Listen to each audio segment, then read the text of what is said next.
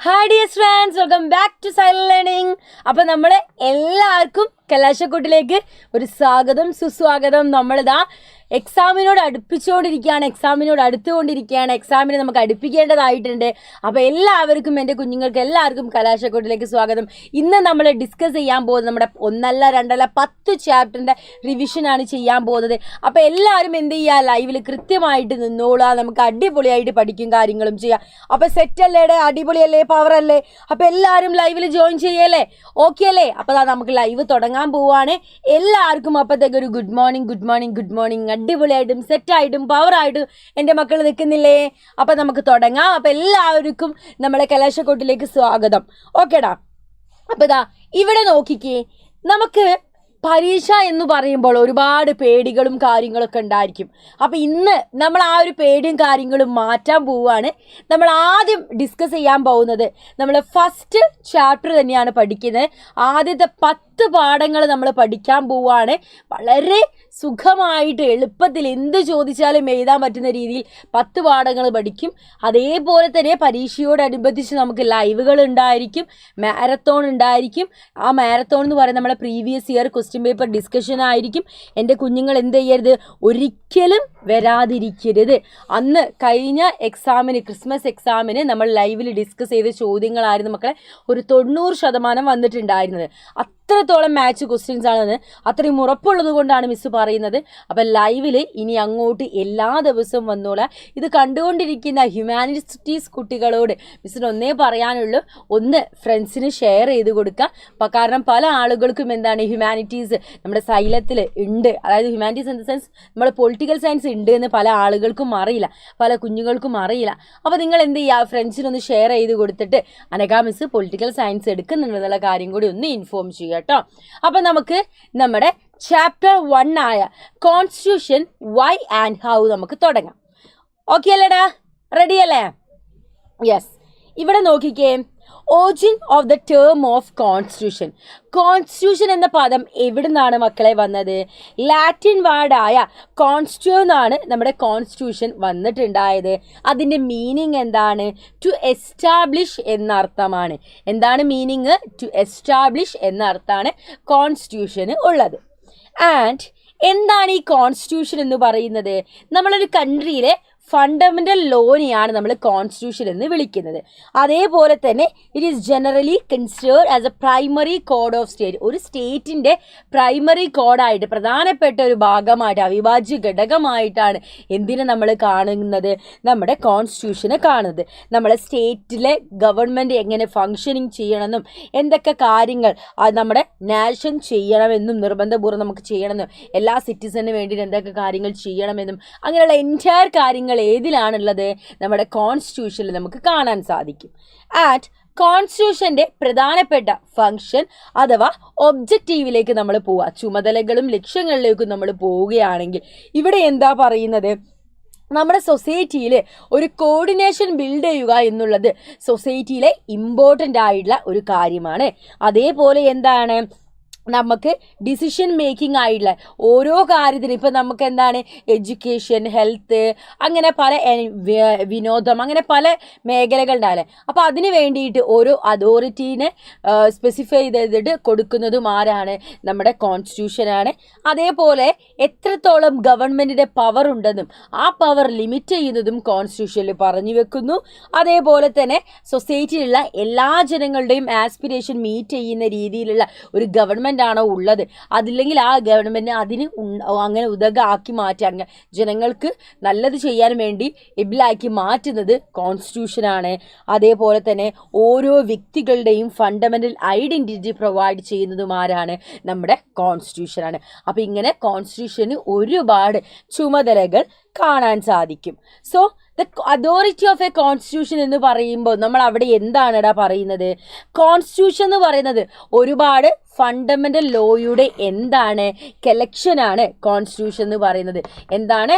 Fundamental ലോയുടെ കളക്ഷനാണ് ആര്? നമ്മുടെ കോൺസ്റ്റിറ്റ്യൂഷൻ എന്ന് പറയുന്നത്. ഓക്കെ. അതേപോലെ തന്നെ എന്താ, ഇതിൽ എന്തൊക്കെ കാര്യങ്ങൾ ഉണ്ടായിരിക്കും മക്കളെ? ഇതിൽ എന്തൊക്കെ കാര്യങ്ങൾ ഉണ്ടായിരിക്കും? ഗവൺമെൻറ് എങ്ങനെ വർക്ക് ചെയ്യണമെന്നുണ്ടായിരിക്കും. അതേപോലെ തന്നെ constitution really depends on several factors. Constitution ഒരുപാട് ഫാക്ടേഴ്സിൽ ഡിപ്പെൻഡ് ചെയ്തിട്ടാണുള്ളത്. ഏതൊക്കെ ഫാക്ടേഴ്സിലാണ് മക്കൾ ഡിപ്പെൻഡ് ചെയ്ത് നിൽക്കുന്നത്? ഒന്ന് mode of promulgation. Mode of promulgation എന്ന് വിളിക്കുന്നത് എന്തിനെയാണ്? It refers to how constitution came to exist. Who made the constitution? അവിടെയാണ് നമ്മൾ എന്ത് പറയുന്നത്? എപ്പോഴാണ് കോൺസ്റ്റിറ്റ്യൂഷൻ നിലവിൽ വന്നത്? ആരാണ് കോൺസ്റ്റിറ്റ്യൂഷൻ ക്രിയേറ്റ് ചെയ്തത്? And what was their authority to make the constitution? ഇതൊക്കെ നമ്മൾ മോഡ് ഓഫ് പ്രോമുൽഗേഷനിൽ പറയുന്നതാണ്. അടുത്തത് substantive provision of a constitution. The provisions of a constitution should be acceptable for all. കോൺസ്റ്റിറ്റ്യൂഷനിലെ കാര്യങ്ങൾ എല്ലാവർക്കും എന്ത് ചെയ്യണം? ആക്സെപ്റ്റ് ചെയ്യാൻ പറ്റുന്ന രീതിയിലായിരിക്കണം. People do not accept a constitution which is partial or which does not respect the integrity. അതായത് ജനങ്ങൾ constitution എന്ത് ചെയ്യുന്നില്ല? ആക്സെപ്റ്റ് ചെയ്യുന്നില്ലെങ്കിൽ അവിടെ എന്താണ്? which is partial or which does not respect to integrity. And balanced ആയിട്ടുള്ള ഒരു ഇൻസ്റ്റിറ്റ്യൂഷണൽ ഡിസൈനും കാര്യങ്ങളും എന്ത് ചെയ്യുന്നുണ്ട്? കോൺസ്റ്റിറ്റ്യൂഷൻ ക്രിയേറ്റ് ചെയ്യുന്നുണ്ട്. ഓക്കെ ഓക്കെ, ഇവിടെ നോക്കിക്കേ. കോൺസ്റ്റിറ്റ്യൂഷൻ്റെ മേക്കിങ്ങിലേക്ക് നമ്മൾ പോവുകയാണെങ്കിൽ, കോൺസ്റ്റിറ്റ്യൂഷൻ്റെ മേക്കിങ്ങിലേക്കാണ് അടുത്തതായിട്ട് നമ്മൾ പോകാൻ പോകുന്നത്. ഓക്കെ, കോൺസ്റ്റിറ്റ്യൂഷൻ്റെ മേക്കിങ്ങിൽ എന്തൊക്കെ കാര്യങ്ങളാണ് മക്കളെ ഇവിടെ പറയുന്നത്? നമുക്ക് നോക്കാം. കോൺസ്റ്റിറ്റ്യൂഷൻ്റെ മേക്കിങ്ങിൽ എന്തൊക്കെ കാര്യങ്ങൾ നമുക്ക് പഠിക്കാനുണ്ട്. So one of the important achievement of independent India, സ്വതന്ത്രാനന്തര ഇന്ത്യയിലെ ഏറ്റവും വലിയ ഒരു അച്ചീവ്മെൻ്റ് ആയിട്ട് നമുക്ക് എന്ത് പറയാം? കോൺസ്റ്റിറ്റ്യൂഷനെ പറയാൻ സാധിക്കും. അതേപോലെ തന്നെ കോൺസ്റ്റിറ്റ്യൂഷൻ ഫോം ചെയ്തത് ആരാണ് മക്കളെ? കോൺസ്റ്റിറ്റ്യൂവൻ്റ് അസംബ്ലി, ഭരണഘടനാ നിർമ്മാണ സമിതിയാണ് കോൺസ്റ്റിറ്റ്യൂഷൻ ഫോം ചെയ്തത്. അതിലെ ആളുകളെ കോൺസ്റ്റിറ്റ്യൂഷൻ ബിൽഡ് ചെയ്യാൻ വേണ്ടിയിട്ട് ഇലക്ട് ചെയ്തിട്ടായിരുന്നു ആളുകളെ തിരഞ്ഞെടുത്തിട്ടുണ്ടായിരുന്നത്. അതേപോലെ തന്നെ എന്തായിരുന്നു? they were elected by the members of provincial legislative assembly. അവരെ ഓരോ പ്രൊവിൻഷ്യൽ ലെജിസ്ലേറ്റീവ് അസംബ്ലിയിൽ അവരെ കൊണ്ടുവന്നിട്ടുണ്ടായിരുന്നു. ഹായ് സിനാൻ. ദെൻ അതിൽ ടോട്ടലി 385 മെമ്പേഴ്സ് ആയിരുന്നു ഉണ്ടായിരുന്നത്. ഈ 292 മെമ്പേഴ്സ് ഫ്രം ബ്രിട്ടീഷ് ഇന്ത്യ. അതിൽ 292 മെമ്പേഴ്സ് എന്തായിരുന്നു? ബ്രിട്ടീഷ് ഇന്ത്യൻ പ്രൊവിൻസസിലേക്കും അതേപോലെ തന്നെ 93 മെമ്പേഴ്സ് പ്രിൻസ്ലി സ്റ്റേറ്റിലെ ആളുകളുമായിരുന്നു ഉണ്ടായിരുന്നത്. സോ കോൺസ്റ്റിറ്റ്യൂന്റ് അസംബ്ലിയുടെ ഒരു കോമ്പോസിഷൻ നോക്കുകയാണെങ്കിൽ 1946 ജൂലൈയിലാണ് കോൺസ്റ്റിറ്റ്യൂന്റ് അസംബ്ലി എന്ത് ചെയ്തത്? ഇലക്ഷൻ കണ്ടക്ട് ചെയ്തത്. 1946 ഡിസംബർ 9 കോൺസ്റ്റിറ്റ്യൂന്റ് അസംബ്ലിയുടെ ഫസ്റ്റ് മീറ്റിംഗ് നടക്കുന്നു. അതിലെ ടെമ്പററി ചെയർമാനായിട്ട് ആര് വരുന്നു? ഡോക്ടർ സച്ചിദാനന്ദ സിൻഹ വരികയാണ്. അതിനുശേഷം മക്കളെ 1946 ഡിസംബർ 11 ആകുമ്പോഴത്തേക്കും അതിൻ്റെ പെർമനന്റ് മെമ്പറായിട്ട് ഡോക്ടർ രാജേന്ദ്ര പ്രസാദ് മാറുന്നു. 1947 ഓഗസ്റ്റ് 21 ഡ്രാഫ്റ്റിംഗ് കമ്മിറ്റി ഫോം ചെയ്യുന്നു. അതിൻ്റെ ചെയർമാനായിട്ട് ഡോക്ടർ BR അംബേദ്കർ വരുന്നു. 1949 November 26 Indian constitution was adopted by the constituent assembly. Constituent assembly Indian constitution ഇതാക്കുന്നു. 1950 ജനുവരി 26 ഇന്ത്യൻ കോൺസ്റ്റിറ്റ്യൂഷൻ എന്ത് ചെയ്യുകയാണ്? നിലവിൽ വരികയാണ് ചെയ്യുന്നത്. അത് കൃത്യമായിട്ട് പഠിച്ചു വെക്കണം. അത് പരീക്ഷയ്ക്ക് ചോദിക്കുന്ന ഒരു ക്വസ്റ്റ്യൻ ആണ് കേട്ടോ മക്കളെ. ഈ ഒരു കോൺസ്റ്റിറ്റ്യുവൻസിൻ്റെ ഒരു അതോറിറ്റി അല്ലെങ്കിൽ ലെജിറ്റിമസി നമ്മൾ പറയുകയാണെങ്കിൽ എന്തൊക്കെ കാര്യങ്ങൾ നമുക്ക് അവിടെ പറയാം? The principle of deliberation. എന്താണ് ഈ പ്രിൻസിപ്പിൾ ഓഫ് ഡെലിബറേഷൻ എന്ന് പറയുന്നത്? The constitution of India was formulated after detail and through deliberation. Constitution form ചെയ്തത് ഒരുപാട് ഡിസ്കഷൻസിനും കാര്യങ്ങളൊക്കെ കഴിഞ്ഞിട്ട് ഒരുപാട് ഡിസ്കഷനൊക്കെ ശേഷമായിരുന്നു കോൺസ്റ്റിറ്റ്യൂഷൻ ഫോം ചെയ്തിട്ടുണ്ടായിരുന്നത്. So really the assembly was deliberate body. So അതേപോലെ തന്നെ ഇവരുടെ പ്രൈം കൺസേൺ എന്ന് പറയുകയാണെങ്കിൽ നാഷണലുള്ള രാജ്യത്തിലുള്ള എല്ലാവരുടെയും ആഗ്രഹങ്ങൾ മീറ്റ് ചെയ്യണം, അല്ലെങ്കിൽ എല്ലാവരുടെയും ആഗ്രഹങ്ങൾ നടക്കണം എന്ന ലക്ഷ്യത്തോടു കൂടെയാണ് അവരെന്ത് സ്റ്റാർട്ട് ചെയ്തിട്ടുണ്ടായിരുന്നത്? നമ്മളെ കോൺസ്റ്റിറ്റ്യൂന്റ് അസംബ്ലി സ്റ്റാർട്ട് ചെയ്തിട്ടുണ്ടായിരുന്ന. ജനങ്ങളായിരിക്കണം, നാഷനായിരിക്കണം പ്രൈമറി കൺസേൺ ആയിരുന്നു അവർക്ക് ഉണ്ടായിരുന്നത്. അതേപോലെ തന്നെ എല്ലാ ആളുകളുടെയും ഇൻട്രസ്റ്റിന് ഇമ്പോർട്ടൻസ് കൊടുത്തുകൊണ്ടാണ് കോൺസ്റ്റിറ്റ്യൂഷൻ ബിൽഡ് ചെയ്തത്. പ്രൊസീജിയേഴ്സിലേക്ക് നമ്മൾ പോവുകയാണെങ്കിൽ എന്തൊക്കെയാണ് ഇവിടെ പറയുന്നത്? Importance was given to public reason even in the daily procedure of the Constituent Assembly for the smooth functioning of the Assembly various committee. അതായത് നമ്മുടെ ഈ ഒരു കോൺസ്റ്റിറ്റ്യൂന്റ് അസംബ്ലി നല്ല രീതിയിൽ മുന്നോട്ട് പോകാൻ വേണ്ടിയിട്ട് പല കമ്മിറ്റികളും കോൺസ്റ്റിറ്റ്യൂന്റ് അസംബ്ലിക്കുള്ളിൽ രൂപീകരിക്കുന്നു. അങ്ങനെ 8 കമ്മിറ്റികൾ ഫോം ചെയ്യുന്നുണ്ട്. അതിലെ ഇമ്പോർട്ടൻറ്റ് കമ്മിറ്റി എന്ന് പറയുന്നത് ഡ്രാഫ്റ്റിംഗ് കമ്മിറ്റിയാണ്. അതിലെ ചെയർമാൻ ആരാണ്? നമ്മുടെ ഡോക്ടർ B.R. അംബേദ്കർ ആണ്. അങ്ങനെ 1948 കോൺസ്റ്റിറ്റ്യൂന്റ് അസംബ്ലി റിപ്പോർട്ട് സബ്മിറ്റ് ചെയ്യുന്നത്. പക്ഷേ അത് നിലവിൽ വരുന്ന പിന്നെ അത് അഡോപ്റ്റ് ചെയ്യുന്നപ്പോഴാണ് 1949 നവംബർ 26 അങ്ങനെ ഒരുപാട് പ്രൊസീജിയേഴ്സും കാര്യങ്ങളൊക്കെ ശേഷമാണ് കോൺസ്റ്റിറ്റ്യൂഷൻ എന്ത് ചെയ്തത്, നിലവിൽ വന്നിട്ടുണ്ടായിരുന്നത്. പിന്നെ ഒരു നാഷണൽ സിനാനെ ഇന്ന് 10 ചാപ്റ്റർ ആട്ടോ നമ്മൾ റിവൈസ് ചെയ്യുന്നത്, 10 ചാപ്റ്റർ ആട്ടോ റിവിഷൻ ചെയ്യുന്നത്. അതിനുശേഷം ഇത് നമുക്ക് ലൈവ് ഇതോടുകൂടെ നിങ്ങൾക്ക് അവസാനിക്കുന്നില്ല, നിങ്ങൾക്ക് ഇനിയും ലൈവ് ഉണ്ടാവും. ആ ലൈവിൽ നമ്മൾ ബാക്കിയുള്ള ചാപ്റ്റേഴ്സ് കൂടെ റിവിഷൻ ചെയ്യും കേട്ടോ. ഓക്കെ, ഒരു നാഷണൽ മൂവ്മെന്റ് ഇൻഹെറിറ്റൻസ് നമുക്ക് പറയാൻ സാധിക്കും. സോ ഇവിടെ നമ്മൾ പറയുന്നത് the leaders of national movement really discuss ഒരു ഈ കോൺസ്റ്റിറ്റ്യൂഷൻ ബിൽഡ് ചെയ്യുന്നതിന് മുന്നേ തന്നെ കൃത്യമായിട്ട് എന്ത് ചെയ്തിട്ടുണ്ടായിരുന്നു, എങ്ങനെയൊക്കെ ഒരു രാജ്യം ബിൽഡ് ചെയ്യുന്ന സമയത്ത് എന്തൊക്കെ കാര്യങ്ങൾ ശ്രദ്ധിക്കുന്നത് ഓൾറെഡി ഈ നാഷണൽ മൂവ്മെന്റ് സമയം തന്നെ അവർ മനസ്സിലാക്കി വെച്ചിട്ടുണ്ടായിരുന്നു. അതേപോലെ തന്നെ അവർ ഒരുപാട് ഇഷ്യൂസ് ഒക്കെ റിലേറ്റ് ചെയ്തിട്ട് സംസാരിക്കുകയും പോവർട്ടി ഇറാഡിക്കേഷൻ സൊസൈറ്റിയിലെ ഒരു അനാവശ്യമായ കാര്യങ്ങളൊക്കെ ഒഴിവാക്കണമെന്നൊക്കെ ഓൾറെഡി അവർ സംസാരിച്ച് വെച്ചതായിരുന്നു. ഈ സംഭവം തന്നെയാണ് അവരെന്ത് ചെയ്തത്, കോൺസ്റ്റിറ്റ്യൂന്റ് അസംബ്ലി നിലവിൽ വന്ന സമയത്ത് ഈ ഒരു നാഷണൽ മൂവ്മെന്റിൽ അവർക്ക് ഉണ്ടായിരുന്ന ഒരു ഒബ്ജക്റ്റീവ് റെസൊല്യൂഷൻ തന്നെയാണ് എവിടെയും നടക്കുന്നത് നമ്മളെ ഈ ഒരു ഇന്ത്യൻ കോൺസ്റ്റിറ്റ്യൂഷനിലും ഉണ്ടായിട്ടുള്ളത്. ആൻഡ് നെഹ്റു ആണ് കോൺസ്റ്റിറ്റ്യൂഷന്റെ ഒബ്ജക്റ്റീവ് റെസൊല്യൂഷൻ 1946 ഡിസംബർ 13 സബ്മിറ്റ് ചെയ്യുന്നത്. അതിൽ കൃത്യമായിട്ട് പറയുന്നുണ്ട് കോൺസ്റ്റിറ്റ്യൂഷൻ എന്ന് പറയുന്നത് എന്തായിരിക്കും, constitution like equality, liberty, democracy, sovereignty, secularism, republic എന്ന് കൃത്യമായിട്ട് എന്ത് ചെയ്യുന്നുണ്ട്, അതിൽ പറഞ്ഞു വെക്കുന്നുണ്ട്. ഇങ്ങനെയുള്ള കാര്യങ്ങളൊക്കെയാണ് നമ്മൾ ആ ഒരു കോൺസ്റ്റിറ്റ്യൂഷനിൽ പറഞ്ഞു വെക്കുന്നത്. ഇനി ഇൻസ്റ്റിറ്റ്യൂഷണൽ അറേഞ്ച്മെന്റിലേക്ക് നമ്മൾ പോവുകയാണെങ്കിൽ ദ എഫക്റ്റീവ്നെസ് ഓഫ് ഈ constitution is based on the balanced arrangement. അതിലെ ഇൻസ്റ്റിറ്റ്യൂഷൻസ് തമ്മിൽ എന്താ ഒരു ബാലൻസ് ആയിട്ടുള്ള ഒരു അറേഞ്ച്മെന്റ്സ് നമുക്ക് കാണാൻ പറ്റുമായിരുന്നു. And the constituent assembly of India spend a lot of time. ഈ ഒരു കോൺസ്റ്റിറ്റ്യൂഷൻ ബിൽഡ് ചെയ്യാൻ വേണ്ടി അവർ ഒരുപാട് ടൈം എടുത്തിട്ടുണ്ട്. എന്നിട്ട് അവർ ബിൽഡ് ചെയ്ത ഇൻസ്റ്റിറ്റ്യൂഷൻസ് ആണ് എക്സിക്യൂട്ടീവും ലെജിസ്ലേച്ചറും ജുഡീഷ്യറിയും എന്ന് പറയുന്നത്. അതേപോലെ തന്നെ കോൺസ്റ്റിറ്റ്യൂഷൻ പല കാര്യങ്ങളും പല ആളുകളിൽ നിന്നും എന്ത് ചെയ്തിട്ടുണ്ട് മക്കളെ, കടം കൊണ്ടിട്ടുണ്ട്. Like UK parliamentary form of government, rule of law, അതേപോലെ തന്നെ നമ്മുടെ സ്പീക്കറുടെ റോള്, അവരുടെ office, legislative procedures, citizenship adopt ചെയ്തിട്ടുണ്ട്. USA ഫണ്ടമെന്റൽ റൈറ്റ്സും ജുഡീഷ്യൽ റിവ്യൂ, പ്രിയാമ്പിൾ അവർ അഡോപ്റ്റ് ചെയ്തത്. കാനഡയിൽ ഫെഡറൽ സിസ്റ്റം, അതേപോലെ തന്നെ strong central government, residuary powers ഒക്കെ അവർ അഡോപ്റ്റ് ചെയ്തിട്ടുണ്ടായിരുന്നത്. ആൻഡ് അയർലൻഡിൽ നിന്നാണ് അവരെന്ത് ചെയ്തിട്ടുണ്ട്, സ്ക്രീൻ ഒന്ന് എനിക്ക് കാണാനുള്ള ചെയ്തിട്ടുണ്ട്. അയർലൻഡിൽ നിന്നാണ് അവർ directive principle of state policy adopt ചെയ്തത്. ഫ്രാൻസിൽ നിന്നാണ് principles of liberty, equality, fraternity adopt ചെയ്തത്. എന്താ റിപ്പബ്ലിക്കും അഡോപ്റ്റ് ചെയ്തു. ഓസ്ട്രേലിയയിൽ നിന്ന് കൺകറന്റ് ലിസ്റ്റ്, ഫണ്ടമെന്റൽ ഡ്യൂട്ടീസ്, റഷ്യയിൽ ഇതൊക്കെ എന്ത് ചെയ്തിട്ടുണ്ടായിരുന്നു, അവർ അഡോപ്റ്റ് ചെയ്തിട്ടുണ്ടായിരുന്നു. ആൻഡ് സൗത്ത് ആഫ്രിക്കയിൽ നിന്നാണ് കോൺസ്റ്റിറ്റ്യൂഷണൽ അമെൻമെന്റ് അഡോപ്റ്റ് ചെയ്ത്. ജർമ്മനിയിൽ നിന്നാണ് എമർജൻസി അഡോപ്റ്റ് ചെയ്തിട്ടുണ്ടായിരുന്നത്. അപ്പോൾ ഇതോടുകൂടെ നമ്മളെ ഫസ്റ്റ് ചാപ്റ്റർ നമ്മൾ പഠിച്ചു കഴിഞ്ഞു. ഫസ്റ്റ് ചാപ്റ്റർ എന്നായിപ്പോയി. നമ്മൾ ഫസ്റ്റ് ചാപ്റ്റർ ആയിട്ടുള്ള ഏതാണ്, കോൺസ്റ്റിറ്റ്യൂഷൻ വൈ ആൻഡ് ഹൗ നമ്മൾ പഠിച്ചു കഴിഞ്ഞു. വിത്തിൻ 40 minutes നമ്മൾ എന്ത് ചെയ്തു, ആ ഒരു ചാപ്റ്റർ നമ്മൾ പഠിച്ചു കഴിഞ്ഞു. ഇനി നമുക്ക് സെക്കൻഡ് ചാപ്റ്ററിലേക്ക് നമുക്ക് പോകാം. 10 ചാപ്റ്റേഴ്സ് നമുക്കിത് പഠിക്കേണ്ടതുണ്ട്. സോ നെക്സ്റ്റ് നമ്മൾ പോകുന്നത് നമ്മുടെ സെക്കൻഡ് ചാപ്റ്ററിലേക്കാണ്. റെഡിയല്ലേ? സെക്കൻഡ് ചാപ്റ്ററിലേക്കാണ് നമ്മൾ ഇനി പോകുന്നത്. Rights in the Indian constitution. Indian കോൺസ്റ്റിറ്റ്യൂഷനിലെ അവകാശങ്ങൾ, റൈറ്റ്സ് ആണ് നമ്മൾ അടുത്തത് പഠിക്കാൻ പോകുന്നത്.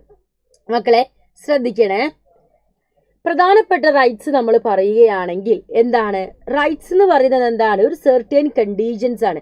അത് നമ്മളെ പേഴ്സണാലിറ്റി ഡെവലപ്പ് ചെയ്യുന്നതിൻ്റെ ഒരു ഭാഗമാണ് അവകാശങ്ങൾ എന്ന് പറയുന്നത്.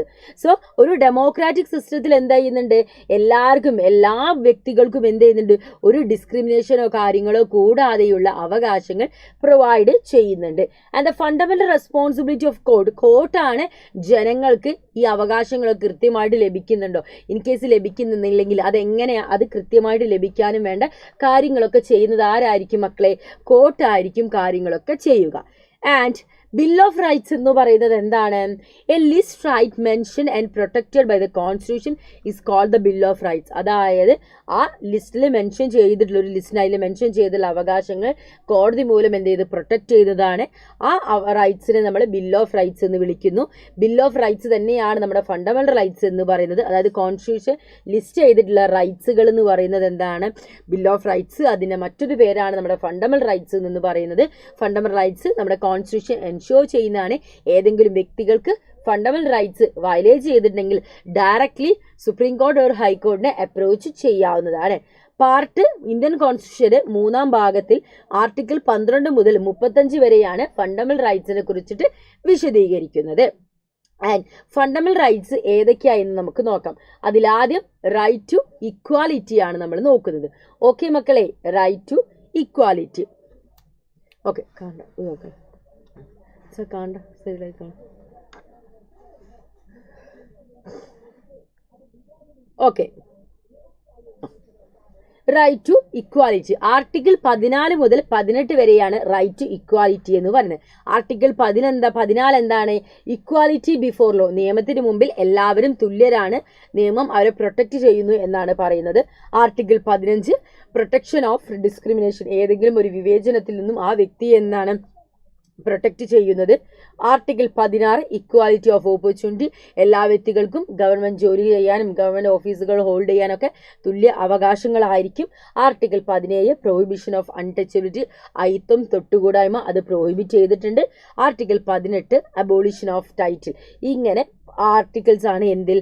റൈറ്റ് ടു ഇക്വാലിറ്റിയിൽ വരുന്നത്. ഫണ്ടമെന്റൽ റൈറ്റ്സിലെ ഫസ്റ്റ് വണ്ണാണ് റൈറ്റ് ടു ഇക്വാലിറ്റി എന്ന് പറയുന്നത്. ഓക്കെ, റൈറ്റ് ടു ഇക്വാലിറ്റി എന്ന് പറയുന്നത്. Then next right to freedom ആണ് മക്കളെ പറയുന്നത്. എന്താണ് റൈറ്റ് ടു ഫ്രീഡത്തിൽ നമ്മൾ പറയുന്നത്? പ്രധാനപ്പെട്ട ഏറ്റവും ഇമ്പോർട്ടൻ്റ് ആയുള്ള ഒരു പേഴ്സണൽ ലിബേർട്ടിയാണ് എന്ത് എന്ന് പറയുന്നത്? റൈറ്റ് ടു ഫ്രീഡം എന്ന് പറയുന്നത്. ഈ റൈറ്റ് ടു ഫ്രീഡം ആർട്ടിക്കിൾ 19 മുതൽ 22 വരെ എന്താണ്? റൈറ്റ് ടു ഫ്രീഡത്തിനെ കുറിച്ച് പറയുന്നുണ്ട്. അതിൽ ഏറ്റവും പ്രധാനപ്പെട്ടത് എന്താണ്? ആർട്ടിക്കിൾ 19 വളരെ പ്രധാനപ്പെട്ടതാണ്. നമ്മളെ റൈറ്റ് ടു ഫ്രീഡത്തിൽ റൈറ്റ് ടു ഫ്രീഡത്തിൽ 6 പ്രധാനപ്പെട്ട അവകാശങ്ങൾ വരുന്നുണ്ട്. ഏതൊക്കെയാണ്? Freedom of speech and expression, നമുക്ക് സംസാരിക്കാനും നമ്മളെ ആശയങ്ങൾ മറ്റുള്ളവരിലേക്ക് എത്തിക്കാനുള്ള അവകാശം. നമുക്ക് എന്താണ്? സമാധാനപരമായി അസംബിൾ ചെയ്യാം, പക്ഷെ ആംസും കാര്യങ്ങളൊന്നും പാടില്ല. അസോസിയേഷൻസ് ഫോം ചെയ്യാൻ സാധിക്കും. ഇന്ത്യൻ ടെറിട്ടറിയിൽ എവിടെ വേണമെങ്കിലും നമുക്ക് സഞ്ചരിക്കാൻ സാധിക്കും. എവിടെ വേണമെങ്കിലും നമ്മൾ താൽക്കാലികമായിട്ടോ പെർമനൻ്റ് ആയിട്ടോ നമുക്ക് താമസിക്കാൻ പറ്റും. ഏത് ജോലി വേണമെങ്കിലും, ഏത് പ്രൊഫഷൻ വേണമെങ്കിലും, ഏത് ട്രേഡ് വേണമെങ്കിലും നമുക്ക് എന്ത് ചെയ്യാൻ പറ്റും? ക്യാരി ചെയ്യാൻ പറ്റും. ഇതാണ് 6 അവകാശങ്ങൾ ആർട്ടിക്കിൾ 19 പറഞ്ഞിട്ടുള്ളത്. ആൻഡ് ആർട്ടിക്കിൾ 20 പിന്നെ എന്താ പറയുന്നത്? ആർട്ടിക്കിൾ 19 പറയുന്ന അവകാശങ്ങളാണ് ഇതൊക്കെ. ആർട്ടിക്കിൾ 20 എന്താ പറയുന്നത്? Deals with protection against convention of offences. Article 21 right to ലൈഫും ജീവിക്കാനുള്ള അവകാശവും പേഴ്സണൽ ലിബേർട്ടിയും പറയുന്നു. ആർട്ടിക്കിൾ 21A അത് പിന്നെ ആഡ് ചെയ്തതാണ്. അതാണ് ആർട്ടിക്കിൾ 21 ഓൾറെഡി ഉണ്ട്, അതിൻ്റെ കൂടെ എന്ന് കൊടുത്തത്. റൈറ്റ് ടു എഡ്യൂക്കേഷൻ ആണ്, വിദ്യാഭ്യാസത്തിനുള്ള അവകാശമാണ്. ആർട്ടിക്കിൾ 22 മക്കളെ എന്താ പറയുന്നത്? Protection against arbitrary arrest and detention. നമ്മൾ എന്താണ്? ആർബിട്രറി അറസ്റ്റോ അല്ലെങ്കിൽ ഡിറ്റൻഷനോ ഉണ്ടാകുന്ന സമയത്ത് അതിൽ നിന്നുള്ള പ്രൊട്ടക്ഷനാണ് നമുക്ക് അവിടെ പറയുന്നത്. അതായത് it means that no man can be arrested without being informed of the grounds for which is going to be arrested. ഒരു വ്യക്തിയെ പോലും കാരണം ബോധിപ്പിക്കാതെ ഞാൻ നിങ്ങളെ അറസ്റ്റ് ചെയ്യാന്ന് പിടിച്ചു കണ്ടിട്ട് ഒരു വ്യക്തിയെയും ജയിലിൽ അടയ്ക്കാൻ പറ്റില്ല. കൃത്യമായിട്ട് എന്തിനാണ് അറസ്റ്റ് ചെയ്യുന്നത് കൃത്യമായിട്ട് അവിടെ പറഞ്ഞാൽ മാത്രമേ ആ വ്യക്തിയെ വാറണ്ട് കാണിച്ചാൽ മാത്രമേ ആ വ്യക്തിയെ നമുക്ക് അറസ്റ്റ് ചെയ്യാൻ സാധിക്കുകയുള്ളൂ.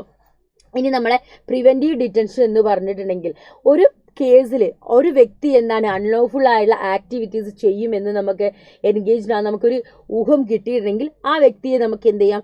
അതിൻ്റെ മുന്നേ അത് നടക്കാതിരിക്കാൻ വേണ്ടിയിട്ട് ആ വ്യക്തിയെ അറസ്റ്റ് ചെയ്യാം, അവരെ കരുതൽ തടങ്കലിൽ പാർപ്പിക്കാം. അതിനെയാണ് നമ്മൾ പ്രിവെൻറ്റീവ് ഡിറ്റൻഷൻ എന്ന് വിളിക്കുന്നത്. ഇനി റൈറ്റ് അഗെയിൻസ്റ്റ് എക്സ്പ്ലോയിറ്റേഷൻ, മൂന്നാമത്തെ ഫണ്ടമെന്റൽ റൈറ്റ്സിലേക്ക് വരുന്ന സമയത്ത് ആർട്ടിക്കിൾ 23 മുതൽ 24 വരെയാണ് എന്ത് പറയുന്നത്? ഈ ഒരു ഫണ്ടമെന്റൽ റൈറ്റ്സിനെ കുറിച്ച് പറയുന്നത്. ആർട്ടിക്കിൾ 23 മുതൽ 24 വരെയാണ് പറയുന്നത്. ആർട്ടിക്കിൾ 23 എന്താ പറയുന്നത്? നമ്മളെ ബെഗ്ഗിങ്, അതേപോലുള്ള ഹ്യൂമൻ ട്രാഫിക്കിംഗ്, മനുഷ്യക്കടത്ത്, ഇതെല്ലാ കാര്യങ്ങളും എന്ത് ചെയ്തിട്ടുണ്ട് മക്കളെ? സ്റ്റോപ്പ് ചെയ്തിട്ടുണ്ട്. ആർട്ടിക്കിൾ 24 പറയുന്നത് എന്താണ്? എംപ്ലോയ്മെന്റ് ഓഫ് ചിൽഡ്രൻ ബിലോ 14 വയസ്സിൽ താഴെയുള്ള കുട്ടികളെ കൊണ്ട് നമ്മൾ ഒരു കാരണവശാലും എന്തു ചെയ്യരുത്? ജോലി ചെയ്യിപ്പിക്കരുതെന്ന് കൃത്യമായിട്ട് അവിടെ പറയുന്നുണ്ട്. ആൻഡ് ആർട്ടിക്കിൾ പിന്നെ നമ്മൾ പറയുന്നത് right to freedom of religion ആണ്. ഹെഡിങ് മിസ് ഇവിടെ ഗ്രീൻ കളറിൽ ഹൈലൈറ്റ് ചെയ്യുന്നുണ്ട് കേട്ടോ. ഓക്കെ, അപ്പോൾ right to freedom of religion ആണ്. ആർട്ടിക്കിൾ 25 മുതൽ ഈ ആർട്ടിക്കിൾ 28 വരെയാണ് right to freedom of religion പറയുന്നത്. ആർട്ടിക്കിൾ 25 എന്ന് പറയുന്നത് എന്താ? ഏത് മതം വേണമെങ്കിലും നമുക്ക് പ്രൊപ്പഗേറ്റ് ചെയ്യാനും പ്രൊഫസ് ചെയ്യാനുള്ള റൈറ്റ്സ് ഉണ്ട്. ആർട്ടിക്കിൾ 26 പറയുന്നത് ആ മതം വെച്ചിട്ട്, ആ മതം ബേസ് ചെയ്ത് നമുക്ക് എന്താണ്, എന്തെങ്കിലും ഒരു ഇൻസ്റ്റിറ്റ്യൂഷനൊക്കെ മെയിൻറ്റെയിൻ ചെയ്യാൻ വേണ്ടി നമുക്ക് സാധിക്കും. പിന്നെ പറയുന്നത് ആർട്ടിക്കിൾ 27 ആണ്. അതെന്താ? To get expenses for the promotion, അതായത് നമുക്ക് എന്താണ് അതിൻ്റെ ആ പർട്ടിക്കുലർ റിലീജിയൻ്റെ പ്രൊമോഷനും കാര്യങ്ങൾക്ക് വേണ്ടിയിട്ട് നമുക്ക് എന്താ except from the payment of tax കാര്യങ്ങളാണ് പറയുന്നത്. ആർട്ടിക്കിൾ 28 പറയുന്നത് എന്താ മക്കളെ? To get the freedom from the attendance at religious instruction in certain education institution. So ഈ കാര്യങ്ങളാണ് നമ്മളെ right to freedom of religion എന്ന് പറയുന്ന നമ്മളെ 4ാമത്തെ ഫ്രീഡത്തിൽ നമ്മൾ ഫണ്ടമെന്റൽ റൈറ്റ്സിൽ പറയുന്നത്. അടുത്തത് 29 to 30 വരെയുള്ള ആർട്ടിക്കിളിൽ കൾച്ചറൽ ആൻഡ് എഡ്യൂക്കേഷണൽ റൈറ്റ്സിനെ കുറിച്ച് പ്രതിപാദിക്കുന്നു. അതെന്തൊക്കെ കാര്യങ്ങളാണ് അവിടെ പറയുന്നത്? ആ ഒരു കാര്യങ്ങളിൽ നമുക്ക് അതായത് മൈനോറിറ്റി ആയുള്ള വിഭാഗങ്ങൾ ഉണ്ടായിരിക്കും അല്ലേ, നമ്മുടെ സൊസൈറ്റിയിലൊക്കെ മേ ബി ഒരു ആദിവാസികളായിരിക്കും, എനിത്തിങ്, അവർക്ക് വേണ്ടിയിട്ട് അവരെ എഡ്യൂക്കേഷനും കാര്യങ്ങളൊക്കെ നമ്മൾ എന്ത് ചെയ്യുന്നുണ്ട്? പ്രൊട്ടക്റ്റും കാര്യങ്ങളൊക്കെ ചെയ്യുന്നുണ്ട് എന്നാണ് പറയുന്നത്. അവരെ എഡ്യൂക്കേഷനും കാര്യങ്ങളൊക്കെ ഇമ്പോർട്ടൻസ് കൊടുത്തിട്ട് ചെയ്യുന്നതാണ് കേട്ടോ പറയുന്നത്. നമ്മൾക്ക് അവരുടെ ലാംഗ്വേജ്, സ്ക്രിപ്റ്റ്, കൾച്ചർ കാര്യങ്ങളൊക്കെ നമ്മൾ പ്രിസേർവ് ചെയ്യുന്നുണ്ട്, കൺസേർവ് ചെയ്യുന്നുണ്ട്. അതേപോലെ തന്നെ ആർട്ടിക്കിൾ 30 പറയുന്നത് എന്താണ്? അഡ്മിനിസ്ട്രേറ്റീവ് എഡ്യൂക്കേഷണൽ ഇൻസ്റ്റിറ്റ്യൂഷൻ ആണ്. അപ്പോൾ ഈ കാര്യങ്ങളാണ് കൾച്ചറൽ ആൻഡ് എഡ്യൂക്കേഷൻ റൈറ്റ്സിൽ പറയുന്നത്. അവസാനത്തെ ഫണ്ടമെന്റൽ റൈറ്റ്സ് ആയ right to constitution remedy article 32 പറയുന്നത്. അതിലെന്താ പറയുന്നത്? BR അംബേദ്കർ എന്ന് പറയുന്ന വ്യക്തി നമ്മുടെ ഇന്ത്യൻ കോൺസ്റ്റിറ്റ്യൂഷൻ്റെ, നമുക്കറിയാം കോൺസ്റ്റിറ്റ്യൂഷൻ ബിൽഡ് ചെയ്യുന്നില്ലേ നമ്മൾ ആർക്കിടെക്ട് ഓഫ് ഇന്ത്യൻ കോൺസ്റ്റിറ്റ്യൂഷൻ അറിയപ്പെടുന്നത് BR അംബേദ്കർ ആണ്. അദ്ദേഹം പറയുന്നത് ഇന്ത്യൻ കോൺസ്റ്റിറ്റ്യൂഷന്റെ ഹാർട്ടും സോളുമായി പറയുന്നത് ഈ ഒരു റൈറ്റ് ടു കോൺസ്റ്റിറ്റ്യൂഷണൽ റെമഡീസാണ്. അതായത് ഇത്രയൊക്കെ അവകാശങ്ങൾ ഉണ്ടായിട്ട് നമുക്ക് കാര്യമില്ല, ഏതെങ്കിലും ഒരു സിറ്റുവേഷനിൽ ഇത് വയലേറ്റ് ചെയ്യുന്ന സമയത്ത് ഒരു വ്യക്തിക്ക് ഡയറക്റ്റ് ആയിട്ട് സുപ്രീം കോടതിനോ ഹൈക്കോടതിനോ അപ്രോച്ച് ചെയ്യാം എന്നാണ് പറയുന്നത്. ആർട്ടിക്കിൾ 32 എന്താ പറയുക? ടു അപ്രോച്ച് സുപ്രീം കോടതി ഗെറ്റ് അവരെ ഫണ്ടമെന്റൽ റൈറ്റ് റീസ്റ്റോർ ചെയ്തെടുക്കാൻ വേണ്ടിയിട്ട് സുപ്രീം കോടതിനെ അപ്രോച്ച് ചെയ്യാൻ പറ്റും. ആർട്ടിക്കിൾ 226 പറയുന്നത് എന്താണ്? അവർക്ക് അവരെ ഫണ്ടമെന്റൽ റൈറ്റ്സ് റീസ്റ്റോർ ചെയ്യാൻ വേണ്ടി സുപ്രീം കോടതിനെ എന്ത് ചെയ്യാൻ പറ്റും? അപ്രോച്ച് ചെയ്യാൻ പറ്റുമെന്നാണ് പറയുന്നത്. ഇതാണ് നമ്മൾ 6 ഫണ്ടമെന്റൽ റൈറ്റ്സ്. ഏതൊക്കെയായിരുന്നു ഫണ്ടമെന്റൽ റൈറ്റ്സ്? 6 എണ്ണം. ഒന്ന് വേഗം പറഞ്ഞേ. Right to equality, right to freedom, right against exploitation, right to religion, cultural and education rights, right to constitutional remedies. Right to constitutional remedies ആണ് നമ്മുടെ ഇന്ത്യൻ കോൺസ്റ്റിറ്റ്യൂഷൻ്റെ ഹാർട്ടും സോളുമായി പറയുന്നത്. അത് വൺ വേർഡിനൊക്കെ മക്കൾക്ക് വരും കേട്ടോ. ഓക്കെ അല്ലേടാ? ക്ലിയർ ആയില്ലേ? ഇനി നമ്മളെ റിട്ടുകളാണ് പറയുന്നത്. അതായത് നമ്മളെ നേരത്തെ പറഞ്ഞിട്ടുണ്ടായിരുന്നില്ലേ ഈ ഒരു റൈറ്റ്സ് കോൺസ്റ്റിറ്റ്യൂഷൻ റെമഡീസ് അതിൽ കണക്ട് ചെയ്ത് വരുന്നതാണെടാ. നമ്മളെ ഫണ്ടമെന്റൽ റൈറ്റ്സ് വയലേറ്റ് ചെയ്താൽ അത് തിരിച്ച് നമുക്ക് റീസ്റ്റോർ ചെയ്യാൻ വേണ്ടി, എൻഫോഴ്സ് ചെയ്യാൻ വേണ്ടിയിട്ട് നമ്മൾ പല റിട്ടുകളും കോടതി പുറപ്പെടുവിക്കും. അതാണ് ഹേബിയസ് കോർപ്പസ്, മാൻഡമസ്, കോ വാറണ്ടോ, സെർഷ്യോറി, പ്രോഹിബിഷൻ. അതിൽ ഹേബിയസ് കോർപ്പസ് എന്ന് പറഞ്ഞെങ്കിൽ ആ വ്യക്തിയെ കസ്റ്റഡിയിൽ വെച്ച വ്യക്തിയെ എന്താണ് ഇല്ലീഗലായിട്ടൊരു വ്യക്തിയെ കസ്റ്റഡിയിൽ വെക്കുകയാണെങ്കിൽ ഈ ഒരു സമയത്തിനുള്ളിൽ എന്താ ആ വ്യക്തിയെ കോടതി മുന്നാകെ ഹാജരായിരിക്കണം. ഹേബിയസ് കോർപ്പസ് എന്ന് പറഞ്ഞാൽ എന്താണ്? ഹ്യൂമൻ ബോഡി ഹാജരാക്കുക, മനുഷ്യ ശരീരം എന്നാണ് അർത്ഥം. അപ്പം ഹേബിയസ് ഹ്യൂമൻ അങ്ങനെ ആലോചിക്കാം. അപ്പോൾ അവരെ ഹാജരാക്കിയിരിക്കണം. മാൻഡമസ് എന്ന് പറയുന്നത് എന്താണ്?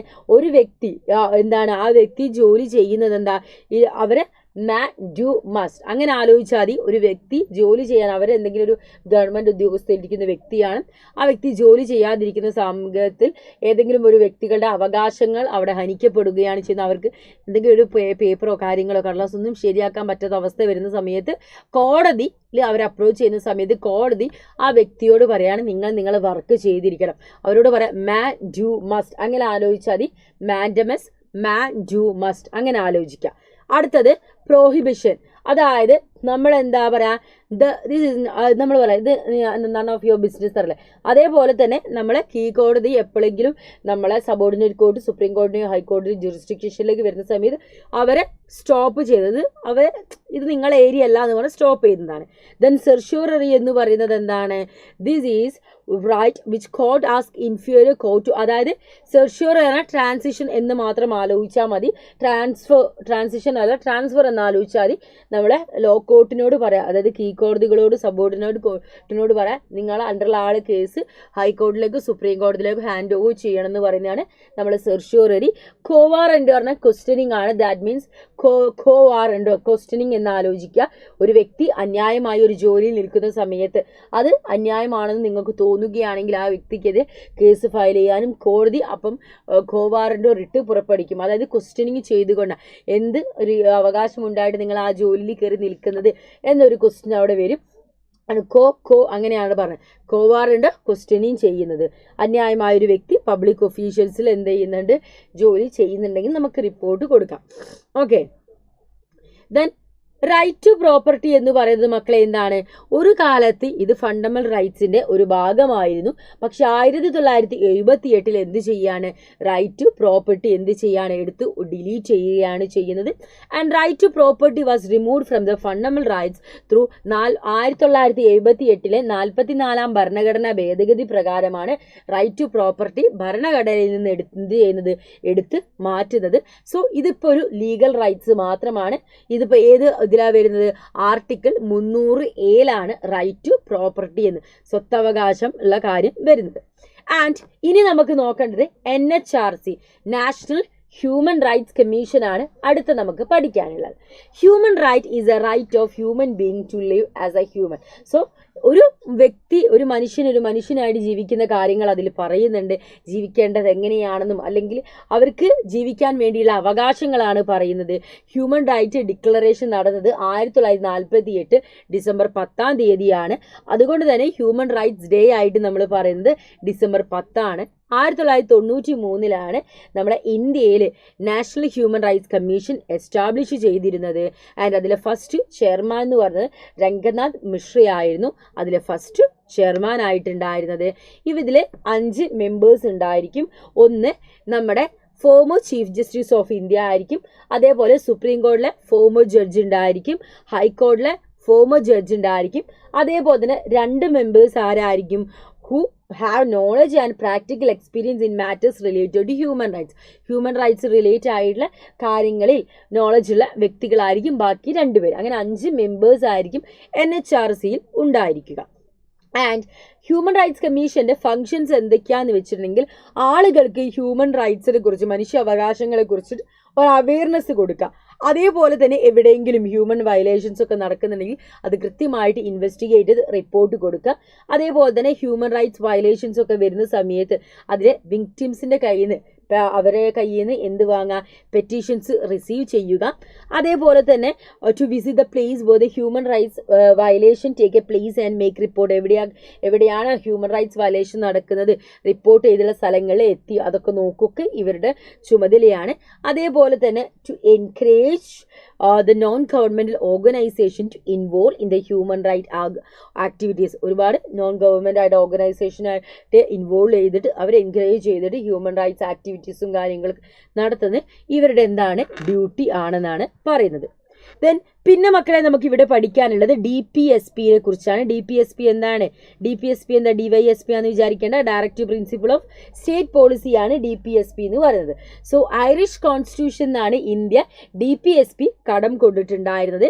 DPSP എന്ന് പറയുന്നത് ഇന്ത്യൻ കോൺസ്റ്റിറ്റ്യൂഷനിലെ ഭാഗം 4 പാർട്ട് 4 ആർട്ടിക്കിൾ 36 മുതൽ 51 വരെയാണ് DPSP കൊടുത്തിട്ടുള്ളത്. DPSPയുടെ പ്രധാനപ്പെട്ട മെയിൻ എയിംസ്, ഗോൾസ് എന്തൊക്കെയാണ് നമ്മൾ നോക്കുകയാണെങ്കിൽ, ഒരു സോഷ്യോ എക്കണോമിക് പൊളിറ്റിക്കൽ ജസ്റ്റിസ് എല്ലാവർക്കും പ്രൊവൈഡ് ചെയ്യുക, എൻഷ്യൂർ ചെയ്യുക, ഒരു ക്ഷേമരാഷ്ട്രം എൻഷ്യൂർ ചെയ്യുക, ഒരു പ്രധാനപ്പെട്ടതാണ്. അതേപോലെ തന്നെ DPSPൻ്റെ ക്ലാസിഫിക്കേഷൻസ് നമ്മൾ നോക്കുകയാണെങ്കിൽ സോഷ്യലിസ്റ്റ് പ്രിൻസിപ്പിൾ ഉണ്ട്, ഗാന്ധിയൻ പ്രിൻസിപ്പിൾ ഉണ്ട്, ലിബറേഷൻ പ്രിൻസിപ്പിൾ ഉണ്ട്. സോഷ്യലിസ്റ്റ് പ്രിൻസിപ്പിളിലാണെന്ന് പറയുന്നത് equal pay for equal work, തുല്യ ജോലിക്ക് തുല്യ വേതനം പറയുന്നുണ്ട്, right to work, then fair distribution of resources, removal of poverty ഒക്കെ സോഷ്യലിസ്റ്റ് ബേസ്ഡ് പ്രിൻസിപ്പിളാണ്. ഗാന്ധിയൻ പ്രിൻസിപ്പിളാണ് ഗ്രാമപഞ്ചായത്തിൻ്റെ ഫോർമേഷൻ, കോട്ടേജ് ഇൻഡസ്ട്രീസിനെ എൻകറേജ് ചെയ്യുന്നത്, അതേപോലെ തന്നെ സ്ലക്ടോ and alcohol prohibition, then agriculture and animal ഹസ്ബൻഡറിൻ്റെ അത് ഓർഗനൈസ് ചെയ്യുന്നതൊക്കെ ഗാന്ധിയൻ പ്രിൻസിപ്പിൾ വരുന്നതാണ്. ദെൻ ലിബറൽ പ്രിൻസിപ്പിളിലേക്ക് വരുന്നതാണ് മക്കൾ എന്തൊക്കെയാണ്, ഈ ഒരു യൂണിഫോം സിവിൽ കോഡ് ക്രിയേറ്റ് ചെയ്യുക, അതേപോലെ തന്നെ കമ്പൽസറി എഡ്യൂക്കേഷൻ 6 മുതൽ 14 വയസ്സ് വരെയുള്ള കുഞ്ഞുങ്ങൾക്ക് കമ്പൽസറി എഡ്യൂക്കേഷൻ പ്രൊവൈഡ് ചെയ്യുക, അതേപോലെ തന്നെ ഇറ്റ്സ് ഓക്കെ അഞ്ജന ഇത് മുതൽ കേൾക്കട്ടോ. നമ്മൾ സെക്കൻഡ് ചാപ്റ്റർ എത്തി, നമ്മൾ സെക്കൻഡ് ചാപ്റ്റർ കഴിയാനായിട്ടോ. To maintain international peace and security, ഒരു ഇന്റർനാഷണൽ പീസും സെക്യൂരിറ്റിയും ക്രിയേറ്റ് ചെയ്യുക ലിബറേഷൻ പ്രിൻസിപ്പിളിന്റെ ഭാഗമാണ്. ഇമ്പോർട്ടൻസ് കഴിഞ്ഞോ? എല്ലാം ഇമ്പോർട്ടൻ്റ് ആണ്. ഇന്ന് നമ്മൾ 10 ചാപ്റ്ററാണ് അഞ്ജന പഠിക്കുന്നത്. ഇപ്പോൾ വന്നുകൊണ്ട് മിസ് ഒന്നുകൂടെ പറയാം, 10 ചാപ്റ്റർ പഠിക്കുന്നത്. രണ്ടാമത്തെ ചാപ്റ്റർ കഴിയാനായി. അപ്പോൾ മോൾ എന്ത് ചെയ്യുക, ഇനി ഫസ്റ്റ് മുതലേ കേൾക്കണ്ട, ഇപ്പം കേൾക്കണ്ട, ക്ലാസ് കഴിഞ്ഞിട്ട് ഫസ്റ്റ് ചാപ്റ്ററും ഈ ചാപ്റ്ററൊക്കെ ഒന്ന് കേട്ടു പോവുക കേട്ടോ. ഓക്കെ. ആൻഡ് ഇവിടെ നമ്മൾ ഏതൊക്കെയാണ് ഫണ്ടമെന്റൽ റൈറ്റ്സും അതേപോലെ തന്നെ DPSPയും ഇവിടെ കൊടുത്തിട്ടുണ്ട്. സോ ഇവിടെ നമുക്ക് കാണാം borrowed from US constitution, then അങ്ങനെ ഓരോ കാര്യങ്ങൾ പറയുന്നുണ്ട്. ഫണ്ടമെന്റൽ റൈറ്റ്സ് നമ്മളെ പാർട്ട് 3 ആർട്ടിക്കിൾ 12 മുതൽ 35 വരെ കാണുന്നു. DPSP കടമെടുത്തിട്ടുള്ളത് എവിടെയാണ്, എവിടുന്നാണ് മിസ് മലയാളത്തിൽ പറഞ്ഞു തരുന്നുണ്ട് കേട്ടോ. അമലെ എവിടെയാണ്, ഐറിഷ് കോൺസ്റ്റിറ്റ്യൂഷൻ എന്നാണ്, ഐറിഷ് ഭരണഘടനയിൽ നിന്നാണ് നമ്മൾ കടമെടുത്തിട്ടുള്ളത്. പാർട്ട് 4 ആർട്ടിക്കിൾ 36 മുതൽ 51 വരെയാണ് പറയുന്നത്. ഫണ്ടമെന്റൽ റൈറ്റ്സ് ഇൻഡിവിജ്വൽസിന്റെ ഇൻട്രസ്റ്റും വ്യക്തികളുടെ ഇൻട്രസ്റ്റും കാര്യങ്ങളും പ്രൊട്ടക്ട് ചെയ്യുന്ന സമയത്ത് DPSP എന്താ ചെയ്യുന്നത്, ഒരു ക്ഷേമരാഷ്ട്രം ബിൽഡ് ചെയ്യുകയാണ് ചെയ്യുന്നത്. ഫണ്ടമെന്റൽ റൈറ്റ്സ് നമുക്ക് കോടതിയിൽ പോയി ഡയറക്റ്റ് ആയിട്ട് നമുക്ക് വാദിക്കാൻ സാധിക്കും. പക്ഷേ DPSP നമുക്ക് എന്താണ്, കോടതിയിൽ പോയിട്ട് ഡയറക്റ്റ് ആയിട്ട് വാദിക്കാൻ സാധിക്കില്ല. അതേപോലെ തന്നെ സിവിൽ ലിബർട്ടിയും കാര്യങ്ങൾക്ക് എംബസൈസ് ചെയ്യാൻ ഫണ്ടമെന്റൽ റൈറ്റ്സ് സാധിക്കും. DPSPക്ക് എന്താണ്, സോഷ്യൽ എക്കണോമിക് പൊളിറ്റിക്കൽ ജസ്റ്റിസ് ആണ് എംബസൈസ് ചെയ്യാൻ സാധിക്കുക. അതേപോലെ തന്നെ നമ്മൾ ഫണ്ടമെന്റൽ റൈറ്റ്സ് സ്കോപ്പ് വളരെ നാരോ ആയിട്ടാണ് കാണുന്നത്. എന്താ DPSPന്റെ വൈഡായിട്ട് നമുക്ക് കാണാൻ പറ്റുന്നുണ്ട്. അപ്പോൾ അത്രയും കാര്യങ്ങളാണ് മക്കളെ അവിടെ പറയുന്നത്. ദെൻ ഫണ്ടമെന്റൽ ഡ്യൂട്ടീസും കൂടെ നമുക്ക് ഇവിടെ ഡിസ്കസ് ചെയ്യുന്നുണ്ട്. ഫണ്ടമെന്റൽ ഡ്യൂട്ടീസ് എന്തൊക്കെയാണ് നമുക്ക് നോക്കാം. ഫണ്ടമെന്റൽ ഡ്യൂട്ടീസ് ആണ് നമ്മൾ നോക്കാൻ പോകുന്നത്. റിത ഇന്ന് റിവിഷൻ ആണ്, ക്വസ്റ്റ്യൻസ് അല്ല.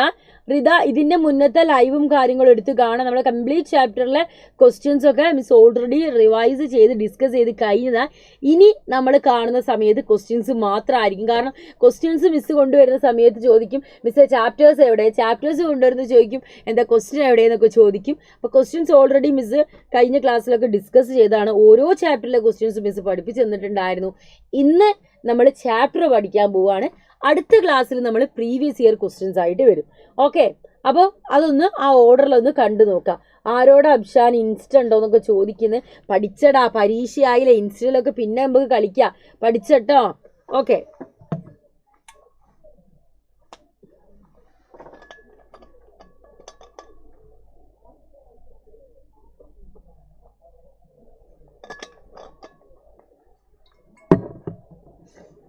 യെസ്, ഫണ്ടമെന്റൽ ഡ്യൂട്ടീസിലേക്കാണ് നമ്മൾ ഇനി പോകാൻ പോകുന്നത്. ഫണ്ടമെന്റൽ ഡ്യൂട്ടീസിലേക്കാണ് നമ്മൾ പോകാൻ പോകുന്നത്. ഫണ്ടമെന്റൽ ഡ്യൂട്ടീസ് നമ്മൾ കടം കൊണ്ടിട്ടുള്ളത് റഷ്യൻ കോൺസ്റ്റിറ്റ്യൂഷനിൽ നിന്നാണ്. അതേപോലെ തന്നെ ഫണ്ടമെന്റൽ ഡ്യൂട്ടി അത് റെക്കമെൻഡ് ചെയ്തിട്ടുണ്ടായിരുന്നത് സൊറാങ് സിംഗ് കമ്മിറ്റി ആയിരുന്നു. അതിൽ ഇൻക്ലൂഡ് ചെയ്യുന്നത് എന്താണ്, it included in the Indian constitution through 42ാമത് ഭരണഘടന അമെൻമെന്റ് ആക്ട് 1976. അതേപോലെ തന്നെ നമ്മൾ ഇത് കാണുന്നത് പാർട്ട് 5A-ലാണ്, 4A-ലാണ് നമ്മൾ കാണുന്നത്. ആർട്ടിക്കിൾ 51A-ലാണ് ഇന്ത്യൻ കോൺസ്റ്റിറ്റ്യൂഷനിൽ ഫണ്ടമെന്റൽ ഡ്യൂട്ടീസിനെ കുറിച്ച് പറയുന്നത്. 11 ഫണ്ടമെന്റൽ ഡ്യൂട്ടീസാണ് നമുക്ക് പഠിക്കാനുള്ളത്. നമ്മൾ constitution, national flag, national anthem, Indian ഭരണഘടന, ഇന്ത്യൻ ഫ്ലാഗ്, ഇന്ത്യനിലെ കൊടി, അതേപോലെ തന്നെ നമ്മുടെ നാഷണൽ ആന്തം ജനഗണമന എന്ത് ചെയ്യാണ്, നമ്മൾ റെസ്പെക്ട് ചെയ്യണം, ബഹുമാനിക്കണം. ജിദുലെ അങ്ങനെ അതുലെ അല്ലെ അറ്റുദുൽ എന്നൊക്കെ കാണുന്നത്. മലയാളത്തിലാട്ടോ മിസ് പറഞ്ഞു തരുന്നത്. അപ്പോൾ അത് മക്കൾ ശ്രദ്ധിച്ച് കേൾക്കട്ടോ. ആൻഡ് പിന്നെ എന്താ പറയുന്നത്, നമ്മൾ സോവേണിറ്റി ഓഫ് ഇന്ത്യ, പരമാധികാരം നമ്മൾ എന്ത് ചെയ്യുക, പ്രൊട്ടക്റ്റ് ചെയ്യുക. അതേപോലെ തന്നെ to defend nation, to protect the public property ഒക്കെ എന്ത് ചെയ്യുക, നമ്മൾ സേവ് ചെയ്ത് വെക്കുക. അതേപോലെ തന്നെ നമ്മൾ നാച്ചുറൽ റിസോഴ്സസിനെ പ്രൊട്ടക്റ്റ് ചെയ്യണം, പ്രകൃതി വിഭവങ്ങളെ നമ്മൾ പ്രൊട്ടക്റ്റ് ചെയ്യണം. ദെൻ നമ്മൾ എന്താണ്, ഒരു കോമൺ ബ്രദർഹുഡ്, നമുക്കിടയിൽ ഒരു കോമൺ ബ്രദർഹുഡ് നമ്മൾ ക്രിയേറ്റ് ചെയ്യുക. ഒരു സയൻറ്റിഫിക് ടെമ്പറും ഒരു ഹ്യൂമാനിസവും അതേപോലെ തന്നെ ഒരു സ്പിരിറ്റ് ഓഫ് എൻക്വയറി, റിഫോം, ഇതെല്ലാം എന്ത് ചെയ്യാം, ഡെവലപ്പ് ചെയ്യുക. അതേപോലെയുള്ള ഇൻഡിവിജ്വൽ ആയിട്ടുള്ളതും കളക്റ്റീവ് ആയിട്ടുള്ള ആക്ടിവിറ്റീസിൽ നമ്മൾ ഏർപ്പെടുക. Then parents should provide education. Parents നിർബന്ധമായും 6 മുതൽ 14 വയസ്സ് വരെയുള്ള കുട്ടികൾക്ക് എഡ്യൂക്കേഷൻ നിർബന്ധമായും കൊടുത്തിരിക്കണം. അത് നമ്മൾ 86-ാം ഭരണഘടനാ ഭേദഗതിയിലൂടെ 2002 വന്ന ആക്റ്റാണ്. നിർബന്ധമായിട്ടും എന്ത് ചെയ്യണം, കൊടുത്തിരിക്കണം. ഇൻ കേസ് കൊടുത്തിട്ടില്ലെങ്കിൽ ആ പാരൻസിനെ പിടിച്ച് ജയിലിലിടാനുള്ള റൈറ്റ്സ് വരെ ഉണ്ട്. ഓക്കെ, അപ്പം നമ്മൾ 2 ചാപ്റ്റേഴ്സ് നമ്മൾ പഠിച്ചു കഴിഞ്ഞു. ഇനി നമ്മൾ പോകുന്നത് നമ്മുടെ 3rd ചാപ്റ്ററിലേക്കാണ്. അപ്പം നമ്മൾ വിത്തിൻ 35 മിനിറ്റ്സ് നമ്മൾ 2 ചാപ്റ്റേഴ്സ് പഠിച്ചു. അപ്പോൾ 2 ചാപ്റ്റേഴ്സിലെ ഇമ്പോർട്ടൻ്റ് ആയുള്ള കംപ്ലീറ്റ് കാര്യങ്ങൾ നമ്മൾ ഡിസ്കസ് ചെയ്തു കഴിഞ്ഞു. ഇനി നമ്മൾ 3rd ചാപ്റ്ററാണ് നമ്മൾ പോകുന്നത്. ഇലക്ഷൻ ആൻഡ് റെപ്രസെൻറ്റേഷനിലേക്കാണ് പോകുന്നത്. 10 ചാപ്റ്റേഴ്സ് പഠിക്കാനുണ്ട്, അതിൽ 2 കഴിഞ്ഞിട്ടുള്ളൂ. ഇനി റിമൈനിങ് 8 ചാപ്റ്റേഴ്സ് എന്താ നമ്മുടെ മുമ്പിലുണ്ട്. ഓക്കെ, സെറ്റ് അല്ലേ? അതിലെ ചെയ്യട്ടോ, 1 വേർഡ് ക്വസ്റ്റ്യൻ്റെ ഒരു ഷോർട്ട് വീഡിയോ മിസ് ചെയ്തിടട്ടോ. ഓക്കെ, ചെയ്തിടാവേ. അടുത്തത് ഇലക്ഷൻ ആൻഡ് റെപ്രസെൻറ്റേഷൻ ആണ് പറയുന്നത്.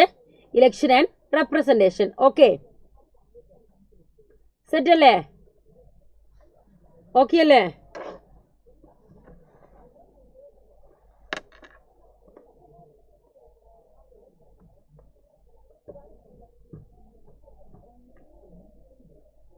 പൊളിറ്റിക്സ് മലയാളത്തിൽ രഞ്ജനി ഞാൻ പറയുന്നുണ്ട് കേട്ടോ, അതൊന്ന് കേൾക്കുക, എന്നിട്ട് അത് നോട്ട് എഴുതി വെക്കട്ടോ മോള്.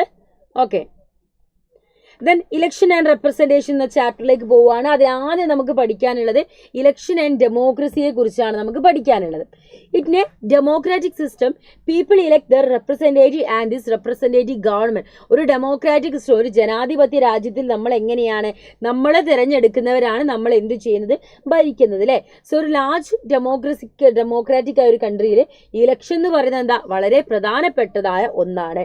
അതേപോലെ തന്നെ എന്താണ്, today election have become the most visible simple of democratic process. Democratic പ്രോസസ്സിന് അത്രത്തോളം വിസിബിൾ ആയിട്ടുള്ള ഒരു സിമ്പിളായിട്ട് എന്ത് മാറുന്നുണ്ട്, ഇലക്ഷൻ മാറുന്നുണ്ട്.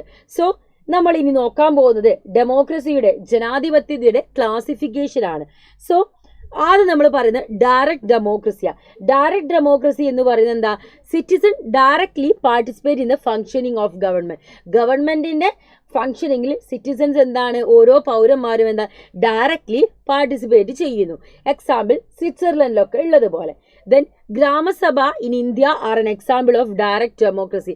ഇന്ത്യയിലെ ഗ്രാമസഭകൾ എന്താ, ഡയറക്റ്റ് ഡെമോക്രസിന്റെ എക്സാമ്പിൾ ആണ്. In fact direct democracy is not practical if the population is high. നമ്മളെ പോപ്പുലേഷൻ കൂടുന്നതിനനുസരിച്ച് ഡയറക്റ്റ് ഡെമോക്രസി പോസിബിൾ ആയിട്ടുള്ളതല്ല. പക്ഷെ നമുക്ക് ഗ്രാമസഭകളിലൊക്കെ അവിടുത്തെ പോപ്പുലേഷനൊക്കെ വെച്ച് നമുക്ക് ചെയ്യാം. അല്ലാത്ത കേസിൽ ഇന്ത്യ പോലൊരു കൺട്രിയിൽ നമുക്ക് ഡയറക്റ്റ് ആയിട്ടുള്ള ഒരു ഡെമോക്രസി നമുക്ക് നടക്കില്ല. ദെൻ ഇൻഡയറക്റ്റ് ഡെമോക്രസി എന്ന് പറയുന്നത് എന്താണ്, it means people indirectly participate in administration through there elected representative. So ഇവിടെ എന്താണ്, ആളുകൾ ഇൻഡയറക്ട്ലി എന്തിൽ പാർട്ടിസിപ്പേറ്റ് ചെയ്യുന്നുണ്ട്, ഇലക്ഷനിൽ പാർട്ടിസിപ്പേറ്റ് ചെയ്യുന്നുണ്ട്. അവരെ അഡ്മിനിസ്ട്രേഷൻ പ്രോസസ്സിൽ അവർ ഇലക്ട് ചെയ്ത റെപ്രസെൻറ്റേറ്റീവിലൂടെ അവർ പാർട്ടിസിപ്പേറ്റ് ചെയ്യുന്നു. People have no role in formulating policies. ഓരോ പോളിസീസും കാര്യങ്ങളും ബിൽഡ് ചെയ്യുന്നതിൽ ജനങ്ങൾക്ക് യാതൊരു തരത്തിലുള്ള റോളും കാര്യങ്ങളും ഉണ്ടായിരിക്കില്ല. അപ്പോൾ ഡയറക്റ്റ് ഡെമോക്രസിയും ഇൻഡയറക്റ്റ് ഡെമോക്രസിയും നമ്മൾ പഠിച്ചു. ഇനി നമ്മൾ പോകുന്നത് ഇലക്ഷനിനെ democratic and non democratic countries. അപ്പോൾ ഒരു ഡെമോക്രാറ്റിക് കൺട്രിയിലെ ഇലക്ഷൻ എങ്ങനെയാണ്, നോൺ ഡെമോക്രാറ്റിക് കൺട്രിയിലെ ഇലക്ഷൻ എങ്ങനെയാണ് നമുക്ക് നോക്കാം. ഡെമോക്രാറ്റിക് കൺട്രീസിൽ നമ്മൾ പറയുകയാണെങ്കിൽ elections are conducted by an independent body such as election commission. Election commission എന്ന് പറയുന്ന ഇൻഡിപെൻഡൻറ്റ് ബോഡിയാണ് നമ്മുടെ ഡെമോക്രാറ്റിക് കൺട്രീസിൽ ഇലക്ഷൻ കണ്ടക്ട് ചെയ്യുക.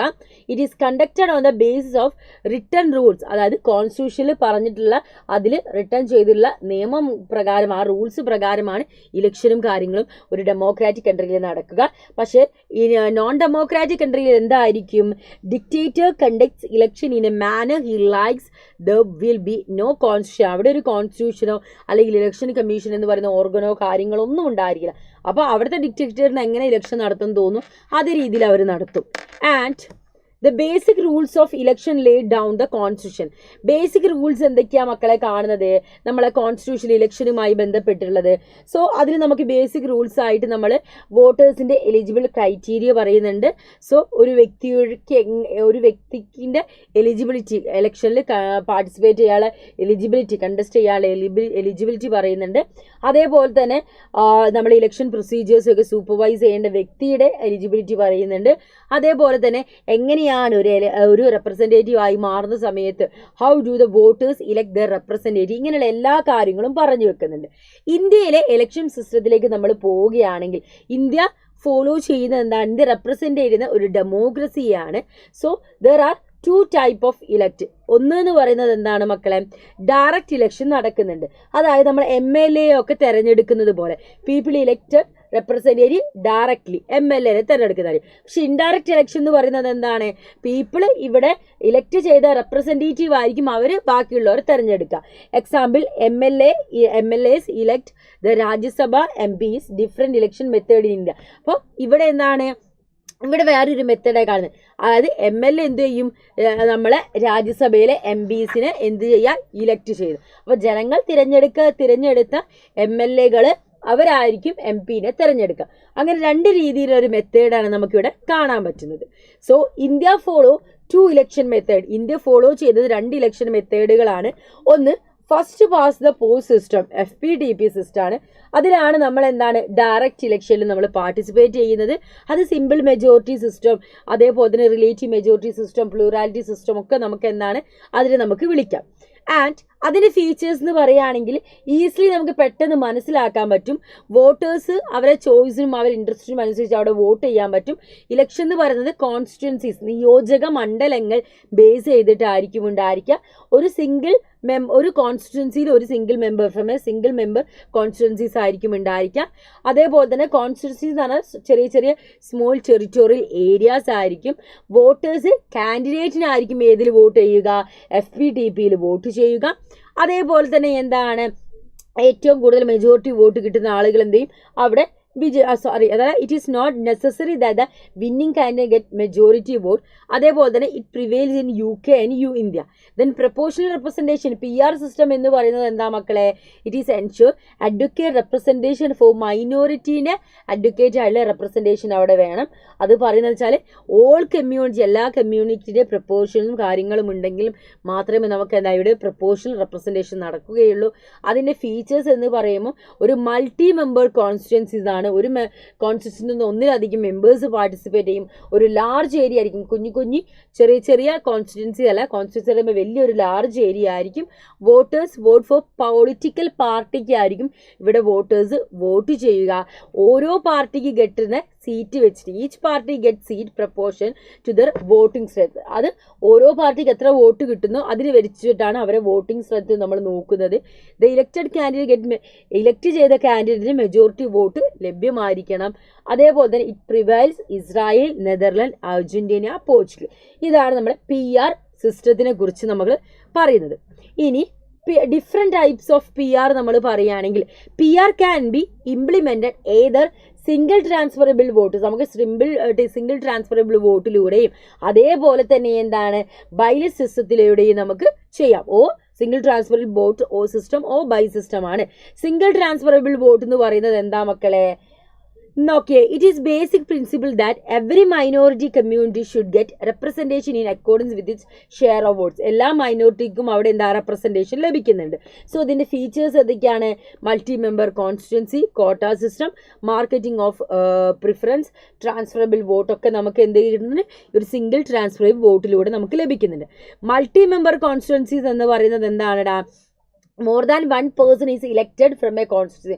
ഒരു കോൺസ്റ്റിറ്റ്യുവൻസിയിൽ നിന്ന് ഒരു നിയോജക മണ്ഡലത്തിൽ തന്നെ ഒന്നിൽ കൂടുതൽ മെമ്പേഴ്സിന് എന്ത് ചെയ്യുന്നത്? ഇലക്ട് ചെയ്യുന്നത്. കോട്ട സിസ്റ്റം എന്ന് പറയുന്നത് എന്താണ്? In this method the total number of vote poll is divided by adding 1 to the number of seat to be filled. So ഈ ഒരു സിസ്റ്റത്തിൽ എത്രത്തോളം വോട്ടാണ് പോൾ ചെയ്തത് അതിൻ്റെ കൂടെ ഒന്ന് ആഡ് ചെയ്യുന്നു.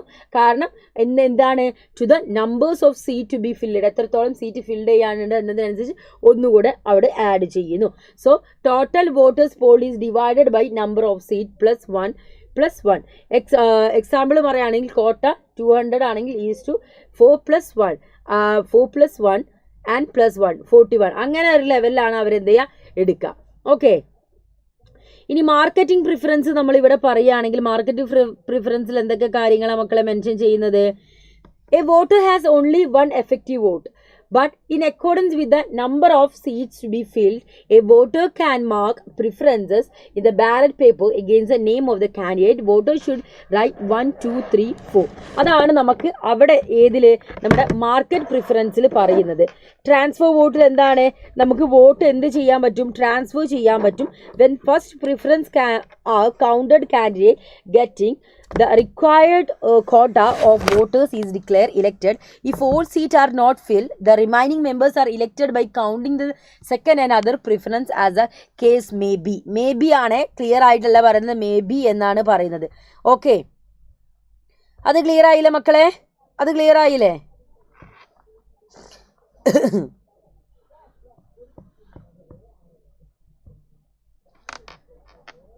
അത് ക്ലിയർ ആയില്ലടാ? ഓക്കെ, അടുത്ത നമ്മൾ ഇനി നോക്കാൻ പോകുന്നത്, അടുത്ത നമുക്കിനി ഡിസ്കസ് ചെയ്യാനുള്ളത് എന്താണ്? നമ്മുടെ രാജ്യസഭയിലെ PR സിസ്റ്റമാണ് നമുക്ക് അടുത്തത് ഡിസ്കസ് ചെയ്യാനുള്ളത്.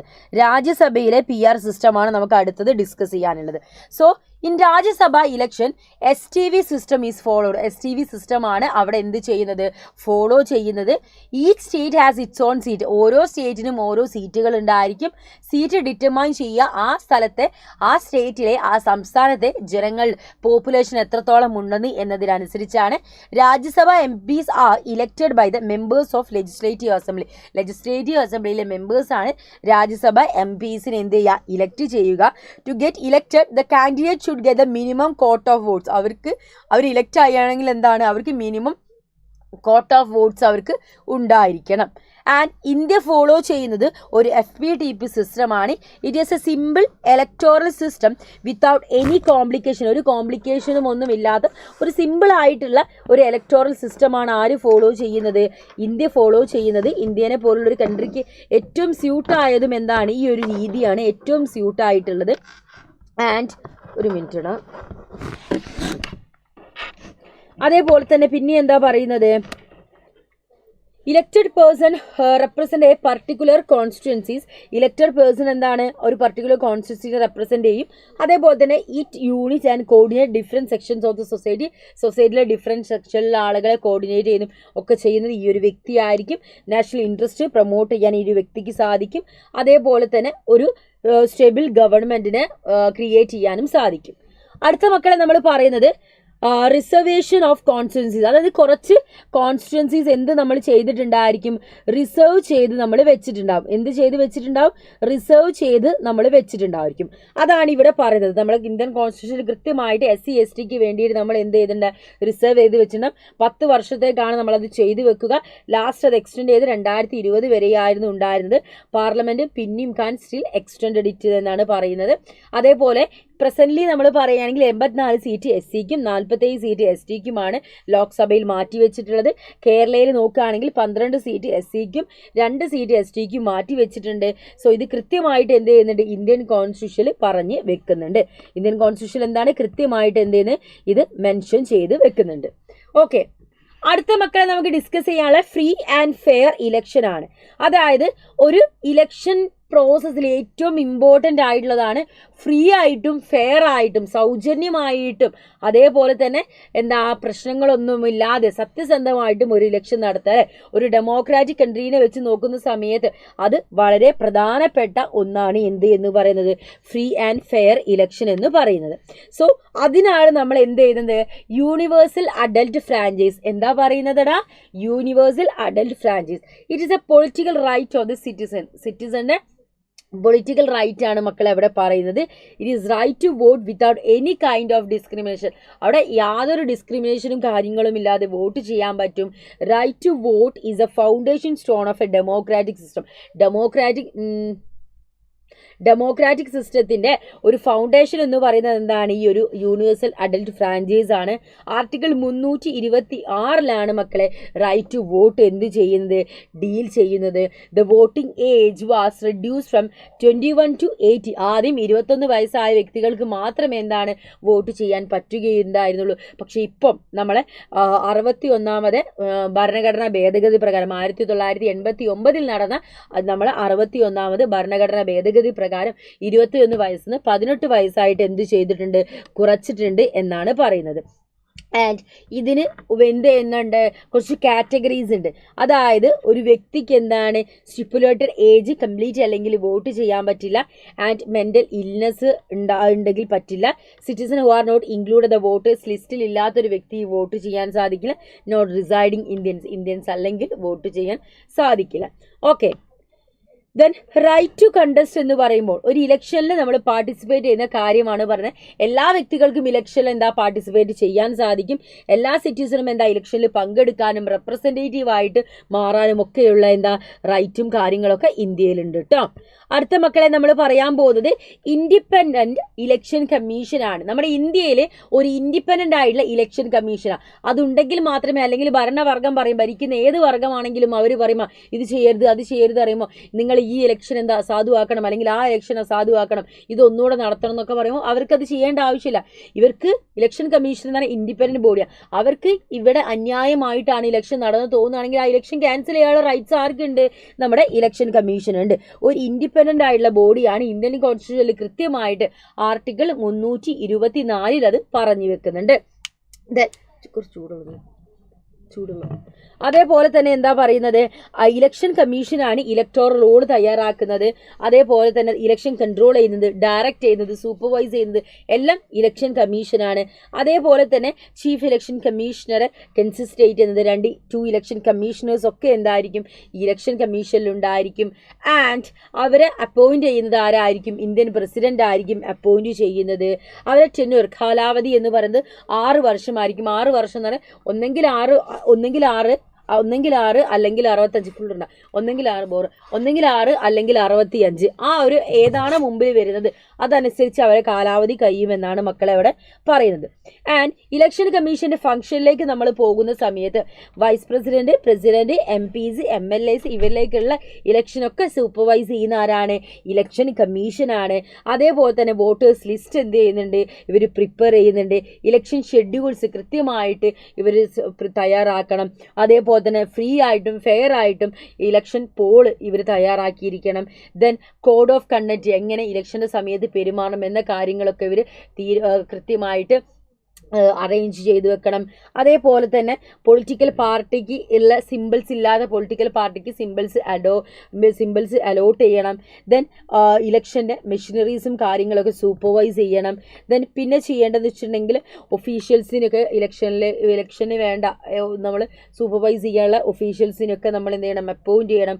വോട്ട് കൗണ്ട് ചെയ്യണം. ഫൈനൽ റിസൾട്ട് അനൗൺസ് ചെയ്യണം. ഇതൊക്കെ ഇവരുടെ ഫംഗ്ഷനാണ്. ഇനി proposal for reforming the election system. അപ്പം ഇലക്ഷൻ സിസ്റ്റം ഒന്നുകൂടെ ബെറ്റർ ആക്കാൻ വേണ്ടി നമുക്ക് എന്തൊക്കെ കാര്യങ്ങൾ ചെയ്യാൻ പറ്റുമെന്നാണ് നമുക്ക് നോക്കുന്നത്. 1 വേർഡ് ക്വസ്റ്റ്യൻ വെച്ചിട്ട് മിസ് ഒരു വീഡിയോ ചെയ്തിട്ടോ, അതൊന്ന് കണ്ടാൽ മതിയേ.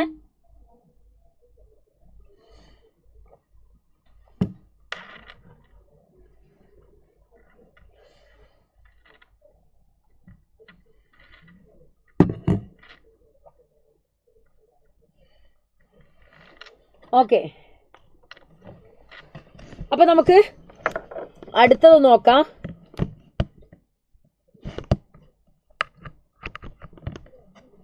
ഒരു മിനിറ്റടാ.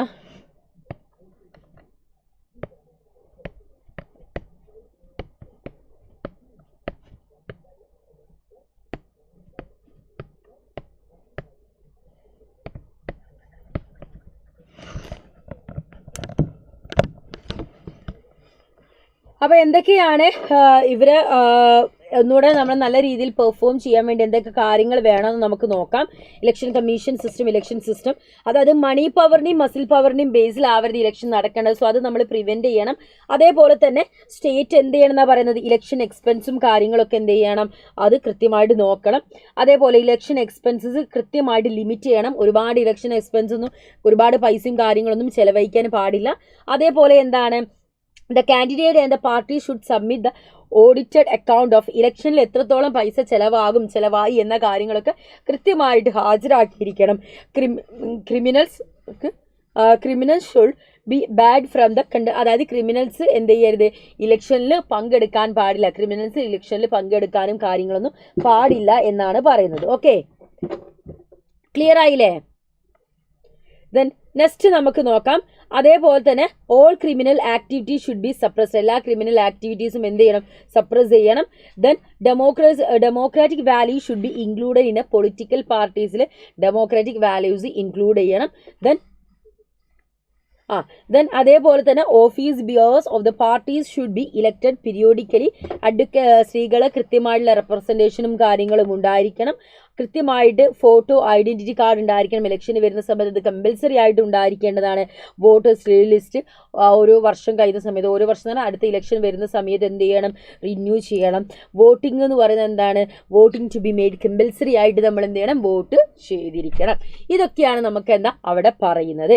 അപ്പോൾ അതോടുകൂടെ നമ്മളെ 3 ചാപ്റ്റേഴ്സും നമ്മൾ കഴിഞ്ഞ് നമ്മളെ 4ാമത്തെ ചാപ്റ്ററായ എക്സിക്യൂട്ടീവിലേക്ക് നമ്മൾ പോവുകയാണ്. റെഡി അല്ലേ എക്സിക്യൂട്ടീവ് പഠിക്കാൻ വേണ്ടിയിട്ട്?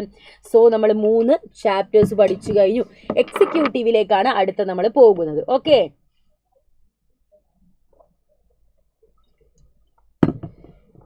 എക്സിക്യൂട്ടീവിലേക്ക് നമുക്ക് പോകാം. എക്സിക്യൂട്ടീവ് എന്ന് പറയുന്ന സമയത്ത് നമ്മുടെ ഗവൺമെന്റിന്റെ ഒരു പ്രധാനപ്പെട്ട ഓർഗൻ ആണ് ആര്, എക്സിക്യൂട്ടീവ് എന്ന് പറയുന്നത്. സോ ഗവൺമെന്റിന് പ്രധാനമായിട്ട് 3 ഓർഗനാണുള്ളത്, ലെജിസ്ലേറ്റീവ്, എക്സിക്യൂട്ടീവ്, ജുഡീഷ്യറി. സോ നമുക്ക് ഈ ഒരു പാഠഭാഗത്തിൽ പഠിക്കുന്ന ആരെക്കുറിച്ചിട്ടാണ്, എക്സിക്യൂട്ടീവിനെ കുറിച്ചിട്ടാണ്. So legislator make law. Legislator ആയിരിക്കും എന്താണ്, നിയമങ്ങൾ നടപ്പിലാക്കുക. ആ നിയമങ്ങൾ ഇംപ്ലിമെന്റ് ചെയ്യുന്നത് ആരായിരിക്കും, എക്സിക്യൂട്ടീവ് ആയിരിക്കും. അങ്ങനെ ഈ എക്സിക്യൂട്ടീവ് ഇംപ്ലിമെന്റ് ചെയ്യുന്ന നിയമങ്ങൾ, അതായത് ഈ ലോസ് ഇന്റർപ്രിറ്റ് ചെയ്യുന്നത് ആരായിരിക്കും, അത് പ്രൊട്ടക്ട് ചെയ്യുന്നത് ആരായിരിക്കും, ജുഡീഷ്യറി ആയിരിക്കും. ആൻഡ് ഗവൺമെന്റ് ഏറ്റവും ഇമ്പോർട്ടൻ്റ് ആയിട്ടുള്ള ഒരു ഓർഗൻ തന്നെയാണ് ആരെന്ന് പറയുന്നത്, എക്സിക്യൂട്ടീവ് എന്ന് പറയുന്നത്. The executive is the organ of government which implements laws enacted by the legislator. അപ്പം എന്താ പറയുന്നത്, എക്സിക്യൂട്ടീവ് എന്ന് പറയുന്നത് എന്താ മക്കളെ, ഒരു ഓർഗനാണ്. ആ ഓർഗൻ എന്താ ചെയ്യുന്നതെന്നാണ് നമ്മൾ പറഞ്ഞിട്ടുണ്ടായിരുന്നത്. എന്താ ചെയ്യുന്നത്, നമ്മളെ ലെജിസ്ലേറ്റർ കൊണ്ടുവരുന്ന ലോസും കാര്യങ്ങളൊക്കെ ഇംപ്ലിമെന്റ് ചെയ്യുന്നത് ആരാണെന്നാ പറയുന്നത്, നമ്മുടെ എക്സിക്യൂട്ടീവ് ആണ്. ആൻഡ് ഇവിടെ നോക്കിയേ അടുത്ത point, it is classified into political and permanent executive. എക്സിക്യൂട്ടീവിനെ നമ്മൾ 2ആയിട്ട് ഡിവൈഡ് ചെയ്യുന്നുണ്ട്. എന്തൊക്കെയായിട്ടാണ് നമ്മൾ ഡിവൈഡ് ചെയ്യുന്നത്, എന്തൊക്കെയായിട്ടാ, പെർമനന്റ് എക്സിക്യൂട്ടീവായിട്ടും പൊളിറ്റിക്കൽ എക്സിക്യൂട്ടീവായിട്ടും നമ്മൾ ഡിവൈഡ് ചെയ്യുന്നുണ്ട്. പെർമനന്റ് എക്സിക്യൂട്ടീവായിട്ടും പൊളിറ്റിക്കൽ എക്സിക്യൂട്ടീവായിട്ടും നമ്മൾ ഡിവൈഡ് ചെയ്യുന്നു. ആൻഡ് പൊളിറ്റിക്കൽ എക്സിക്യൂട്ടീവ് എന്ന് പറയുന്നത് എന്താ, executive is elected four definite period. അവരൊരു ഡെഫിനിറ്റ് പീരീഡിലേക്ക് നമ്മൾ എന്ത് ചെയ്യുന്നുണ്ട്, ഇലക്ട് ചെയ്യുകയാണ്. ലൈക്ക് PM, CM, മിനിസ്റ്റേഴ്സ് ഒക്കെ പോലെ. ദെൻ പെർമനന്റ് എക്സിക്യൂട്ടീവ് എന്ന് പറയുന്നത് the government officials who are responsible for the day-to-day administration of government. ഗവൺമെന്റിന്റെ day-to-day administration വേണ്ടിയിട്ടുള്ളവരാണ് ആര് എന്ന് പറയുന്നത്, പെർമനന്റ് എക്സിക്യൂട്ടീവ് എന്ന് പറയുന്നത്. നമ്മൾ IAS, IPS ഓഫീസേഴ്സ് ഒക്കെ അല്ലേ, അവരെയാണ് ഓൾ ഇന്ത്യ സർവീസിലുള്ള ആളുകൾ. And different type of executive ഉണ്ട്. അതിലാദ്യം നമ്മൾ പറയാൻ പോകുന്നത് എന്താണ്, നമ്മുടെ പ്രസിഡൻഷ്യൽ എക്സിക്യൂട്ടീവിനെ കുറിച്ചാണ് പറയുന്നത്. President is the head of state as well as head of the government. സ്റ്റേറ്റിൻ്റെയും ഗവൺമെന്റിൻ്റെയും ഹെഡ് പ്രസിഡന്റ് തന്നെയാണ്.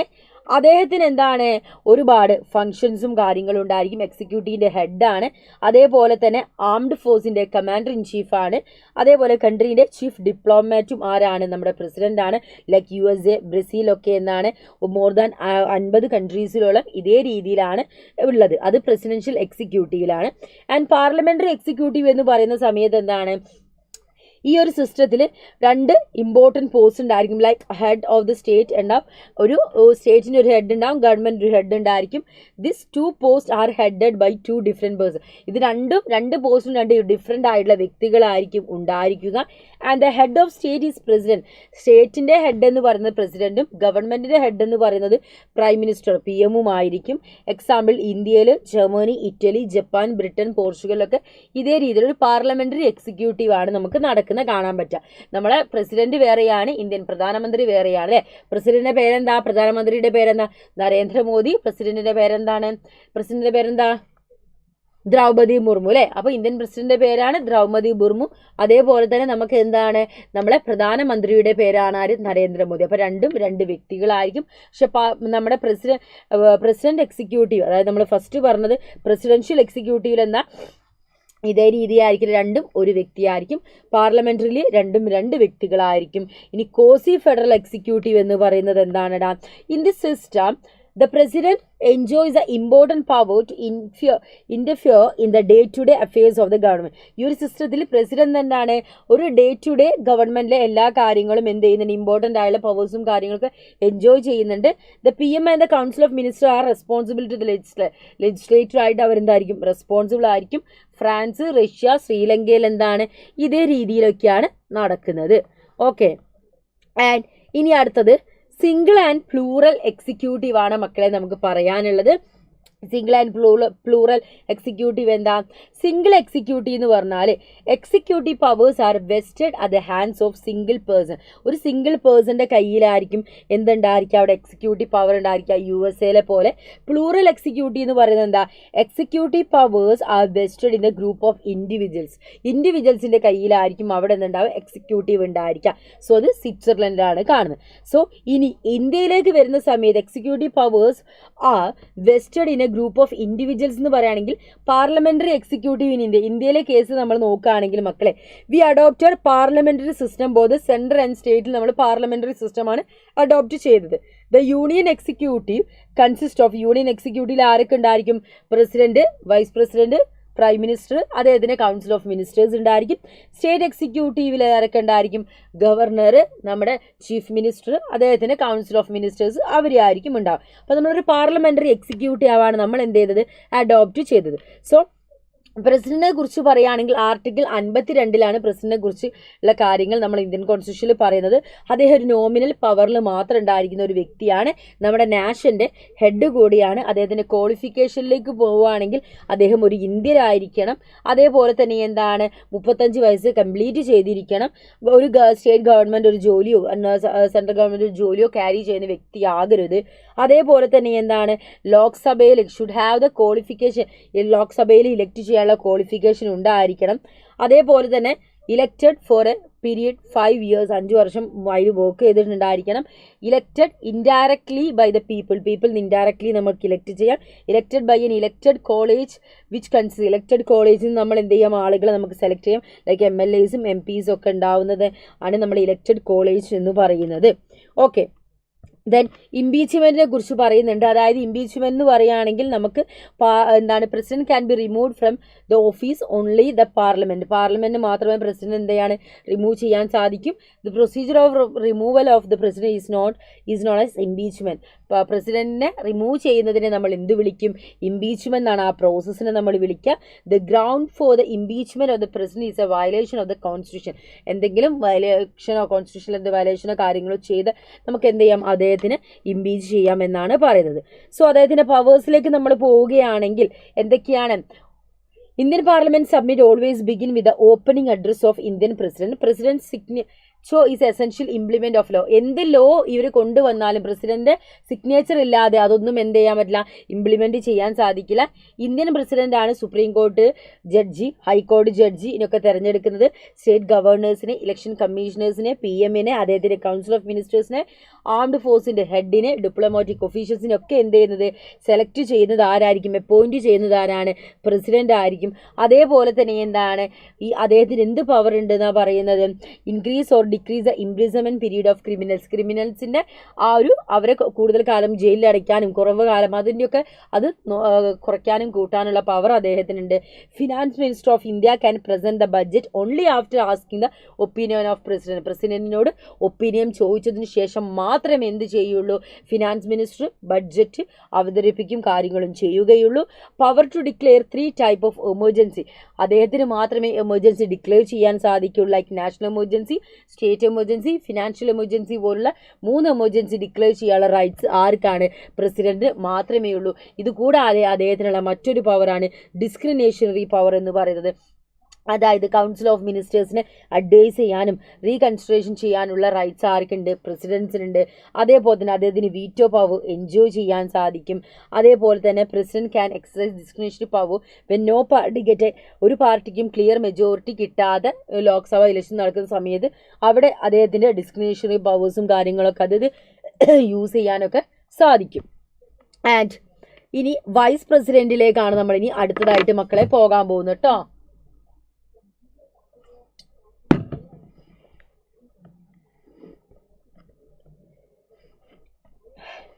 വൈസ് പ്രസിഡന്റിലേക്ക് പോകുന്ന സമയത്ത് ആർട്ടിക്കിൾ 63 വൈസ് പ്രസിഡന്റിനെ കുറിച്ച് പറഞ്ഞു വെക്കുന്നത്. അദ്ദേഹത്തിന്റെ ക്വാളിഫിക്കേഷൻ എന്ന് പറയുന്നത് എന്താണ്, ഇന്ത്യൻ പ്രസിഡന്റിനുള്ള സെയിം ക്വാളിഫിക്കേഷനാണ്. അദ്ദേഹത്തിന് ഇലക്ട് ചെയ്യുന്ന പാർലമെന്റ് എല്ലാ എം പിസും അടങ്ങുന്ന മെമ്പർ ഓഫ് പാർലമെന്റ് എല്ലാ പാർലമെന്റിലെ മെമ്പേഴ്സും അടങ്ങുന്ന ഇലക്ടോറൽ കോളേജ് ആയിരിക്കും അദ്ദേഹത്തിന് ഇലക്ട് ചെയ്യുക. 5 വർഷ കാലാവധി ആയിരിക്കും ഉണ്ടായിരിക്കുക. പവറും ഫംഗ്ഷനും ചോദിക്കുകയാണെങ്കിൽ രാജ്യസഭയിലെ എക്സ് ഒഫീഷ്യോ ചെയർമാനാണ്. അതേപോലെ തന്നെ acting president of India, president ഇല്ലാത്ത സമയത്ത് അദ്ദേഹത്തിന് ഒരു ഡെത്തിലോ അദ്ദേഹം റെസിഗ്നേഷനിലോ അദ്ദേഹം റിമൂവ് ചെയ്ത് പോകുന്ന സമയത്തോ എന്തെങ്കിലും ലീവ് എടുക്കുന്ന സമയത്തൊക്കെ അവിടെയുള്ള കാര്യങ്ങളൊക്കെ നോക്കുന്നത് വൈസ് പ്രസിഡന്റ് ആയിരിക്കും. ഒരു പുതിയ പ്രസിഡന്റ് 6 മാസത്തിനുള്ളിൽ വരുന്ന 6 മാസത്തിനുള്ളിൽ തന്നെ പുതിയ പ്രസിഡന്റ് ഉണ്ടാവണം. അതുവരെയുള്ള കാര്യങ്ങളൊക്കെ നോക്കുന്നത് അദ്ദേഹമായിരിക്കും. ദെൻ അടുത്ത നമ്മൾ പറയുന്നത് പ്രൈം മിനിസ്റ്ററെ കുറിച്ചിട്ടും കൗൺസിൽ ഓഫ് മിനിസ്റ്റേഴ്സിനെ കുറിച്ചിട്ടാണ്. പ്രൈം മിനിസ്റ്ററെ കുറിച്ചുള്ള കാര്യങ്ങൾ കൃത്യമായിട്ട് നമുക്ക് ഇന്ത്യൻ കോൺസ്റ്റിറ്റ്യൂഷനിൽ 74 എന്ത് ചെയ്യുന്നുണ്ട്, പറഞ്ഞു വെക്കുന്നുണ്ട്. ഇന്ത്യൻ കോൺസ്റ്റിറ്റ്യൂഷനിൽ 74 കൃത്യമായിട്ട് അത് മെൻഷൻ ചെയ്തിട്ടുണ്ട്. കൗൺസിൽ ഓഫ് മിനിസ്റ്റേഴ്സിനെ കുറിച്ചിട്ടും പറയുന്നുണ്ട്. എം പിസിൻ്റെ ഒക്കെ ലീഡർ ആയിരിക്കും ആരെന്ന് പറയുന്നുണ്ട്, PM എന്ന് പറയുന്നുണ്ട്. ആൻഡ് PM എന്ന് പറയുന്നത് എന്താണെടാ, ഒരു ഗവൺമെന്റിനെ ഹെഡായിരിക്കും. റിയൽ എക്സിക്യൂട്ടീവ് എന്ന് പറയുന്നത് അദ്ദേഹമായിരിക്കും. അദ്ദേഹത്തിന് 5 വർഷ കാലാവധിയാണ് ഉണ്ടാവുക. പ്രസിഡന്റിനെ അപ്പോയിന്റ് ചെയ്യാനുള്ള അവകാശമുണ്ട്. പാർലമെന്റിലെ ലീഡറാണ്. മെജോറിറ്റി പാർട്ടി ലോക്സഭയിലെ മെജോറിറ്റി പാർട്ടിയുടെ ലീഡർ ആയിരിക്കും. ക്യാബിനറ്റ് മീറ്റിംഗ് പ്രിസൈഡ് ചെയ്യുന്നത് അദ്ദേഹമായിരിക്കും. PM act mediated between president and council of ministers, പ്രസിഡന്റിന്റെയും കൗൺസിൽ ഓഫ് മിനിസ്റ്റേഴ്സിനും ഇടയ്ക്ക് ഒരു മീഡിയേറ്റർ ആയിട്ട് പ്രവർത്തിക്കുന്ന അദ്ദേഹമാണ്. PM ആണ് മിനിസ്ട്രിയും കാര്യങ്ങളും ഓർഗനൈസ് ചെയ്യുന്നത്. അതേപോലെ തന്നെ നമ്മുടെ നീതി ആയോഗിൻ്റെയും നാഷണൽ ഡെവലപ്മെന്റ് കൗൺസിലിൻ്റെയും ചെയർമാനുമാരായിരിക്കും അദ്ദേഹമായിരിക്കും.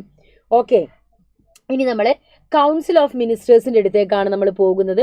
കൗൺസിൽ ഓഫ് മിനിസ്റ്റേഴ്സിനെ കുറിച്ച് എന്തൊക്കെയാണ് പറയുന്നത്? It performs the real executive function of the ഗവൺമെന്റിന്റെ റിയൽ ഫംഗ്ഷനും കാര്യങ്ങളൊക്കെ എക്സിക്യൂട്ട് ചെയ്യുന്ന കൗൺസിൽ ഓഫ് മിനിസ്റ്റേഴ്സ് ആയിരിക്കും. ക്യാബിനറ്റ് മിനിസ്റ്റേഴ്സ് ഉണ്ടായിരിക്കും. അവരാണ് നമ്മൾ ഡിഫൻസ്, ഹോം മിനിസ്ട്രി, ഫിനാൻസ് പോലുള്ള ഇമ്പോർട്ടൻ്റ് ആയിട്ടുള്ള കാര്യങ്ങളൊക്കെ ആക്ട് ചെയ്യുന്നത്. അതേപോലെ തന്നെ നമ്മളെ യൂണിയൻ ഗവൺമെൻറ്റായി ബന്ധപ്പെട്ടുള്ള പോളിസീസും കാര്യങ്ങളൊക്കെ ക്രിയേറ്റ് ചെയ്യുന്നതൊക്കെ അവരായിരിക്കും. And the name of the president under the leadership of PM അണ്ടറിൽ കാര്യങ്ങളൊക്കെ നോക്കി നടത്തുന്നത് ഇവരായിരിക്കും. ഓക്കെ,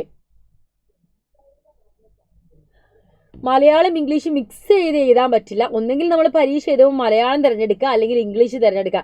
അങ്ങനെ എഴുതാൻ പറ്റുള്ളൂ കേട്ടോ. 2 ലാംഗ്വേജ് മിക്സ് ചെയ്തിട്ട് നമുക്ക് പബ്ലിക് എക്സാമിന് എഴുതാൻ പറ്റില്ല കേട്ടോ മക്കളെ.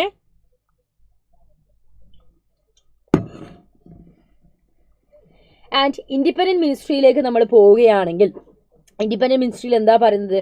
The enjoy independence are not subject to the control of the cabinet minister.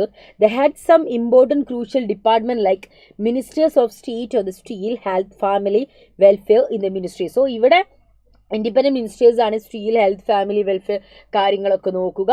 And deputy ministers ആയിരിക്കും PM appointed by the PM ആയിരിക്കും ഇവർ അപ്പോയിന്റ് ചെയ്യുന്നത്. The assist the cabinet ministers in administrative and legislative അഫയേഴ്സിൽ cabinet മിനിസ്റ്റേഴ്സിനെയും അഡ്മിനിസ്ട്രേറ്റീവിനെയും appoint ചെയ്യുന്നത് deputy ministers ആണ്.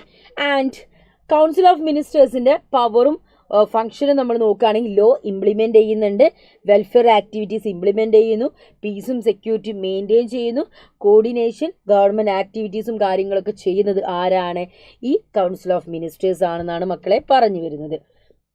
And ഇനി നമ്മൾ പറയുന്നത് പെർമനൻറ്റ് എക്സിക്യൂട്ടീവ്. നമ്മൾ പറഞ്ഞിട്ടുണ്ടെങ്കിൽ ബാക്കിയുള്ളവർക്ക് 5-6 വർഷം കാലാവധി ഉള്ളപ്പോൾ ഇവർ പെർമനൻറ്റ് എക്സിക്യൂട്ടീവ് ആയിരിക്കും. അവരെ നമ്മളെന്താ പെർമനൻറ്റ് ഗവൺമെൻറ് എംപ്ലോയീസ് എന്ന് വിളിക്കാം. അവരെന്താണ് permanent executive, bureaucrats, civil servants എന്നൊക്കെ നമുക്ക് വിളിക്കാം കേട്ടോ. They assist the ministers in the formulation in and implementation of policy. ഒരു പോളിസി ഇംപ്ലിമെൻ്റ് ചെയ്യുന്നതിൽ പ്രധാന പങ്ക് വഹിക്കുന്നത് ഇവരായിരിക്കും. ആൻഡ് ഇവരെ നമ്മൾ ക്ലാസിഫൈ ചെയ്യുകയാണെങ്കിൽ നമ്മൾക്ക് Indian civil service, all India service ആയിട്ട് IAS, IPS, Indian forest service, Indian revenue service ഒക്കെയാണ് ഇതിൽ വരുന്നത്. അത് union the high officials who are appointed at any place either for the service of the union government or the state government. എവിടെ വേണമെങ്കിലും നമുക്ക് എന്ത് ചെയ്യും? ഓൾ ഇന്ത്യൻ സർവീസിലുള്ള ഒരു വ്യക്തിയെ നമ്മൾ എന്ത് ചെയ്യും? അപ്പോയിൻറ്റ് ചെയ്യും. ആൻഡ് സെൻട്രൽ സർവീസിലേക്ക് വരുന്ന സമയത്ത് എന്താണ്? Official who perform administrative function on the subject include the union ലിസ്റ്റിൽ വരുന്നത് like Indian postal service, Indian railway service, Indian audit and account സർവീസിലൊക്കെ വരുന്നത്. ഇനി സ്റ്റേറ്റ് സർവീസ് നമ്മൾ PSC ഒക്കെ പറയുന്നത് അല്ലേ. സോ അവിടെ എന്താണ്? നമ്മൾ department of sales tax, education, health, state secretariat service, അതൊക്കെയാണ് ഇന്ത്യയിൽ വരുന്നത്, സ്റ്റേറ്റ് സർവീസിൽ വരുന്നത്. എന്താണ് ഈ ബ്യൂറോക്രാറ്റ്സിൻ്റെ ഫംഗ്ഷൻ എന്ന് പറയുന്നത്?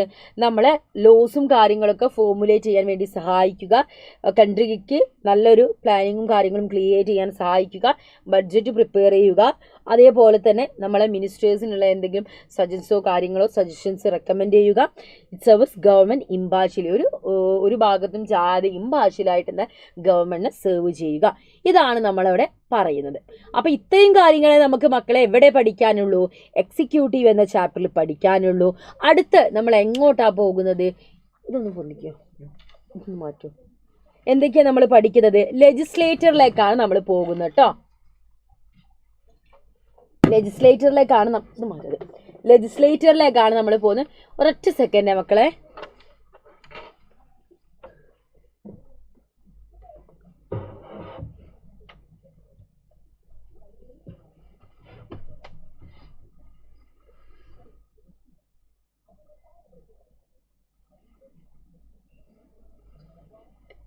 കാണുന്നുണ്ടോ നോക്ക്.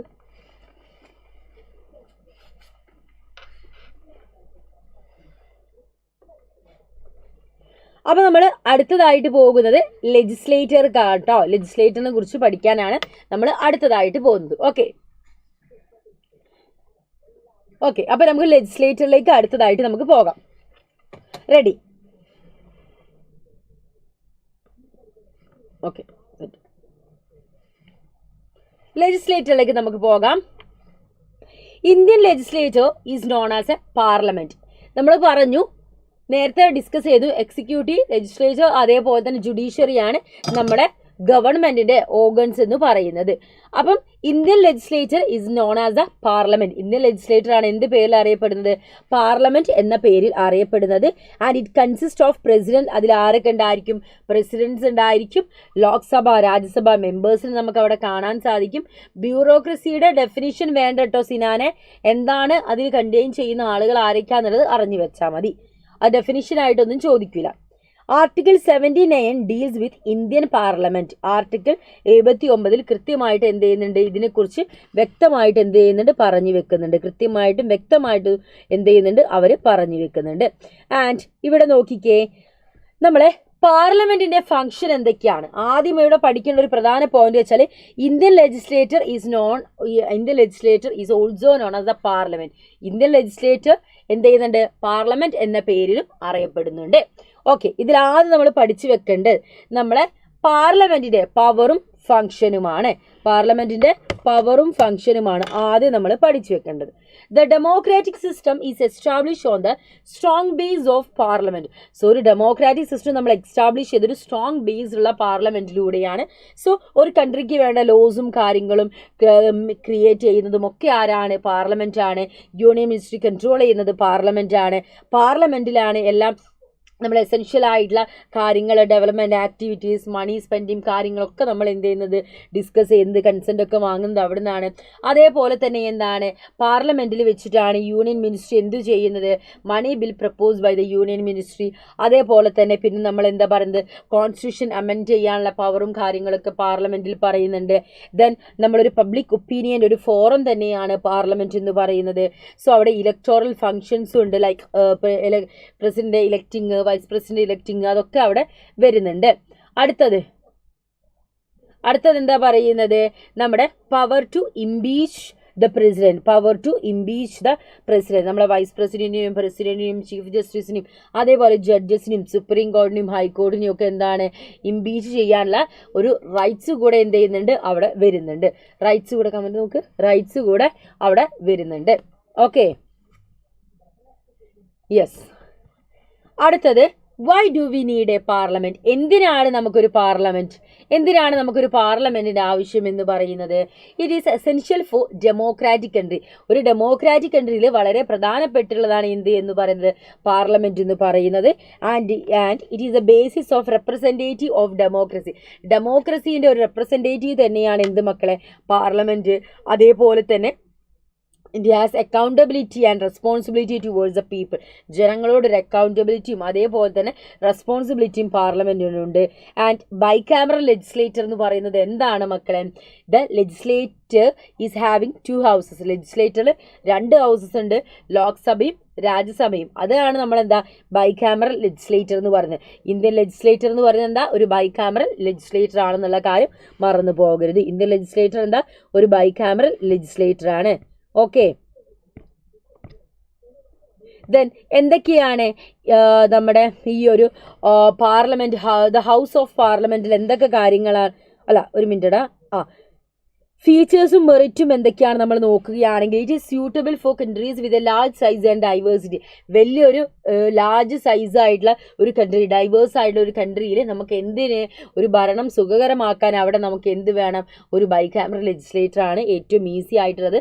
അതേപോലെ തന്നെ സൊസൈറ്റിയിലെ എല്ലാ സെക്ഷനിലുള്ള ആളുകളും, ജിയോഗ്രഫിക്കലി എല്ലാ റീജിയനിലുള്ള ആളുകളെയും റെപ്രസെൻറ്റേഷൻ അവിടെ കൊടുക്കാൻ സാധിക്കും. നമ്മൾ ബിൽസ്, പോളിസിയും കാര്യങ്ങളൊക്കെ 2 ഹൗസസിലും ഡിസ്കസ് ചെയ്യുന്ന സമയത്ത് ഒരു സംഭവം തന്നെ നമ്മൾ 2 ഹൗസസിലും ഡിസ്കസ് ചെയ്യും. എന്തൊക്കെ കാര്യങ്ങൾ വേണം വേണ്ട എന്നൊക്കെ നമുക്ക് കൃത്യമായിട്ട് എന്ത് ചെയ്യുന്നുണ്ട്, അതിലൂടെ മനസ്സിലാക്കാൻ സാധിക്കുന്നുണ്ട്. ഇനി പാർലമെന്റിലെ ഹൗസസിലേക്ക് നമ്മൾ പോവുകയാണെങ്കിൽ, the national legislature of India is known as the parliament. അത് നമ്മൾ പറഞ്ഞു. ദർ ആർ 2 ഹൗസസ് ആണ് ഇന്ത്യൻ പാർലമെന്റിൽ നമുക്കുള്ളത്. ഒന്ന് ലോകസഭയാണ് മക്കളെ. ലോകസഭയെ എന്ത് പേരിൽ അറിയപ്പെടുന്നുണ്ട്? ലോവർ ഹൗസ് ഓഫ് പാർലമെന്റ് എന്ന പേരിൽ ലോകസഭ അറിയപ്പെടുന്നു. അത് എന്നാണ് 1972 ഏപ്രിൽ 17-ാം തീയതിയാണ് നിലവിൽ വന്നിട്ടുണ്ടായിരുന്നത്. 545 മെമ്പേഴ്സാണ് അതിൽ മൊത്തമായിട്ടുള്ളത്. 5 വർഷമാണ് ഇവരുടെ കാലാവധി. ആൻഡ് FPTP സിസ്റ്റം ബേസ് ചെയ്താണ്, first pass the post system base ചെയ്തിട്ടാണ് നമ്മളെ ലോകസഭയിലേക്കുള്ള ഇലക്ഷൻ നടക്കുന്നത്.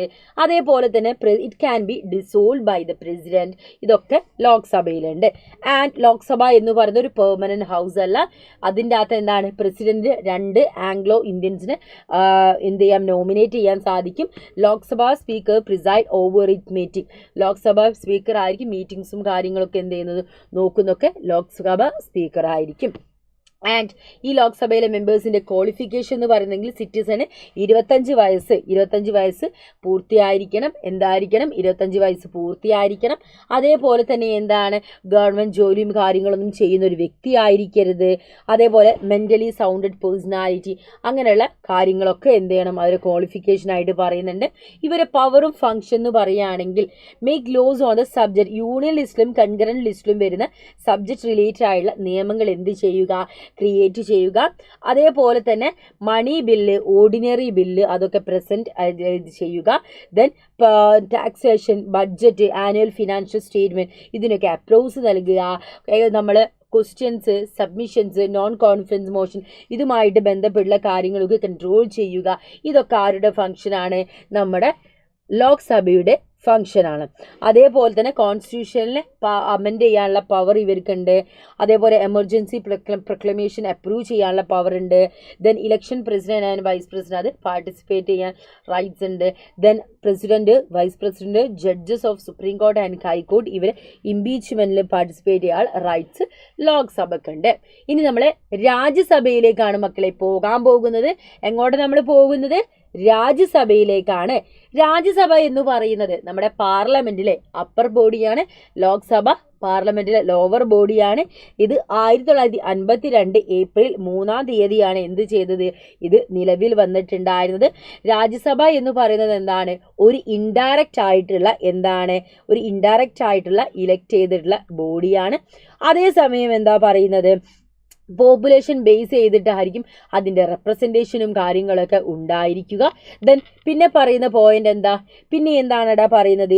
250 മെമ്പേഴ്സ് ആയിരിക്കും ഉണ്ടായിരിക്കുക. 238 മെമ്പേഴ്സ് എവിടെ നിന്നാണ്? സ്റ്റേറ്റ് ലെജിസ്ലേറ്റീവ് അസംബ്ലിയിൽ നിന്നായിരിക്കും ഉണ്ടായിരിക്കുക. അതേപോലെ തന്നെ എന്താ? 12 മെമ്പേഴ്സ് പ്രസിഡന്റ് നോമിനേറ്റ് ചെയ്യുന്നതായിരിക്കും. അത് സ്പോർട്സ്, ലിറ്ററേച്ചർ, ആർട്സ്, സയൻസ് അവിടെ നിന്നൊക്കെ എന്ത് ചെയ്യുന്നത്? നോമിനേറ്റ് ചെയ്യുന്നതാണ്. അതിൻ്റെ ടേം എന്ന് പറയുന്നത് 6 വർഷമാണ്. പക്ഷെ രാജ്യസഭ ഒരു പെർമനന്റ് ഹൗസ് ആണ്. കാരണം 2/3 members who have completed 6 years retired every 2 year. എല്ലാ 2 വർഷം കൂടുമ്പോൾ അതിൽ മെമ്പേഴ്സ് റിട്ടയർഡ് ആവും. അപ്പോൾ അവിടെ ഇലക്ഷൻ നടക്കും. അപ്പോൾ ഒരിക്കലും എന്ത് ചെയ്യുന്നില്ല? ഇത് എൻഡ് ചെയ്യുന്നില്ല. ഇത് പെർമനന്റ് ഹൗസ് ആയിരിക്കണം. എല്ലാവരെയും ഒരുമിച്ച് സെലക്ട് ചെയ്തല്ല. ഓരോ 2 വർഷം കൂടുമ്പോൾ ഓരോരുത്തർ റിട്ടയർഡ് ആവുന്നതനുസരിച്ച് വേറെ പുതിയ ആളുകൾ വന്നുകൊണ്ടേ ഇരിക്കുന്നതാണ് അല്ലേ. അതേപോലെ തന്നെ ഈ chairman is vice president, ex officio member ആയിരിക്കും അതിൻ്റെ ചെയർമാൻ എന്ന് പറയുന്നത്. അവരുടെ ക്വാളിഫിക്കേഷൻ നമ്മൾ പറയുകയാണെങ്കിൽ നേരത്തെ നമ്മൾ ലോക്സഭയിലെ മെമ്പേഴ്സിന് പറഞ്ഞ സെയിം ക്വാളിഫിക്കേഷൻ തന്നെ ഇവിടെ 30 വയസ്സ് എന്ത് ചെയ്യരുത്? 30 വയസ്സ് കംപ്ലീറ്റ് ആയിരിക്കണം. മെന്റലി സൗണ്ടഡ് പേഴ്സൺ ആയിരിക്കണം. അതേപോലെ ഗവൺമെന്റ് ജോലികളും കാര്യങ്ങളൊന്നും ചെയ്യുന്ന വ്യക്തിയാകരുത്. ആൻഡ് ഇവരുടെ പവറും ഫംഗ്ഷനും എന്തൊക്കെയാണെന്ന് വെച്ചിട്ടുണ്ടെങ്കിൽ ഓർഡിനറി ബില്ല് അപ്രൂവ് ചെയ്യാനും അതേപോലെ മണി ബില്ല് സജസ്റ്റ് ചെയ്യാനുള്ള അവകാശമുണ്ട്. കോൺസ്റ്റിറ്റ്യൂഷണൽ അമെൻമെൻറ്റ് അപ്രൂവ് ചെയ്യാൻ സാധിക്കും. സ്റ്റേറ്റ് ലിസ്റ്റിലുള്ള ലോസ് ഇംപ്ലിമെൻറ്റ് ചെയ്യാൻ സാധിക്കും. പ്രസിഡന്റ്, വൈസ് പ്രസിഡന്റ് ഇവരുടെ ഇലക്ഷനിൽ പാർട്ടിസിപ്പേറ്റ് ചെയ്യാം. President, vice president, judges of supreme court, high court ഇവരുടെ ഇംപീച്ച്മെൻറ്റിൽ പാർട്ടിസിപ്പേറ്റ് ചെയ്യാൻ സാധിക്കും. രാജ്യസഭയിലുള്ള ആളുകൾക്ക് ഒരു സ്പെഷ്യൽ പവേഴ്സ് ഉണ്ട്. എന്താണ് അവരുടെ സ്പെഷ്യൽ പവേഴ്സ് എന്ന് പറയുന്നത്?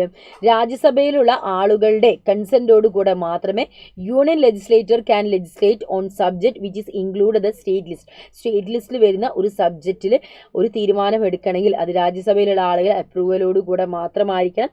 അതേപോലെ തന്നെ it can pass a resolution to create 1 or more all India services. അതേപോലെ തന്നെ only Rajya Sabha can initiate the procedure for the removal of vice president. അതിന് വേണ്ടിയുള്ള വൈസ് പ്രസിഡന്റിന് വേണ്ടിയുള്ള റിമൂവലിന്റെ ഇനീഷ്യേറ്റീവും കാര്യങ്ങളും എടുക്കാൻ പറ്റുന്ന ആർക്കാണ്? രാജ്യസഭയിലുള്ള മെമ്പേഴ്സിന് മാത്രമായിരിക്കുമെന്നാണ് അവിടെ പറഞ്ഞു വരുന്നത്. ഓക്കെ, അടുത്തത് law making procedure of parliament. പാർലമെന്റിലെ ലോ മേക്കിംഗ് പ്രൊസീജിയേഴ്സിലേക്കാണ് നമ്മൾ അടുത്തതായിട്ട് പോകുന്നത്. And bill is draft of the proposed law. So നമുക്ക് എന്താണ്? ഒരു ലോനെ അത് കരട് രൂപം, ബ്ലൂ പ്രിന്റ് എന്ന് പറയുന്നതാണ് bill. And it is subject which is presented by MPs in the parliament. അത് നമ്മൾ എവിടെയാണ് പ്രസന്റ് ചെയ്യുക? പാർലമെന്റിലെ MPsiനിടക്കാണ് നമ്മളത് എന്ത് ചെയ്യുക? സബ്മിറ്റ് ചെയ്യുക. So different type of bill നമുക്ക് കാണാൻ സാധിക്കും. ഏതൊക്കെ ബില്ലുകളാണ് നമുക്കുള്ളത്? ഒന്ന് നോക്കിക്കേ. പ്രൈവറ്റ് ബില്ല്, അതേപോലെ തന്നെ പ്രൈവറ്റ് ബില്ല് എന്താണ്? പ്രസന്റഡ് ബൈ നോൺ മിനിസ്റ്റേഴ്സ് ആയിരിക്കും പ്രൈവറ്റ് ബില്ല് ഇതാക്കുക. ഗവൺമെന്റ് ബില്ല് എന്താ? നോക്കിക്കേ. ഗവൺമെന്റ് ബില്ല് എന്താ പറയുന്നത്? പ്രസന്റഡ് ബൈ മിനിസ്റ്റേഴ്സ് ആയിരിക്കും ഗവൺമെന്റിൽ ബില്ല് ഇതാക്കുക. ആൻഡ് മണി ബിൽ എന്ന് പറയുന്നത് എന്താ? It can introduce only in Lok Sabha. ലോക്സഭയിൽ മാത്രമേ മണി ബിൽ എന്ത് ചെയ്യുകയുള്ളൂ? ഇൻട്രൊഡ്യൂസ് ചെയ്യുകയുള്ളൂ. ആൻഡ് നോ മണി ബിൽ എന്ന് പറയുന്നത് എന്താണ്? Not related to money. അതെന്താ? മണിയുമായി ബന്ധമില്ലാത്തതാണ്. ഓക്കെ. ആൻഡ് ഓർഡിനറി ബില്ല് എന്ന് പറയുന്നത് എന്താണ്?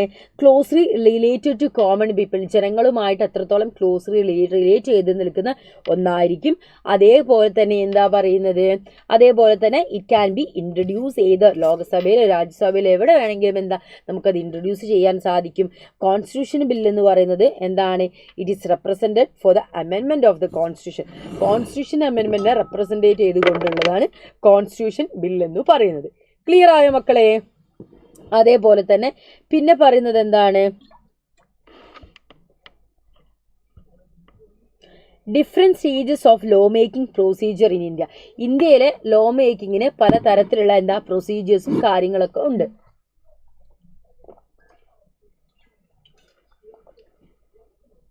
എന്തൊക്കെയാണ്?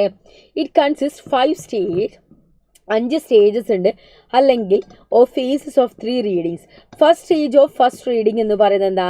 നമ്മൾ presentation of a subject by an MP. ഒരു സബ്ജക്റ്റ് അവിടെ പ്രസൻറ്റ് ചെയ്യും.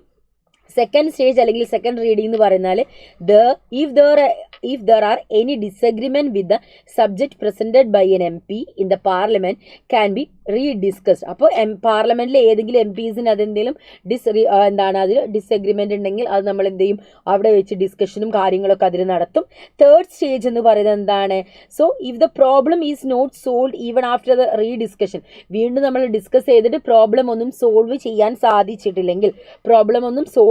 സാധിച്ചിട്ടില്ലെങ്കിൽ a committee is form to study about the subject.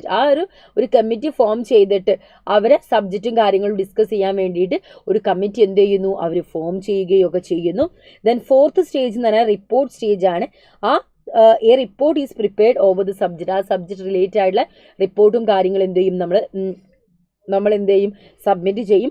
Fifth stage അല്ലെങ്കിൽ തേർഡ് റീഡിംഗ് എന്ന് പറയുന്നത് the report is presented in the പാർലമെൻറ്റിൽ ആ റിപ്പോർട്ട് എന്ത് ചെയ്യും? നമ്മൾ പ്രസൻറ്റ് ചെയ്യുന്നതിനെയാണ് നമ്മൾ തേർഡ് റീഡിംഗ് അഥവാ ഫിഫ്ത്ത് സ്റ്റേജ് എന്ന് പറയുന്നത്. ഇങ്ങനെ ഓരോ സ്റ്റേജ് ആയിട്ടാണ് എന്തുള്ളത്? കാര്യങ്ങളൊക്കെ ഉള്ളത് കേട്ടോ മക്കളെ. ഇങ്ങനെ ഓരോ സ്റ്റേജുകളായിട്ടാണ് കാര്യങ്ങളൊക്കെ ഉള്ളത്. ഓക്കെ, അടുത്ത നമുക്ക് ഡിസ്കസ് ചെയ്യാനുള്ളത് പാർലമെന്റ് കൺട്രോൾ ദ എക്സിക്യൂട്ടീവ് ആണ്. So parliament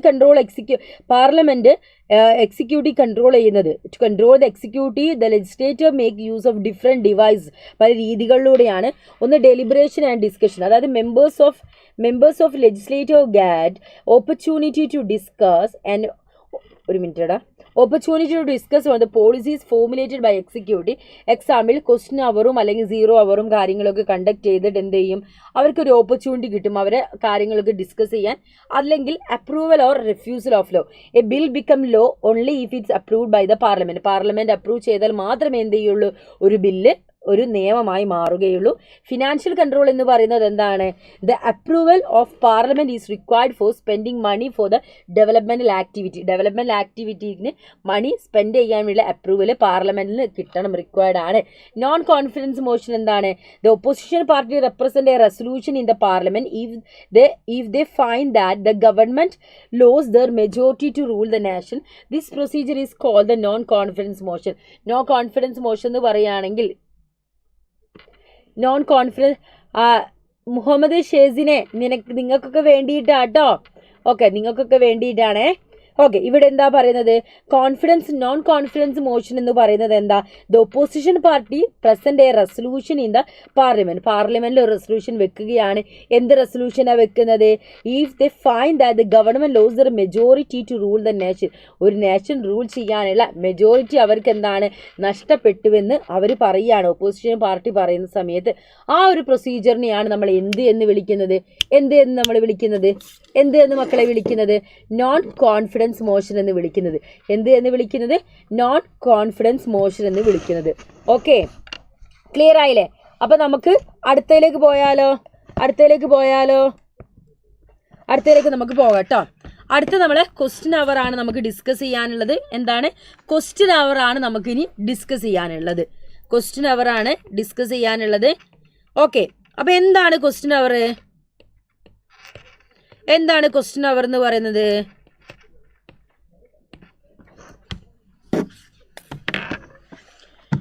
The meeting of Parliament begins at 11 o'clock in the morning. Its time duration between 11 o'clock and 12 noon. 1 hour time allotted for MPs. 1 hour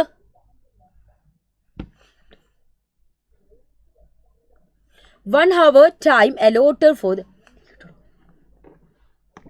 1 hour time allotted for the MPs to ask questions to the ministers about the development of the governmental administration.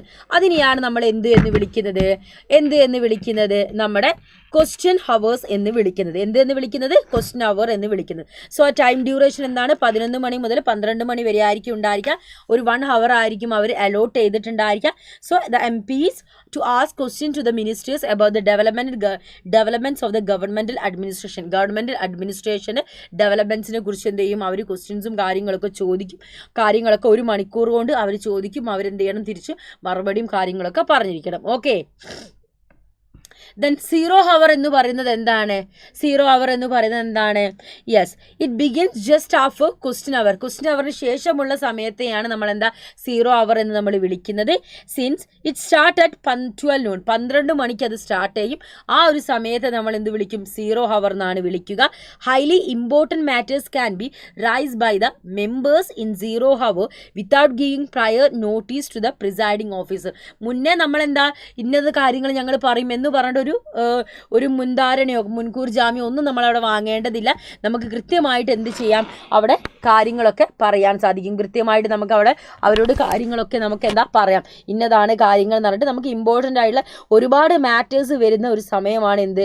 0 hour എന്ന് പറയുന്നത്. ഒരുപാട് മാറ്റേഴ്സും കാര്യങ്ങളൊക്കെ വരുന്ന ഒരു സമയമാണ് കേട്ടോ മക്കളെ 0 hour എന്ന് പറയുന്നത്. അപ്പോൾ 0 hourനെ കുറിച്ച് നമുക്ക് അത്രയും കാര്യങ്ങളെ അവിടെ ഡിസ്കസ് ചെയ്യാനുള്ളൂ. അടുത്ത നമ്മൾ എങ്ങോട്ടാണ് പോകുന്നത്? നമ്മളെ അഡ്ജേൺമെൻറ്റ് മോഷനിലേക്കാണ് നമ്മൾ പോകുന്നത്. മക്കളെ, നിങ്ങളെ ക്ലാസ്സിൽ എത്ര കുട്ടികളുണ്ട് കൗണ്ട് അനുസരിച്ചല്ല നമ്മളിവിടെ ക്ലാസ് എടുക്കുക. നിങ്ങളിപ്പോൾ 2 പേരായാലും 1 പേരായാലും ഒക്കെ മിസ് എന്ത് ചെയ്യും? ക്ലാസ് എടുക്കും. ബിക്കോസ് നമ്മൾക്കറിയാം കൊമേഴ്സിൽ എല്ലാവർക്കും ഉള്ളൊരു കമ്പൽസറി പേപ്പർ അല്ല നമ്മളെ പൊളിറ്റിക്കൽ സയൻസ് എന്ന് പറയുന്നത്. സോ ഒബ്വിയസ്ലി മറ്റുള്ള കോഴ്സസിനെ വെച്ച് നോക്കുന്ന സമയത്ത് എന്താ കൗണ്ട് വളരെയധികം കുറവായിരിക്കും. നിങ്ങളൊരു 10 പേര് വന്നാൽ വെച്ചാൽ മറ്റുള്ള ക്ലാസ്സുകൾ നിങ്ങളെ ബിസിനസ്സിലൊക്കെ വരുന്ന സമയത്ത് അവിടെ വെച്ച് നോക്കുന്ന സമയത്ത് നമുക്കത് 100 പേര് വന്നതിന് തുല്യ. 100 പേര് വന്നാൽ അവിടെ എന്താ 1000 പേര് വന്നതിന് തുല്യ കേട്ടോ. ഇമ്പോർട്ടൻ്റ് ഒക്കെ പറഞ്ഞു തരുമോ മിസ്? ഇമ്പോർട്ടൻ്റ് ആട്ടോ സിനാനെ, ഓരോ പാഠത്തിലും ഇമ്പോർട്ടൻ്റ് തന്നെയാണ് മിസ് പറയുന്നത്. അടുത്ത ലൈവും കൂടി കണ്ടിട്ടുണ്ടെങ്കിൽ അടിപൊളിയായിട്ട് നിങ്ങൾക്ക് പരീക്ഷ എഴുതാൻ പറ്റും. ഈ ലൈവ് കാണാതിരിക്കരുതെന്നല്ല, ഈ ലൈവും കാണണം. അപ്പം നിങ്ങളിപ്പോൾ 2 കുട്ടികളായാലും 1 കുട്ടികളായാലും മിസ് ക്ലാസ് എടുക്കും. ഒന്നാമതെന്ന് വെച്ചിട്ടുണ്ടെങ്കിൽ ഒരു ഓപ്ഷണൽ പേപ്പറാണ്, ഒരുപാട് കുട്ടികളൊന്നും ഉണ്ടാവില്ല.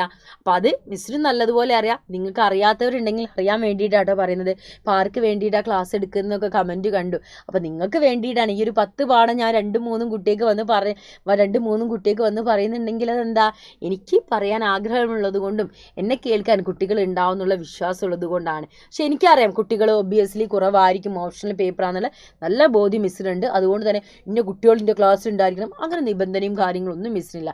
വരുന്നതും കേൾക്കുന്നതൊക്കെ മിസ്സിന് സന്തോഷമാണ്. അപ്പോൾ ഇമ്പോർട്ടൻറ്റ് ക്വസ്റ്റ്യൻസ് ആണ് ഡാസിനാനെ നമ്മൾ കഴിഞ്ഞ ക്ലാസ്സിലൊക്കെ പറഞ്ഞത്. അപ്പോൾ മോൻ അതൊന്നും എടുത്ത് കാണും കേട്ടോ. ആ ക്ലാസ് കാണാത്തതുകൊണ്ടാണ് ചോദിക്കുന്നത്. ഓരോ ചാപ്റ്ററിലെ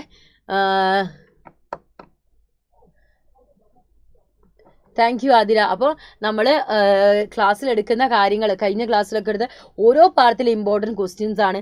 അത് കാണാത്തതുകൊണ്ടാണ് സിനാൻ ഇങ്ങനെ ചോദിച്ചുകൊണ്ടിരിക്കുന്നത്. അത് കാണുക. അതെടുത്ത സമയത്ത് എല്ലാവരും ചോദിച്ചു മിസ് ആ പാഠം എടുത്തു തരുമെന്നായിരുന്നു. അപ്പോൾ ഇന്ന് നമ്മൾ കലാശക്കോട്ടിൽ റിവിഷനാണ് നമ്മൾ നോക്കുന്നത്. അപ്പം ക്വസ്റ്റ്യൻസ് ഓൾറെഡി നമ്മൾ പഠിച്ചു കഴിഞ്ഞു, റിവിഷൻ നോക്കുന്നു, ഇനി പ്രീവിയസ് ഇയർ പഠിക്കുന്നു. അപ്പം നമ്മൾ 3ാമത്തെ സ്റ്റേജിലേക്കാണ് ഇനി നെക്സ്റ്റ് ക്ലാസ്സിൽ പോവുക കേട്ടോ. ഓക്കെ,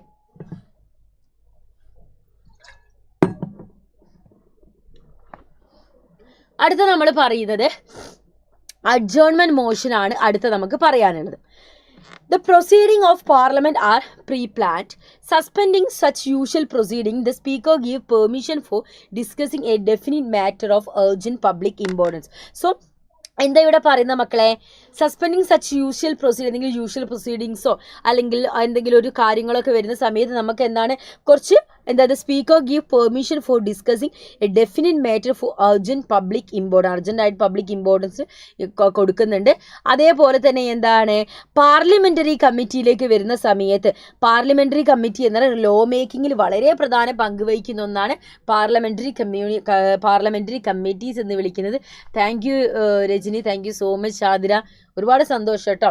ഓക്കെ, ദെൻ എന്താണ് സ്റ്റാമോൻ, താങ്ക് യു സ്റ്റാമോൻ. ഓക്കെ, അടുത്തത് പാർലമെൻ്ററി കമ്മിറ്റിയാണ് നമ്മൾ അടുത്തതായിട്ട് നോക്കുന്നത്. പാർലമെൻ്ററി കമ്മിറ്റി എന്താ പറയുന്നത്? ലോ മേക്കിംഗ് പ്രൊസീജിയേഴ്സിന് ഒരുപാട് പ്രധാനപ്പെട്ട പങ്ക് വഹിക്കുന്നുണ്ട്. അതേപോലെ തന്നെ the day to day functions of the parliament day to day ഫങ്ഷൻസും കാര്യങ്ങളൊക്കെ അവർ ചെയ്യുന്നുണ്ട്. അതേപോലെ തന്നെ പാർലമെൻ്റ് ബേർഡൻസും കാര്യങ്ങളും റെഡ്യൂസ് ചെയ്യാൻ സാധിക്കുന്നുണ്ട്. അതേപോലെ തന്നെ it is to analyse the expense of government എക്സ്പെൻസും കാര്യങ്ങളൊക്കെ അനലൈസ് ചെയ്യുന്നു. അതേപോലെ എന്തെങ്കിലും ഗവൺമെൻറ്റിൽ എന്തെങ്കിലും കറപ്ഷൻസോ കാര്യങ്ങളൊക്കെ നടക്കുന്നുണ്ടോ എന്നുള്ള കൃത്യമായുള്ള കാര്യങ്ങളൊക്കെ ഇവരാണ് നോക്കുക. ഓക്കെ, അത് ക്ലിയർ ആയില്ലേ?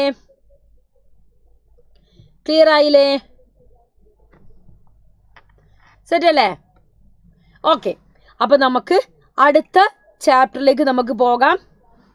ചാപ്റ്റർ 6 ജുഡീഷ്യറി ആണ് നമ്മൾ ഇനി പഠിക്കാൻ പോകുന്നത്. അടുത്ത പാഠഭാഗം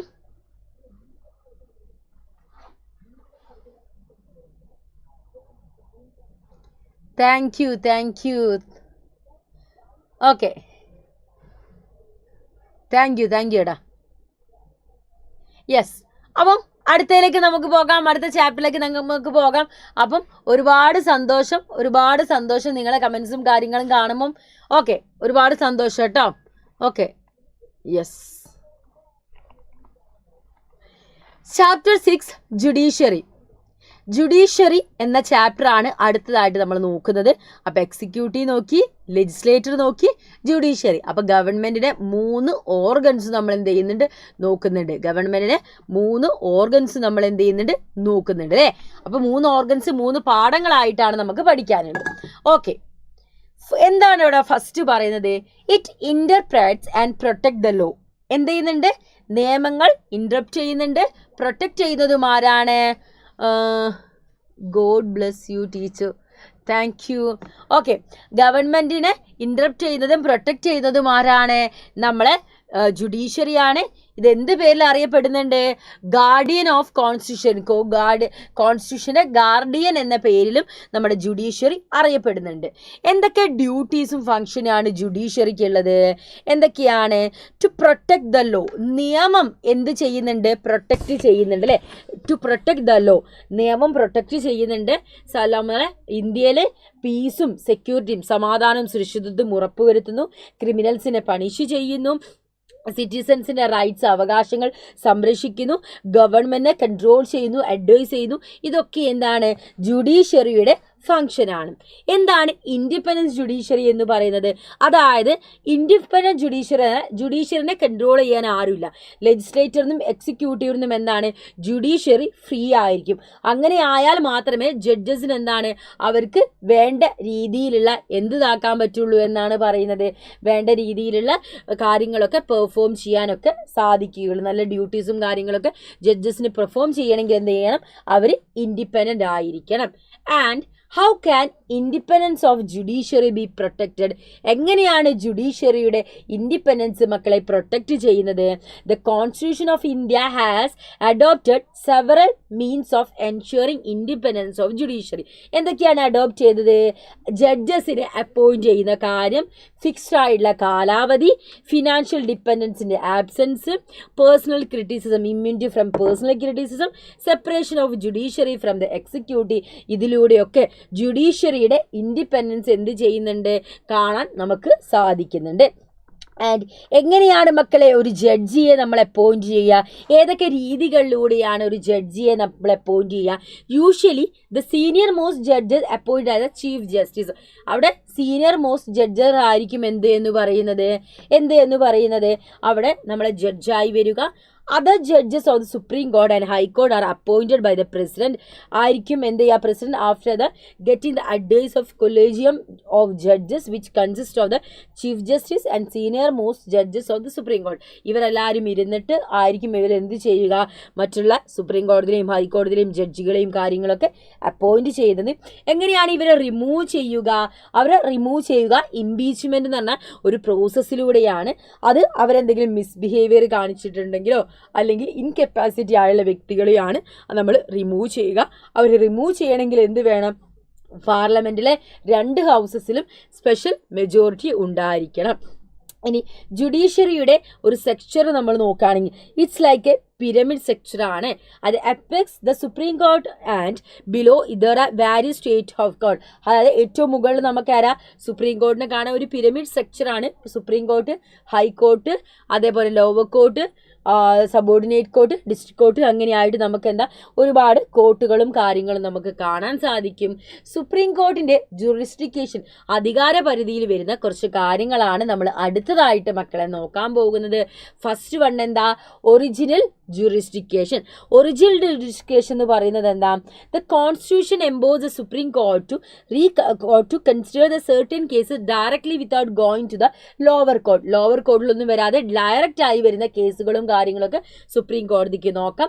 അതേപോലെ തന്നെ അപ്പലേറ്റ് ജുറിസ്ഡിക്കേഷൻ എന്ന് പറയുന്നത് ഹൈക്കോർട്ടിനോ ലോവർ കോർട്ടിനോ അപ്പീൽ വരുന്ന കേസുകളും കാര്യങ്ങളൊക്കെ നോക്കുന്നത് ഈ ഒരു സുപ്രീം കോടതി ആയിരിക്കും. അഡ്വൈസറി ജുറിസ്ഡിക്കേഷൻ എന്ന് പറഞ്ഞാൽ പ്രസിഡന്റിന് ഇവർക്ക് പബ്ലിക് ഇമ്പോർട്ടൻസ് റിലേറ്റ് ചെയ്തുള്ള കാര്യങ്ങൾ അഡ്വൈസ് ചെയ്യാൻ വേണ്ടി സാധിക്കും. അതാണ് അഡ്വൈസറി ജുറിസ്ഡിക്കേഷൻ എന്ന് വിളിക്കുന്നത്.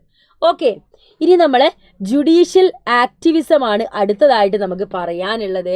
എന്താണെടാ ജുഡീഷ്യൽ ആക്ടിവിസം എന്ന് പറയുന്നത്? It is a interference of judiciary in cases where there is a brutal denial of human rights and criminal negligence on the part of the executive and legislator. It was introduce in India. ഇന്ത്യയിൽ 1979 judicial activism എന്ത് ചെയ്തത്? Start ചെയ്തിട്ടുള്ളത്. ഈ ഒരു judicial ആക്ടിവിസത്തിൻ്റെ ഗുണങ്ങൾ എന്തൊക്കെയാണ്? The right of court increases. People may have more trust on court. കോർട്ടുകൾ ഒരുപാട് കോർട്ടുകളും കാര്യങ്ങളും വരാൻ തുടങ്ങി. കോർട്ടുകൾക്കുള്ള അവകാശങ്ങൾ കൂടി. ആളുകൾക്ക് കോടതികൾ വിശ്വാസത്തിൽ വരാൻ തുടങ്ങി. അതേപോലെ തന്നെ സോഷ്യൽ ജസ്റ്റിസ്, സൊസൈറ്റിയിലെ സോഷ്യൽ ജസ്റ്റിസ് എൻഷുർ ചെയ്യാൻ സാധിച്ചു. അതേപോലെ തന്നെ it help the executive to do the responsibility properly. എക്സിക്യൂട്ടീവിന് അവരെ വർക്ക് പ്രോപ്പർലി എന്താണ് ചെയ്യാനൊക്കെ എന്ത് ചെയ്തു? ഇതിലൂടെ സാധിച്ചു. അതേപോലെ തന്നെ it make judiciary always active. Judiciary എപ്പോഴും ആക്റ്റീവായിട്ട് നിൽക്കാൻ വേണ്ടി ഇതിലൂടെ സാധിച്ചു. ജുഡീഷ്യൽ ആക്ടിവിസത്തിൻ്റെ ഒരു ഡീമെറിറ്റിലേക്ക് നമ്മൾ പോവുകയാണെങ്കിൽ എല്ലാത്തിനും മെറിറ്റ്സും ഡീമെറിറ്റ്സും ഉണ്ടാകും. ഡീമെറിറ്റിലേക്ക് നമ്മൾ പോവുകയാണെങ്കിൽ വർക്ക് ലോഡ്, ജുഡീഷ്യറിയുടെ വർക്ക് ലോഡ് എന്ത് ചെയ്തു? ഇൻക്രീസ് ചെയ്തുകൊണ്ടേയിരുന്നു. അതേപോലെ തന്നെ എക്സിക്യൂട്ടീവും ജുഡീഷ്യറിയും തമ്മിൽ കോൺഫ്ലിക്റ്റുകൾ ഏർപ്പെട്ടു. അതേപോലെ തന്നെ critics point out that it encroachment of the courts of the power of the legislature and the executive and thus endanger the democratic system. കുറച്ച് എൻക്രോച്ച്മെൻറ്റും കാര്യങ്ങളൊക്കെ അതിക്രമങ്ങളും കാര്യങ്ങളൊക്കെ ഉണ്ടാവാൻ തുടങ്ങി. അതൊരു ഡീമെറിറ്റ്സ് ആയിട്ട് നമുക്ക് പറയാൻ സാധിക്കും. ഓക്കെ, സെറ്റായില്ലേ? ഇനി അടുത്തതിലേക്ക് നമുക്ക് പോകാം. പബ്ലിക് ഇൻട്രസ്റ്റ് ലിറ്റിഗേഷൻ, PIL എന്ന് പറയും. Indian constitution allows any public spirited persons to file a case on behalf of a group person whose rights are affected. ആരെങ്കിലും റൈറ്റ്സിനെ എഫക്റ്റ് ചെയ്ത് എന്തെങ്കിലും നടന്നിട്ടുണ്ടെങ്കിൽ അവർക്ക് എന്താണ് ഈ ഒരു പബ്ലിക് ഇൻട്രസ്റ്റ് ലിറ്റിഗേഷൻ ഉണ്ട്. എന്താ പബ്ലിക് ഇൻട്രസ്റ്റ് ലിറ്റിഗേഷൻ എന്ന് പറഞ്ഞാൽ? Public interest litigation is filed against a government അതോറിറ്റിക്കെതിരെ നമ്മൾ ഫയൽ ചെയ്താണ്.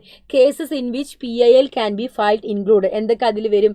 എൻവിയോൺമെൻറ്റൽ ഡീഗ്രഡേഷൻ വരും, violation of basis human rights related ആയിട്ടുള്ള വയലേഷൻസ് വരുന്നുണ്ട്. ഗവൺമെൻറ് പോളിസി റിലേറ്റഡ് ആയിട്ടുള്ള കാര്യങ്ങൾ വരുന്നുണ്ട്. റിലീജിയസ് റൈറ്റ്സിൻ്റെ വയലേഷൻ, അങ്ങനെ or other basic fundamental rights, ഇതൊക്കെ വയലേഷനിൽ നമുക്ക് പബ്ലിക് ഇൻട്രസ്റ്റ് ലിറ്റിഗേഷൻ നമുക്ക് ഫയൽ ചെയ്യാൻ സാധിക്കും. ഇനി ജുഡീഷ്യറി ആൻഡ് റൈറ്റ്സ് ആണ് നമ്മൾ അടുത്തതായിട്ട് നോക്കാൻ പോകുന്നത്. എന്താണ് judiciary and rights? The Constitution gives the responsibility of protecting the rights of the individuals to the judiciary. The Constitution authorizes the Supreme Court to adopt two methods for the remedy of the violation of right. It can restore fundamental rights by issuing rights. Fundamental rights നമുക്ക് എന്താണ് restore ചെയ്യാം? എന്തിലൂടെ? റിട്ടുകളിലൂടെ. അതേപോലെ തന്നെ supreme court can declare law unconstitutional if it violate any provision of the constitution. ഇതൊക്കെ എന്താണ്? Judiciary and റൈറ്റ്സിൽ പെടുന്ന കാര്യങ്ങളാണ്. ഇനി ജുഡീഷ്യൽ റിവ്യൂവും ജുഡീഷ്യൽ ആൻഡ് പാർലമെൻറ്റും നമുക്ക് നോക്കിയിട്ടുണ്ടെങ്കിൽ ഈ പാഠഭാഗത്തിൽ ജുഡീഷ്യറിയെ കുറിച്ച് നമ്മൾ പഠിക്കേണ്ടതൊക്കെ കഴിഞ്ഞു. എന്താണ് ജുഡീഷ്യൽ റിവ്യൂ എന്ന് പറയുന്നത്? Supreme court as well as high court has a power to examine constitutionality of law enacted by the parliament or the state legislature. Supreme കോടതിക്കും അതേപോലെ ഹൈക്കോടതിക്കും എന്തിനുള്ള റൈറ്റ്സ് ഉണ്ടെന്നാണ് എന്താ പറയുന്നത്, സ്റ്റേറ്റ് ലെജിസ്ലേറ്ററോ പാർലമെൻറ്റോ ഇനാക്ട് ചെയ്യുന്ന ലോസ് കോൺസ്റ്റിറ്റ്യൂഷനാലിറ്റി ഉണ്ടോ, അതിന് കോൺസ്റ്റിറ്റ്യൂഷനിൽ പറഞ്ഞ വാല്യൂം കാര്യങ്ങളൊക്കെ ഉണ്ടെന്ന് എക്സാമിൻ ചെയ്യാനുള്ള റൈറ്റ്സ് ഉണ്ട്. ദിസ് പവർ, ഈ പവറാണ് എന്ത് പേരിൽ അറിയപ്പെടുന്നത്, ജുഡീഷ്യൽ റിവ്യൂ എന്ന പേരിൽ അറിയപ്പെടുന്നത്. And the most important power enjoy by the judiciary is the power of judiciary. Judiciary enjoy ചെയ്യുന്ന ഏറ്റവും ഇമ്പോർട്ടൻ്റ് ആയിട്ടുള്ള പവർ എന്ന് പറയുന്നത് ഏതാണ്, ഈ ഒരു ജുഡീഷ്യൽ റിവ്യൂ ആണ്. ആൻഡ് ജുഡീഷ്യറി ആൻഡ് പാർലമെന്റിലേക്ക് നമ്മൾ പോകുന്ന സമയത്ത് അവിടെ എന്തൊക്കെ കാര്യങ്ങളാണ് നമ്മൾ പറയുന്നതടാ, the conflict between executive and judiciary between the parliament and the judiciary is common in common feature of Indian political system. Common ആയിട്ട് ഇവർ തമ്മിൽ അങ്ങോട്ടും ഇങ്ങോട്ടും ഇടിവൊക്കെ ഉണ്ടാകുന്നുണ്ട്. The judiciary play an active role in preventing the subversion of the constitution.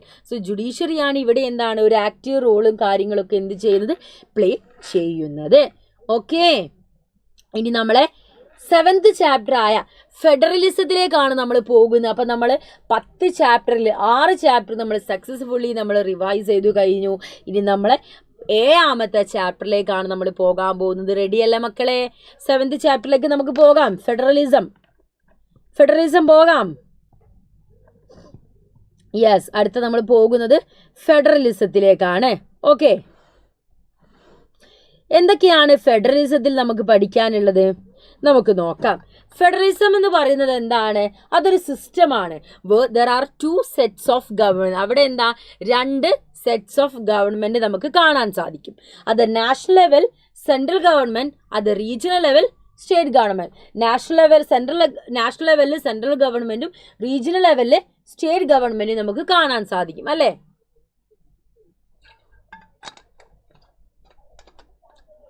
അതേപോലെ തന്നെ in federalism, subjects of national importance are vested with the central government and subject of regional importance are given to the state government. So ഇവിടെ എന്ത് ചെയ്തിട്ടുണ്ട്, നമ്മൾ subject divide ചെയ്തിട്ടുണ്ട്.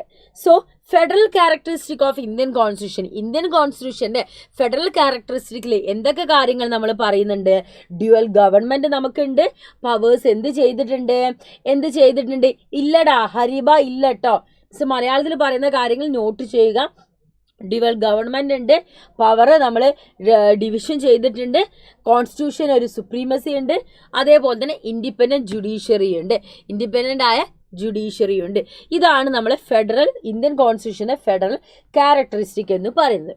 ഇനി നമ്മളെ dual മൂവ്മെൻറ്റിലേക്ക് നമ്മൾ പോകുന്ന സമയത്ത് there are 2 sets of government in federal created by Indian Constitution 2 set of federation create ചെയ്തിട്ടുണ്ട്.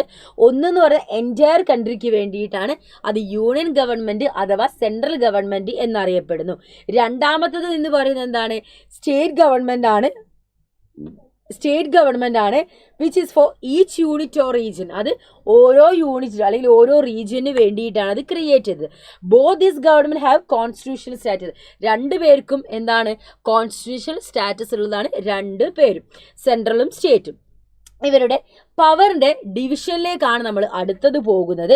In federal system there should be A clear division of powers between the central and system. നമ്മൾ federal സിസ്റ്റത്തിൽ സെൻട്രലിനും സ്റ്റേറ്റും കൃത്യമായിട്ട് എന്ത് ചെയ്തിട്ടുണ്ട്, power distribute ചെയ്ത് വെച്ചിട്ടുണ്ട്. Indian കോൺസ്റ്റിറ്റ്യൂഷനിൽ കൃത്യമായിട്ട് ഈ പവർ ഡിസ്ട്രിബ്യൂട്ട് ചെയ്ത് നമുക്ക് കാണാൻ സാധിക്കും.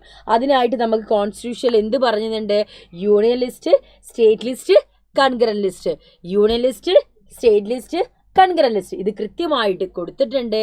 All these list are included. ഇതെല്ലാം നമുക്ക് കാണാൻ പറ്റുന്നത് എവിടെയാണ്, നമ്മുടെ ഇന്ത്യൻ കോൺസ്റ്റിറ്റ്യൂഷനിലെ എത്രാമത്തെ ഷെഡ്യൂളിലാണ് നമുക്ക് കാണാൻ പറ്റുന്നത്, നമ്മുടെ 7ാമത്തെ ഷെഡ്യൂൾ ഇതൊക്കെ നമുക്ക് കാണാൻ സാധിക്കും. ആൻഡ് യൂണിയൻ ലിസ്റ്റിൽ വരുന്ന കാര്യങ്ങൾ നമ്മൾ പറയുകയാണെങ്കിൽ എന്താണ്, it is A lengthiest of 3 list. ഈ 3 ലിസ്റ്റിൽ ഏറ്റവും വലിയതാണ് യൂണിയൻ ലിസ്റ്റ് എന്ന് പറയുന്നത്. അതേപോലെ തന്നെ 100 സബ്ജക്റ്റ് യൂണിയൻ ലിസ്റ്റിൽ വരുന്നുണ്ട്. യൂണിയൻ ലിസ്റ്റിലെ കാര്യങ്ങൾക്കൊക്കെ തീരുമാനമെടുക്കുന്നത് ആരായിരിക്കും, അതിനുള്ള അധികാരം യൂണിയന് മാത്രമായിരിക്കും ഉണ്ടാവുക. Example defence, nuclear power, foreign affair, peace, വാറാണ് പറയുന്നത്, വാറാണ്, war peace, banking, railway, postal telegram, space, ports, തുറമുഖങ്ങൾ, കറൻസി, ഇൻകം ടാക്സ് ഒക്കെ നോക്കുന്നത് യൂണിയൻ ലിസ്റ്റ് സെൻട്രൽ മാത്രമായിരിക്കും. സ്റ്റേറ്റ് ലിസ്റ്റിലേക്ക് വരുന്ന സമയത്ത് അവിടെ 61 വിഷയങ്ങളാണുള്ളത്. ഈ 61 വിഷയങ്ങളിൽ ഏതൊക്കെ അവിടുത്തെ തീരുമാനങ്ങൾ എടുക്കുന്ന സ്റ്റേറ്റ് മാത്രമായിരിക്കും അവിടെ തീരുമാനമെടുക്കാൻ സാധിക്കുക. അവിടെ സ്റ്റേറ്റ് ഗവൺമെൻറ് മാത്രമായിരിക്കും അവിടെ തീരുമാനമെടുക്കുക. ലെജിസ്ലേറ്റ് ചെയ്യുന്ന പവർ അവർക്ക് മാത്രമാണ് ഉണ്ടാവുക. ലൈക്ക് നമ്മുടെ agriculture, police, jail, local governments, അതേപോലെ തന്നെ നമ്മുടെ local governments, public health, trade, commerce, animal husbandry, public service, ഇങ്ങനെ ഒരുപാട് സബ്ജക്റ്റ് ഉണ്ട്. 61 വിഷയങ്ങൾ നമ്മളിവിടെ ഇൻക്ലൂഡ് ചെയ്തില്ല. അപ്പോൾ 61 വിഷയങ്ങൾ ആൾക്കാണുള്ള സ്റ്റേറ്റ് ലിസ്റ്റിലുണ്ട്. കൺഗ്രന്റ് ലിസ്റ്റിലേക്ക് വരുന്ന സമയത്ത് അവിടെ 52 ലിസ്റ്റുകളാണ്, 52 സബ്ജക്റ്റുകളാണുള്ളത്. ഇവിടെ നമുക്ക് എന്താണ് സ്റ്റേറ്റിനും സെൻട്രലിനും തീരുമാനമെടുക്കാൻ സാധിക്കും. Education, forest, labour, adoption, marriage, divorce, adulteration, ഇതൊക്കെ എന്നാണ് കൺഗ്രന്റ് ലിസ്റ്റിൽ വരുന്ന കാര്യങ്ങളാണ്. റെസിഡറി പവർ എന്ന് പറയുന്നത് ഈ ഒരു അധികാരം സെൻട്രലിന് മാത്രമായിട്ട് ഉണ്ടായിരിക്കുന്നതാണ്. ലൈക്ക് നമ്മുടെ സൈബർ ലോ ഉള്ള ആ ലിസ്റ്റിൽ ആ കാര്യങ്ങളൊക്കെ എന്താ അവിടെ തീരുമാനമെടുക്കാൻ പവർ ആർക്കാണ്? നമ്മുടെ സെൻട്രലിന് മാത്രമാണ്. അതാണ് റെസിഡറി പവേഴ്സ് എന്നവിടെ പറയുന്നത്. ഓക്കെ, അതാണ് അവിടെ റെസിഡറി പവേഴ്സ് എന്ന് മക്കളെ പറയുന്നത് കേട്ടോ. ഇനി അടുത്തതിലേക്ക് നമുക്ക് പോകാം.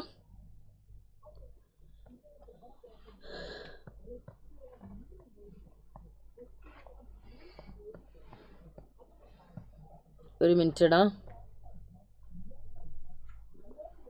യെസ്, അടുത്തതിലേക്ക് നമുക്ക് പോകാം. Federalism with a strong central government. നമുക്കറിയാം നമ്മുടെ ഫെഡറൽ സിസ്റ്റം എന്ന് പറഞ്ഞാൽ ഒരു സ്ട്രോങ് സെൻട്രൽ ഗവൺമെൻറ് ഉണ്ട്. ബിക്കോസ് നമുക്ക് ഇന്ത്യയിൽ ഒരു യൂണിറ്റി മെയിൻറ്റെയിൻ ചെയ്യണമെങ്കിൽ സ്ട്രോങ് ആയിട്ടുള്ള ഒരു central government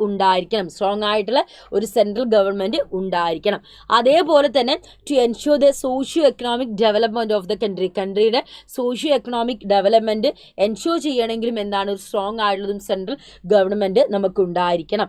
so the major provisions that strengthen the central governments എന്തൊക്കെ പ്രൊവിഷൻസ് ആണ് നമ്മുടെ സെൻട്രൽ ഗവൺമെൻറ് കൂടുതൽ സ്ട്രെങ്തൻ ആക്കുന്നത്? ഒന്നെന്ന് പറയുകയാണെങ്കിൽ അവർക്ക് എന്താണ്, the central government is vested the powers like to create new state and to change the boundaries and names of the state.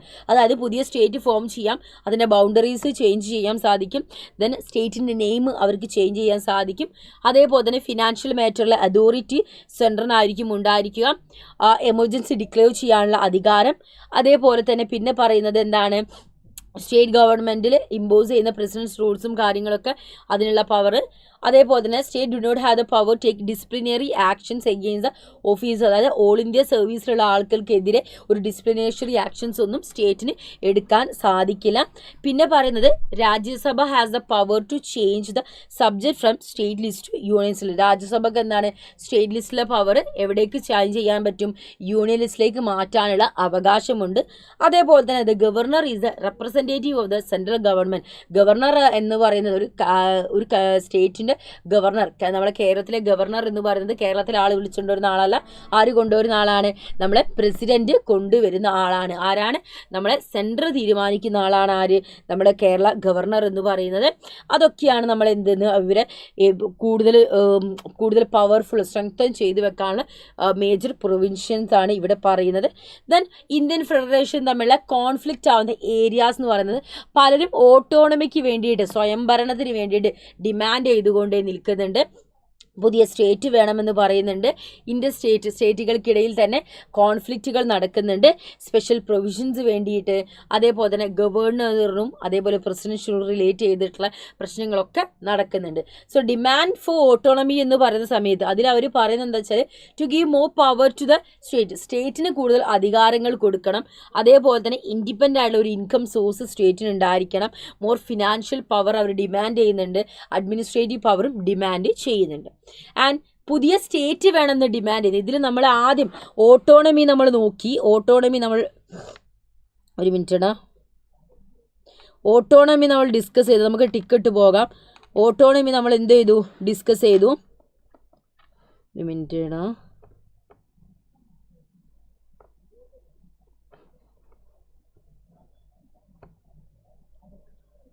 എവിടെ പോയി? ഓക്കെ, ഓട്ടോണമി നമ്മൾ ഡിസ്കസ് ചെയ്തു. ഡിമാൻഡ് ഫോർ ഓട്ടോണമി നമ്മൾ നോക്കി. ദെൻ അടുത്ത നമുക്ക് നോക്കാനുള്ളത് ഏതാണ്? നമ്മളെ ഡിമാൻഡ് ഫോർ ന്യൂ സ്റ്റേറ്റ് ആണ്. Another issue which create tension the federal system. പുതിയ സ്റ്റേറ്റ് വേണമെന്നിങ്ങനെ പറഞ്ഞുകൊണ്ടിരിക്കുന്നുണ്ട്. നമ്മൾ ഫ്രീഡം സ്ട്രഗിളിൻ്റെ സമയത്ത് ഒരുപാട് ആളുകൾ പുതിയ സ്റ്റേറ്റ് വേണം, ഭാഷാടിസ്ഥാനത്തിൽ പുതിയ സ്റ്റേറ്റ് വേണം എന്നൊക്കെ പറഞ്ഞിട്ട് കൾച്ചറൽ ഐഡൻറ്റിറ്റി വേണമെന്ന് പറഞ്ഞിട്ട് അന്നുള്ളതിനെക്കാട്ടും ഇന്ന് ഒരുപാട് 28 സംസ്ഥാനങ്ങൾ, നമ്മൾ 28 സംസ്ഥാനങ്ങളും 8 കേന്ദ്രഭരണ പ്രദേശങ്ങളും ഇപ്പം നമുക്കുണ്ട് അല്ലേ നിലവിൽ. 1953 നമ്മളെ central government state reorganisation commission form ചെയ്തത് ഫസൽ അലിയുടെ നേതൃത്വത്തിലായിരുന്നു. ഫസൽ അലി കമ്മീഷൻ എന്ന പേരിലും ഇത് അറിയപ്പെടുന്നുണ്ട്. 1956 നമുക്ക് 16 സ്റ്റേറ്റ് ആയിരുന്നു തുടക്കത്തിലുണ്ടായിരുന്നത്. ആൻഡ് അവരെന്ത് പറഞ്ഞു? നമ്മൾ ഭാഷാടിസ്ഥാനത്തിൽ സ്റ്റേറ്റുകൾ രൂപീകരിക്കണം എന്ന് പറഞ്ഞു. The formation of linguistic state become A continuing process. ഇത് ഭാഷാടിസ്ഥാനത്തിൽ സ്റ്റേറ്റ് രൂപീകരിക്കണം എന്നുള്ളത് ഒരു കണ്ടിന്യൂയിങ് പ്രോസസ് ആയിട്ട് ഇങ്ങനെ നടന്നുകൊണ്ടേയിരിക്കുക. നമുക്ക് ഓരോ കാലം കഴിഞ്ഞനുസരിച്ച് പുതിയ സ്റ്റേറ്റുകൾ എന്ത് ചെയ്യുന്നുണ്ട്? ഫോം ചെയ്തിട്ട് തെലുങ്കാന പോലുള്ള പുതിയ സ്റ്റേറ്റുകളൊക്കെ എന്ത് ചെയ്യുക? വന്നുകൊണ്ടേ ഇരിക്കുന്നുണ്ട് അല്ലേ. സോ ഇന്റർ സ്റ്റേറ്റ് കോൺഫ്ലിക്റ്റിലേക്ക് നമുക്ക് പോകാം. ഡിമാൻഡ് ഫോർ ന്യൂ സ്റ്റേറ്റ് നമ്മൾ ഏതാ നോക്കിയിട്ടുണ്ടായിരുന്നത്? ഡിമാൻഡ് ഫോർ ന്യൂ സ്റ്റേറ്റ് നമ്മൾ നോക്കി. ഇനി അടുത്തത് ഇന്റർ സ്റ്റേറ്റ് കോൺഫ്ലിക്റ്റ് ആണ് നമ്മൾ നോക്കുന്നത്. ഇന്റർ സ്റ്റേറ്റ് കോൺഫ്ലിക്റ്റ് എന്ന് പറഞ്ഞാൽ പലപ്പോഴും നമ്മൾ തമ്മിലുള്ള പ്രശ്നങ്ങൾ എന്ന് പറഞ്ഞാൽ ബോർഡർ ഡിസ്പ്യൂട്ടാണ്. അതിർത്തി സംബന്ധിച്ചുള്ള പ്രശ്നങ്ങൾ നമ്മൾ നിലനിൽക്കുന്നുണ്ട്. അതേപോലെ റിവർ വാട്ടർ ഡിസ്പ്യൂട്ട്, അങ്ങനെ നദീജലത്തെ ചൊല്ലിയുള്ള കച്ചറകളാണ് എപ്പോഴും നമുക്ക് നിൽക്കുക. ബോർഡർ ഡിസ്പ്യൂട്ടിൽ വരുന്ന വെച്ചാൽ പലപ്പോഴും സെൻറ്റിമെൻ്റൽ ഇഷ്യൂ, ഞങ്ങളെ രാജ്യമാണ്, ഞങ്ങളുടെ നാടാണ്, ഞങ്ങൾ ഇവിടുന്ന് പോകാൻ പറ്റും, ആ ഒരു സെൻറ്റിമെൻ്റൽ ഇഷ്യൂ ആണ് പലപ്പോഴും വരുന്നത്. അപ്പോൾ ഇത് നമ്മളതാണ്. അപ്പോൾ നെയ്ബറിങ് സ്റ്റേറ്റ് എന്ത് ചെയ്യുന്നത്? അത് ക്ലെയിം ചെയ്യുന്നത്. അപ്പോൾ ഒരു സെൻറ്റിമെൻ്റൽ ഇഷ്യൂസാണ് പലപ്പോഴും അവിടെ വരുന്നത്. ലൈക്ക് നമ്മുടെ Karnataka and Maharashtra of Belgaum, the dispute between Manipur and Nagaland. So ഇവരൊക്കെ തമ്മിൽ എന്താ പലതരത്തിലുള്ള ബോർഡറിങ് ഡിസ്പ്യൂട്ട്സ് നടന്നിട്ടുണ്ടായിരുന്നു. റിവർ വാട്ടർ ഡിസ്പ്യൂട്ട് നദീജലത്തെ ചൊല്ലിയിട്ടാണ്. Is more serious than the border dispute. Border ഡിസ്പ്യൂട്ടിനെക്കാളും ഏറ്റവും കൂടുതൽ, അതിർത്തിനെക്കാളും കൂടുതൽ പ്രശ്നമുള്ളതാണ്. കാരണം വെള്ളം റിവറിലെ വാട്ടർ ഷെയർ ചെയ്യുന്നതിനെ ചൊല്ലിയുള്ള പ്രശ്നങ്ങളാണ് അവിടെ നടന്നുകൊണ്ടിരിക്കുന്നത്. These are really connected with the problem for drinking water and agriculture in concerns. So ആ ഒരു കൺസേൺ സ്റ്റേറ്റിൽ വെള്ളം കിട്ടുന്നതും അതേപോലെ തന്നെ കൃഷി ചെയ്യുന്നതും ആ ഒരു കാര്യത്തിനെ ബേസ് ചെയ്തുകൊണ്ടായിരിക്കും അല്ലേ. അതൊക്കെയാണ് മക്കൾ അവിടെ പറയുന്നത്. ലൈക്ക് നമ്മുടെ തമിഴ്നാടും കർണാടകയും കാവേരി വാട്ടറിനെ ചൊല്ലി പ്രശ്നങ്ങൾ ഉണ്ടാവുന്നുണ്ട്. അതേപോലെ തന്നെ നമ്മുടെ നർമ്മദ നദിയിലെ വാട്ടറെ ചൊല്ലിയിട്ട് മഹാരാഷ്ട്രയും ഗുജറാത്തും MP-യും തമ്മിൽ, മധ്യപ്രദേശും തമ്മിൽ ഇഷ്യൂസ് ഉണ്ടാകുന്നുണ്ട്. ഇതൊക്കെയാണ് അവിടെ നമ്മൾ പറയുന്നത്. അപ്പോൾ ഒരുപാട് ആളുകൾ എന്ത് ചെയ്യുന്നുണ്ട്? ഇങ്ങനെ പല പ്രശ്നങ്ങളുമായിട്ട് എന്ത് ചെയ്യുന്നുണ്ട്? വരുന്നുണ്ട്. ഓക്കെ, അപ്പോൾ നമ്മൾ ബോർഡർ ഡിസ്പ്യൂട്ട് നമ്മൾ എന്ത് ചെയ്തു? അവിടെ പറഞ്ഞു കഴിഞ്ഞു. അപ്പോൾ നമുക്ക് എന്ത് ചെയ്യാം? അതൊന്ന് ടിക്ക് ഇട്ട് കൊടുക്കല്ലേ. യെസ്. ഇനി അടുത്ത നമ്മൾ എന്താണ്? സ്പെഷ്യൽ പ്രൊവിഷൻസും അതേപോലെ role of governors and president's റൂളാണ് നമ്മൾ പറയുന്നത്. ഓക്കെ, സ്പെഷ്യൽ പ്രൊവിഷൻസ് നമുക്ക് നോക്കാം. സ്പെഷ്യൽ പ്രൊവിഷൻസ് ആണ് നമ്മൾ ഇനി നോക്കാൻ പോകുന്നത്. ഓക്കേടാ. ഓക്കെ, സ്പെഷ്യൽ പ്രൊവിഷൻസിൽ എന്തൊക്കെ കാര്യമാണ് പറയുന്നത്? There are certain state which have special provision based on strategic position and socio historic circumstances. Special provisions are given mostly to the north east states which consist of indigenous population. പലപ്പോഴും ഈ ഒരു special provision വേണമെന്ന് പറയുന്നത് നമ്മുടെ north ഈസ്റ്റിലുള്ള സ്റ്റേറ്റുകളാണ്. അവർക്കാണ് പലപ്പോഴും അവരൊരു indigenous പോപ്പുലേഷനാണ്, ഞങ്ങൾക്കൊരു സ്പെഷ്യൽ പ്രൊവിഷൻ വേണം, സ്പെഷ്യൽ പ്രൊവിഷൻ വേണമെന്ന് അവരാണ് ഇങ്ങനെ പറഞ്ഞുകൊണ്ടേയിരിക്കുന്നത് അല്ലേ. അങ്ങനെയാണ് നമ്മൾ എക്സ്പെഷ്യലി നോർത്ത് ഈസ്റ്റിലെ ആളുകളാണ് ഏറ്റവും കൂടുതൽ ഇത് പറഞ്ഞുകൊണ്ടിരിക്കുന്നത്. ഇപ്പോൾ നമ്മൾ ജമ്മു കാശ്മീരിൽ ഇഷ്യൂ എടുക്കുകയാണെങ്കിൽ ആർട്ടിക്കിൾ 370 പറയുന്നുണ്ട്. അക്കോർഡിംഗ് ടു ആർട്ടിക്കിൾ 370 പ്രകാരം the central needs the state governor's concurrence to apply laws except the defense, foreign affairs and finance and communication etc. Cancellation of article 370. ഇപ്പോൾ നമ്മൾ ആർട്ടിക്കിൾ 370 ക്യാൻസൽ ചെയ്തിട്ടുണ്ട്. Now people from anywhere in India be able to buy property and permanently settle in the state. Jammu and Kashmir with the status of union territory with legislature. Ladakh region is also given the status of a union territory without legislature. So ഇതൊക്കെ നമ്മൾ എന്ത് ചെയ്യുന്നുണ്ട്? ഇപ്പോൾ പുതുതായിട്ട് വന്നിട്ടുള്ള കുറേ മാറ്റങ്ങളാണ് ഇവിടെ നമ്മൾ പറയുന്നത്. And role of governors and the president rule. Role of governors and president റൂളിൽ എന്തൊക്കെ കാര്യങ്ങളാണ് പറയുന്നത്? The role of governors have always been controversial. എപ്പോഴും നമുക്ക് നമ്മുടെ കേരളത്തിലെ കാര്യം തന്നെ എടുത്താൽ നമുക്ക് മനസ്സിലാവും. അറിയില്ല ശ്രീജിത്തെ, ഞാൻ ചാപ്റ്റേഴ്സ് കഴിയുമ്പോൾ ഞാൻ എൻ്റെ കേട്ടോ, എപ്പോഴാണ് ഞാൻ തീരുമാനിച്ചിട്ടില്ല. നമ്മളിപ്പം 7 ചാപ്റ്റർ എത്തിയിട്ടുള്ളൂ. ഇനി നമുക്ക് 3 ചാപ്റ്റർ പഠിക്കാണ്ട്, അത് കഴിഞ്ഞിട്ട് വൈൻഡപ്പ് ചെയ്യും.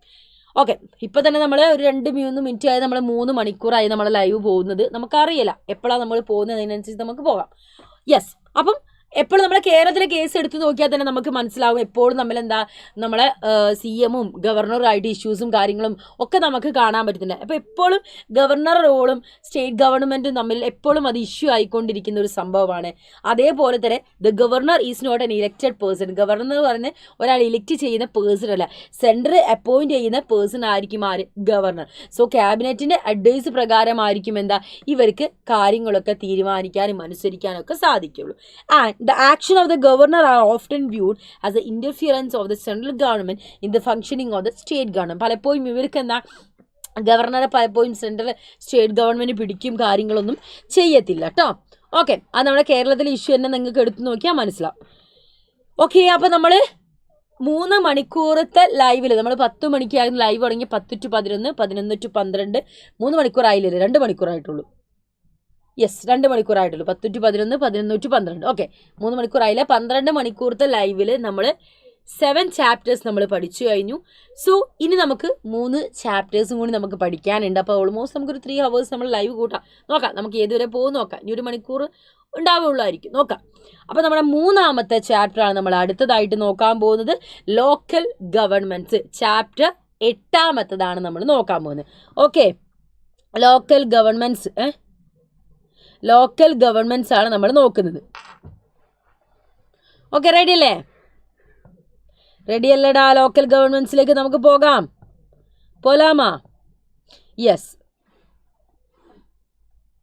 നമ്മൾ ആദ്യം നോക്കുന്നത് ലോക്കൽ ഗവൺമെൻറ്റ്സിൻ്റെ നീഡ് എന്താണെന്നും ഇമ്പോർട്ടൻസ് എന്താണെന്ന് നോക്കുന്നത്. essay ക്വസ്റ്റ്യൻ ഹരീബ, essay ക്വസ്റ്റ്യൻസ് മിസ് എപ്പോഴും ലൈവിൽ പറഞ്ഞിട. ഹരീബ ഐ തിങ്ക് ഒരുപാട് പേര് കഴിഞ്ഞ ക്ലാസ്സിലെ ലൈവിൽ ഉണ്ടായിരുന്നില്ല എന്ന് എനിക്ക് തോന്നുന്നുണ്ട്. essay ക്വസ്റ്റ്യനൊക്കെ നമ്മൾ എപ്പോഴും പറഞ്ഞു തരുന്നതാണ്. ലോക്കൽ ഗവൺമെൻറ്, എക്സിക്യൂട്ടീവ്, ലെജിസ്ലേറ്റർ, ഇതൊക്കെ നിങ്ങൾക്ക് essay ക്വസ്റ്റ്യൻ ആയിട്ട് വരുന്നതാണ്. ഒരു കാര്യം ചെയ്യാം, മിസ് നിങ്ങൾക്ക് essay ക്വസ്റ്റ്യൻ ഏതൊക്കെയാണ് വരുന്നതെന്ന് വെച്ചിട്ടുണ്ടെങ്കിൽ ആ കാര്യങ്ങളൊക്കെ പറഞ്ഞുകൊണ്ട് ഒരു വീഡിയോ ഇടാം. എല്ലാ ലൈവിലും പറയുന്നതാണ്, പിന്നെ നിങ്ങളത് മറന്നു പോകുന്നതാണ്. അപ്പം ആ ഒരു വീഡിയോ നിങ്ങൾക്ക് എത്രയും പെട്ടെന്ന് വരും. 1 മാർക്കിനുള്ളതും അതേപോലെ ഏതൊക്കെ essay ക്വസ്റ്റ്യനാണ് വരുന്നതെന്നുള്ള കാര്യങ്ങൾ ഞാൻ അവിടെ പറഞ്ഞു തരാം. ഓക്കെ, ഇപ്പം ഇവിടെ ശ്രദ്ധിച്ച മക്കളെ. Yes, need and importance of local government. Local government നീഡും ഇമ്പോർട്ടൻസും ആണ് നമ്മൾ നോക്കുന്നത്. It is a government village. ഇതെന്താണ്? ഒരു വില്ലേജ് ലെവലിൽ അല്ലെങ്കിൽ ഡിസ്ട്രിക്ട് ലെവലിൽ ഒരു ഗവൺമെൻറ് ആണ്. എഫക്റ്റീവ്ലി ലോക്കൽ ഇൻട്രസ്റ്റ് പ്രൊട്ടക്റ്റ് ചെയ്തുകൊണ്ട് അവർക്ക് കാര്യങ്ങൾ ചെയ്യാനൊക്കെ സാധിക്കും. ആൻഡ് അതേപോലെ തന്നെ they are necessary for effective using of local knowledge. അവർക്ക് അവിടെ ലഭ്യമായിട്ടുള്ള ലോക്കൽ നോളജ് വെച്ചിട്ട് ആ ജനങ്ങളുടെ എനർജിയൊക്കെ വെച്ചിട്ട് അവർക്ക് റൺ ചെയ്ത് പോകാൻ സാധിക്കും. Local government are the pillars of democracy. ഡെമോക്രസിയുടെ പില്ലേഴ്സ് ആണ് ആരെന്ന് മക്കളെ പറയുന്നത്? ലോക്കൽ ഗവൺമെൻറ് എന്ന് പറയുന്നത്. And decentralisation of power and planning are implemented through the local government. Local ഗവൺമെൻറ്റിലൂടെയാണ് നമ്മൾ പവർ ചെയ്യുന്നത്, അതിൻ്റെ പവറിൻ്റെയും പ്ലാനിങ്ങിനും ഡീസെൻട്രലൈസേഷനും കാര്യങ്ങളൊക്കെ നടക്കുന്നത് അതിലൂടെയാണ്. ഓക്കെ, ഇനി ഇവിടെ നോക്കിക്കേ. ലോക്കൽ ഗവൺമെൻറ്റിൻ്റെ ഒരു ഗ്രോത്ത്, ഇന്ത്യയിൽ ഒരു ഗ്രോത്ത് നമ്മൾ കാണുകയാണെങ്കിൽ അത് നമുക്ക് എവിടെ മുതൽ പറയാം? ആൻഷ്യൻ പീരീഡ് മുതൽ നമുക്ക് ഒരു വില്ലേജ് കമ്മ്യൂണിറ്റി ഇന്ത്യയിൽ ഉണ്ടായിരുന്നു. അതെന്തായിരുന്നു? സഭ അല്ലെങ്കിൽ സമിതി എന്നറിയപ്പെടുന്ന ഒരു രീതിയിൽ പണ്ട് കാലത്തെ നമുക്ക് വില്ലേജ് കമ്മ്യൂണിറ്റി ഉണ്ടായിരുന്നു. മിഡിൽ ഏജ് എത്തിയ സമയത്ത് നമുക്ക് village had self governing powers ആവാൻ തുടങ്ങി. The caste panchayat and the village head administrator the village community. അവിടെ ഒരു കാസ്റ്റ് പഞ്ചായത്തൊക്കെ വരാൻ തുടങ്ങി. Village head administrated and village communities ഒക്കെ വരാൻ തുടങ്ങി. മോഡേൺ ഇന്ത്യ ആയ സമയത്ത് ഒരു ലോക്കൽ സെൽഫ് ഗവേണിംഗ് ഇൻസ്റ്റിറ്റ്യൂഷനായി മാറി. അങ്ങനെ ഈ ഒരു അഡ്മിനിസ്ട്രേഷൻ റിഫോംസും കാര്യങ്ങളൊക്കെ ഇംപ്ലിമെൻ്റ് ചെയ്ത് 1882 ലോർഡ് റിപ്പൺ പ്രഭുവാണ്. ഫ്രീഡം സ്ട്രഗിളിന് സമയത്ത് ഗാന്ധിജി സ്ട്രോങ്ലി പറഞ്ഞിട്ടുണ്ടായിരുന്നത് എന്തായിരുന്നു? Decentralisation of economic and political power എന്ന കാര്യം ഗാന്ധിജി സ്ട്രോങ്ലി പറഞ്ഞുകൊണ്ടേ നിന്നിട്ടുണ്ടായിരുന്നു. അങ്ങനെ കോൺസ്റ്റിറ്റ്യൂഷൻ ഫ്രെയിം ചെയ്ത സമയത്ത് ലോക്കൽ ഗവൺമെൻറ് എന്ന് പറയുന്ന local government is assign to the state government. Local government ആർക്ക്? സ്റ്റേറ്റ് ഗവൺമെൻറ് ഗവൺമെൻറ് അസൈൻ ചെയ്ത് കൊടുത്തു. And implementation of village panchayat mention in the DPSPയിൽ മാത്രം, ഡയറക്റ്റീവ് പ്രിൻസിപ്പിൾ ഓഫ് സ്റ്റേറ്റ് പോളിസിയിൽ മാത്രമായി എന്ത് മാറി, നമ്മുടെ വില്ലേജ് പഞ്ചായത്തിനെ കുറിച്ചുള്ള മെൻഷനൊക്കെ മാറി. സോ ലോക്കൽ ഗവൺമെൻറ്റിന് നമ്മളെ കോൺസ്റ്റിറ്റ്യൂഷൻ അത്രത്തോളം ഇമ്പോർട്ടൻസ് കൊടുത്തിട്ടുണ്ടായിരുന്നില്ല. അതിൻ്റെ കാരണം എന്താണെന്ന് വെച്ചിട്ടുണ്ടെങ്കിൽ മക്കളെ, ഒരു റീജിയണൽ ഫീലിംഗ് ക്രിയേറ്റ് ചെയ്യാതിരിക്കാൻ. കാരണം ഒരുപാട് പേർക്ക് റീജിയണൽ ഫീലിംഗ് ഉണ്ടായതുകൊണ്ടാണ് തുടക്കത്തിൽ ആരും നമ്മുടെ ഇന്ത്യൻ യൂണിയൻ്റെ ഭാഗമാവുക ഒറ്റയ്ക്ക് നിൽക്കാന്ന് പറഞ്ഞത്. അപ്പോൾ നമ്മൾ അവിടെ ഒരു അഡ്മിനിസ്ട്രേഷനും കാര്യങ്ങളും കൊണ്ടുവന്ന് നമ്മൾ ഇന്ത്യൻ്റെ ഭാഗമാവില്ല എന്നൊക്കെ ആളുകൾ പറയും. അപ്പോൾ അതുകൊണ്ടാണ് ഒരു യൂണിറ്റിയും ഇൻറ്റഗ്രിറ്റിയും അതെന്ത് ചെയ്യുക, ഒരു ഭീഷണിയായി വരും ഈ ഒരു എക്സ്ട്രീം ആയിട്ടുള്ള റീജിയണൽ ഫീലിംഗ്. അതുകൊണ്ടാണ് നെഹ്റു എന്ത് ചെയ്തത്, ഈ ഒരു കോൺസ്റ്റിറ്റ്യൂഷൻ ബിൽഡ് ചെയ്യുമ്പോൾ അതിൽ കൊടുക്കാതിരുന്നത്, DPSPയുടെ മാത്രം ഭാഗമാക്കി കൊടുത്തത്. പക്ഷേ doctor BR Ambedkar felt that the caste conflict in rural community had extreme caste division would defeat the noble purpose of local government at the rural level. അപ്പോൾ അംബേദ്കർ വിശ്വസിച്ചിരുന്നത് എന്താണെന്ന് വെച്ചാൽ നമ്മൾ കാസ്റ്റ് വില്ലേജസ് ഒക്കെ അവിടെ ഉണ്ടായിരുന്നു. അപ്പോൾ ഈ കാസ്റ്റ് കോൺഫ്ലിക്റ്റ് എന്താ റൂറൽ കമ്മ്യൂണിറ്റിയിൽ ഉണ്ടാകും, അങ്ങനെ ഒരു കാസ്റ്റ് ഡിവിഷൻ അവിടെ ക്രിയേറ്റ് ചെയ്യും. അത് ലോക്കൽ ഗവൺമെൻറ് ആ നോബിൾ പേർപ്പസിനെ തന്നെ റൂറൽ ലെവലിൽ നശിപ്പിച്ച് കളയുന്ന അംബേദ്കറിന് എന്താണ് മനസ്സിലാവുകയാണ് ചെയ്തിട്ടാണ്. അങ്ങനെ ഇൻഡിപെൻഡൻറ്റ് ഇന്ത്യയിലെ ലോക്കൽ ഗവൺമെൻറ്റിലേക്ക് വരുന്ന സമയത്ത് നമ്മൾ 73-ാം ഭരണഘടനാ ഭേദഗതിയിലും 74-ാം ഭരണഘടനാ ഭേദഗതിയിലും കൃത്യമായിട്ട് എന്ത് പറയുന്നുണ്ട്, ലോക്കൽ ഗവൺമെൻറ്റിനെ കുറിച്ച് മെൻഷൻ ചെയ്യുന്നുണ്ട്. But earlier there were several attempt form local government. അതിന് മുന്നേയും ഒരുപാട് നമ്മൾ ട്രൈ ചെയ്തിരുന്നു ലോക്കൽ ഗവൺമെൻറ് ബിൽഡ് ചെയ്യാനൊക്കെ. അവർ ഒരുപാട് ട്രൈയും കാര്യങ്ങളൊക്കെ ചെയ്തിരുന്നു. ദ ഫസ്റ്റ് അറ്റംപ്റ്റ് എന്ന് പറയുന്നത് was a community development programme. 1952 community development പ്രോഗ്രാമായിരുന്നു. It was promote people participation in local ഡെവലപ്മെൻറ്റിൽ പീപ്പിൾ പാർട്ടിസിപ്പേഷൻ ആണത് അവിടെ പറയുന്നത്. അതേപോലെ തന്നെ CDP was ineffective due to the various reasons. Like CDP എന്തായിരുന്നു, ഇൻഎഫക്റ്റീവ് ആയിരുന്നു, പല കാരണങ്ങൾ അതിനുണ്ടായിരുന്നു. എന്തായിരുന്നു, ഫങ്ഷൻസ് വിത്തൗട്ട് അഡ്വക്കേറ്റ് പവേഴ്സ്. അവിടെ എന്താണ്, ഒരു അഡ്വക്കേറ്റ് പവേഴ്സോ കാര്യങ്ങളോ ഉണ്ടായിരുന്നില്ല. ആൻഡ് പിന്നെ എന്താ പറയുന്നത്, ലാക്ക് ഓഫ് ഫണ്ട്സ്. കൃത്യമായിട്ടുള്ള ഒരു ഫണ്ടോ കാര്യങ്ങളോ എന്ത് ചെയ്തിട്ടുണ്ടായിരുന്നില്ല, നമുക്ക് ലഭിച്ചിട്ടുണ്ടായിരുന്നില്ല. കൃത്യമായിട്ടുള്ള ഫണ്ടോ കാര്യങ്ങളോ ഒന്നും എന്താണ് നമുക്ക് ലഭിച്ചിട്ടുണ്ടായിരുന്നില്ല. ആൻഡ് പിന്നെ എന്താ പറയുന്നത്, നോ പ്രോപ്പർ ഇലക്ഷൻ മെത്തേഡ്. കൃത്യമായിട്ടുള്ള ഒരു ഇലക്ഷൻ മെത്തേഡൊന്നും എവിടെ ഉണ്ടായിരുന്നില്ല, നമ്മുടെ ഇന്ത്യയിൽ ഉണ്ടായിരുന്നില്ല. ഇതെല്ലാം എന്താ ഒരു കാരണമായിട്ട് നമുക്ക് പറയാം. And the government appointed several commission. അതിനുശേഷം ഗവൺമെൻറ് ചെയ്തു, കുറച്ച് കമ്മീഷൻസിനെ അപ്പോയിൻറ്റ് ചെയ്തു. അങ്ങനെ അവരെന്തു ചെയ്യുക, ഒരുപാട് സ്റ്റഡീസും കാര്യങ്ങളൊക്കെ നടത്തി. അതിനെ തുടർന്ന് ലോക്കൽ ബോഡീസ് എന്ത് ചെയ്തു, അവരെ ഫങ്ഷനിങ് ഇമ്പ്രൂവ് ആകാൻ തുടങ്ങി. ദ മോസ്റ്റ് ഇമ്പോർട്ടൻ്റ് ആർ, അതിലേറ്റവും പ്രധാനപ്പെട്ടത് നമ്മുടെ ബൽവന്ത് റായ് കമ്മീഷനാണ്. അതേ പോലെ അശോക് മെഹ്ത്ത കമ്മീഷൻ, നമ്മുടെ Hanumat Rao commission and PK Thungon committee. ഇതൊക്കെ വളരെ പ്രധാനപ്പെട്ടതാണ് മക്കളെ, അറിഞ്ഞു വെക്കണം. 1989 PK തുങ്കൻ കമ്മിറ്റി ആണ് എന്ത് റെക്കമെൻഡ് ചെയ്തത്, ലോക്കൽ സെൽഫ് ഗവൺമെൻറ് ബോഡിക്ക് ഒരു കോൺസ്റ്റിറ്റ്യൂഷണൽ സ്റ്റാറ്റസ് വേണമെന്ന് അവരായിരുന്നു പറഞ്ഞത്. 1989 central government introduce 2 constitutional amendment. Central government 2 constitution amendment എന്ത് ചെയ്തു, കൊണ്ടുവന്നു. അത് ഏതൊക്കെയായിരുന്നു, അതാണ് 73-ാം ഭരണഘടനാ ഭേദഗതിയും 74-ാം ഭരണഘടനാ ഭേദഗതിയും. ഹരിഭദ്ര ഞാൻ പറഞ്ഞു തരാം കേട്ടോ, അതൊന്ന് കഴിഞ്ഞോട്ടെ കേട്ടോ. അപ്പോൾ ഇവിടെ എന്താ പറഞ്ഞത്, 73-ാം ഭരണഘടനാ ഭേദഗതിയും 74-ാം ഭരണഘടനാ ഭേദഗതിയും വന്നു. അങ്ങനെ the aim of this amendment, ഈ അമെൻമെൻറ്റൊക്കെ എയിം എന്തായിരുന്നു, ലോക്കൽ ഗവൺമെൻറ്റിന് കൂടുതൽ എന്താണ്, അതൊരു നല്ല രീതിയിലൊരു സ്ട്രക്ചറായിട്ടും ഫങ്ഷനിങ് ആയിട്ടും ഒരു ത്രൂ ഔട്ട് ദ കൺട്രിയിൽ നല്ല രീതിയിലൊരു ഫങ്ഷനിങ് ആയിട്ട് ഉണ്ടാവുക എന്ന ലക്ഷ്യമായിരുന്നു അവർക്ക് ഉണ്ടായിരുന്നത്. 1992 വരുന്ന സമയത്ത് the parliament of India pass this amendment and they are considered all mile stone in the history of the constitution amendment. 1992 parliament of India എന്ത് ചെയ്തു, അമെൻമെൻറ്റ് പാസ്സാക്കി.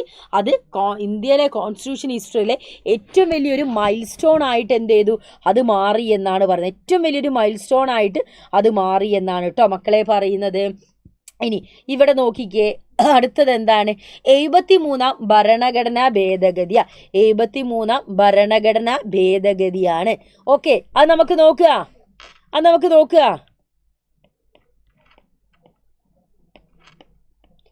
അപ്പം 73-ാം ഭരണഘടനാ ഭേദഗതിയിൽ എന്തൊക്കെ കാര്യങ്ങളാ പറയുന്നത്,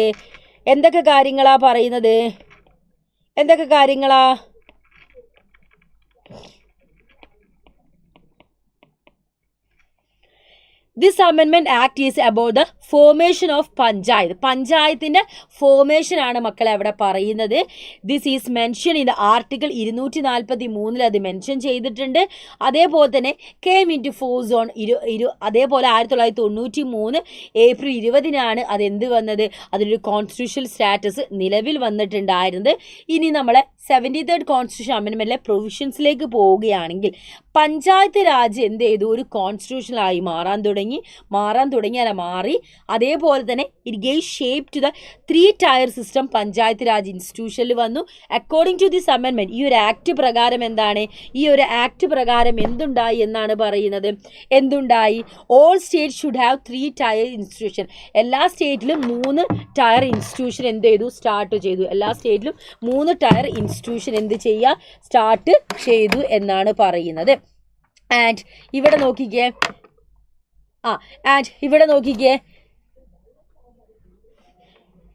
അടുത്തത് എന്താ, ആ 3 ടയർ ഇൻസ്റ്റിറ്റ്യൂഷൻ ആണ് നമ്മൾ അടുത്തത് പറയുന്നത്. ഒന്ന് ഗ്രാമപഞ്ചായത്താണ്. ഒന്നെന്താ മക്കളെ, ഗ്രാമപഞ്ചായത്താണ്.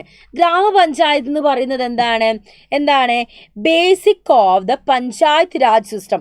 പഞ്ചായത്ത് രാജ് സിസ്റ്റത്തിന് ഏറ്റവും ചെറിയ ബേസിക് എന്ന് പറയുന്നത് പഞ്ചായത്തായിരുന്നു.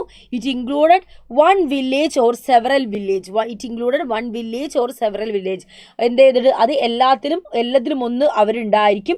അതേപോലെ തന്നെ പിന്നെ പറയുന്നത് എന്ത് കാര്യമായിരുന്നു മെൻഷൻ ചെയ്തിട്ടുണ്ടായിരുന്നത്, പിന്നെ എന്ത് കാര്യമാണ്, ബ്ലോക്ക് പഞ്ചായത്താണ് രണ്ടാമത്തെ ടയർ.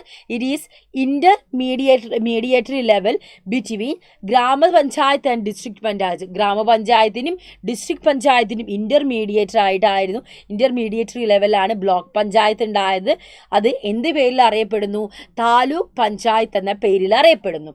ഡിസ്ട്രിക്ട് പഞ്ചായത്ത് എന്ന് പറയുമ്പോൾ എന്താണ്, it is an apex panchayat raj system. അതൊരു എപ്പിക്സ് പഞ്ചായത്ത് രാജ് സിസ്റ്റം ആയിരുന്നു. Okay, apex panchayat raj system ആയിരുന്നു. And headset. ഓക്കെ, അടുത്തത് എന്താ മക്കളെ പറയുന്നത്, ഇലക്ഷനിലേക്കാണ്. ഇവിടെ നടന്നിട്ടുണ്ടായിരുന്ന ഇലക്ഷനാണ് അടുത്തതായിട്ട് നമുക്ക് പറയാനുള്ളത്. എന്താണ്, ഇലക്ഷനാണ് അടുത്ത് നമുക്ക് പറയാനുള്ളത്. ഇലക്ഷൻസിനെ കുറിച്ച് എന്തൊക്കെയാ പറയുന്നത്, it members are directly elected by the people. ഇവരെ ഡയറക്ട്ലി ആയിരിക്കും നമ്മൾ എന്ത് ചെയ്യുക, ഇലക്ട് ചെയ്യുക. ഇവരെ കാലാവധി 5 വർഷമായിരിക്കും. State government has power to dissolve it. ഇതൊക്കെ എന്നാണ്, state government has power to dissolve it. റിസർവേഷനിലേക്ക് പോകുന്ന സമയത്ത് 50% സീറ്റ് സ്ത്രീകൾക്ക് റിസർവ് ചെയ്തിട്ടുണ്ടായിരിക്കും. SC/ST കാൻഡിഡേറ്റിന് എത്രത്തോളമാണ് അവിടെ അവരുടെ പോപ്പുലേഷൻ, അതിൻ്റെ പ്രപ്പോർഷൻ അനുസരിച്ച് എന്തായിരിക്കും അവർക്ക് സീറ്റും കാര്യങ്ങളൊക്കെ നമ്മൾ എന്ത് ചെയ്യും, പ്രൊവൈഡ് ചെയ്യുമെന്നാണ് പറയുന്നത്. ആൻഡ് ട്രാൻസ്ഫർ ഓഫ് സബ്ജക്റ്റ് ആണെടാ ഇവിടെ ഒരു ഇതുണ്ട്, അതൊന്ന് മിസ് കറക്റ്റ് ചെയ്ത് തരാം. Okay,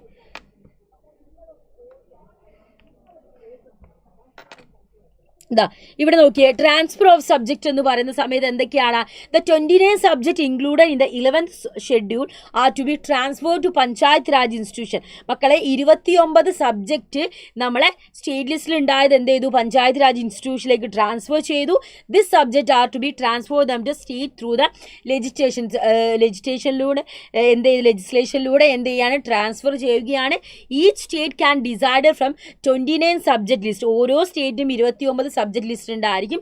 which subject should be transfer to the local bodies. അതെന്ത് ചെയ്യുക, ലോക്കൽ ബോഡീസിലേക്ക് നമ്മൾ ട്രാൻസ്ഫർ ചെയ്തു. എക്സാമ്പിൾ നമ്മൾ കുടിവെള്ളം, drinking water, rural housing, animal husbandry, then fisheries, നമ്മുടെ minor irrigation, agriculture, cottage industry, poverty elevation programme, family welfare, public distribution system, market. ഇതൊക്കെ എന്തിലേക്ക് മാറി എന്നാ പറയുന്നത്, നമ്മളെ പഞ്ചായത്തിലേക്ക് മാറി, പഞ്ചായത്ത് രാജ് സിസ്റ്റത്തിലേക്ക് മാറാൻ തുടങ്ങി. ഇനി ഇവിടെ നമുക്ക് പഠിക്കാനുള്ളത് സ്റ്റേറ്റ് ഇലക്ഷൻ കമ്മീഷനെ കുറിച്ചാണ്. ആരെക്കുറിച്ചാണ്, സ്റ്റേറ്റ് ഇലക്ഷൻ കമ്മീഷനെ കുറിച്ചാണ് അടുത്ത നമുക്ക് പഠിക്കാനുള്ളത്. ആരെക്കുറിച്ചാ, സ്റ്റേറ്റ് ഇലക്ഷൻ കമ്മീഷൻ.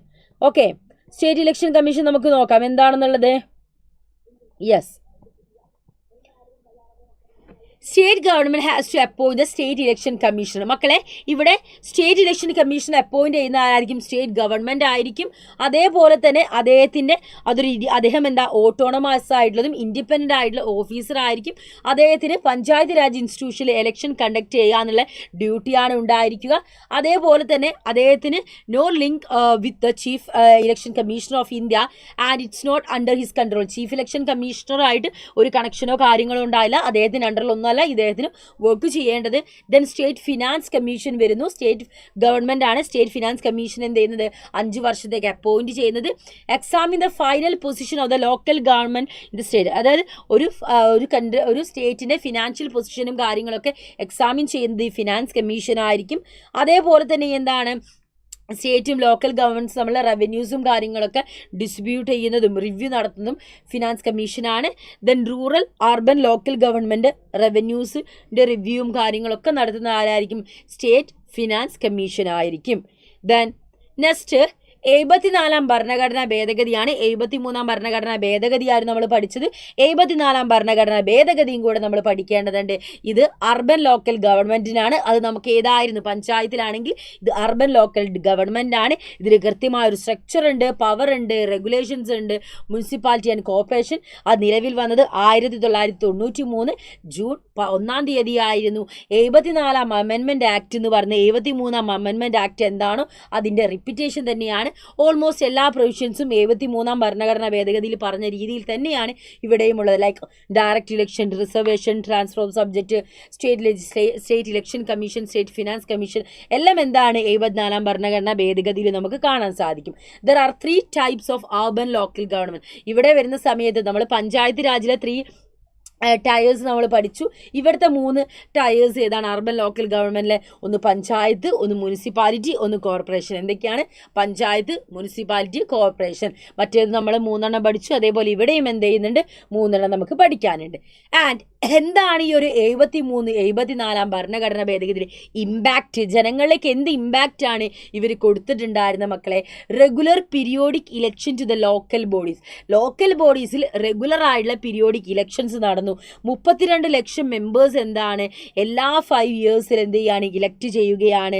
ദെൻ ഒരു ലോക്കൽ ബോഡീസിലൊരു യൂണിഫോമിറ്റി സ്ട്രക്ചർ കൊണ്ടുവരാൻ സാധിച്ചു. ഒരുപാട് സ്ത്രീകളുടെ റെപ്രസെൻറ്റേഷൻ നമുക്ക് കാണാൻ സാധിച്ചു. സബ്ജക്റ്റ് ഓരോന്ന് എന്താണ് നല്ല രീതിയിൽ ഈ ഒരു ഫംഗ്ഷൻ ചെയ്തു. അത് കൂടുതൽ സ്ട്രെങ്തൻ ആയി വന്നു. ഒരു റൂറൽ ആയാലും അർബൻ ആയാലും അവിടെയൊക്കെ നമുക്ക് ഡെവലപ്മെൻറ്റ് കാണാൻ സാധിക്കുന്നുണ്ട്. ദെൻ അവർ അവർ കൂടുതൽ റെപ്രസെൻറ്റേറ്റീവ് ആവാൻ തുടങ്ങി, റെസ്പോൺസിബിൾ ആവാൻ തുടങ്ങി.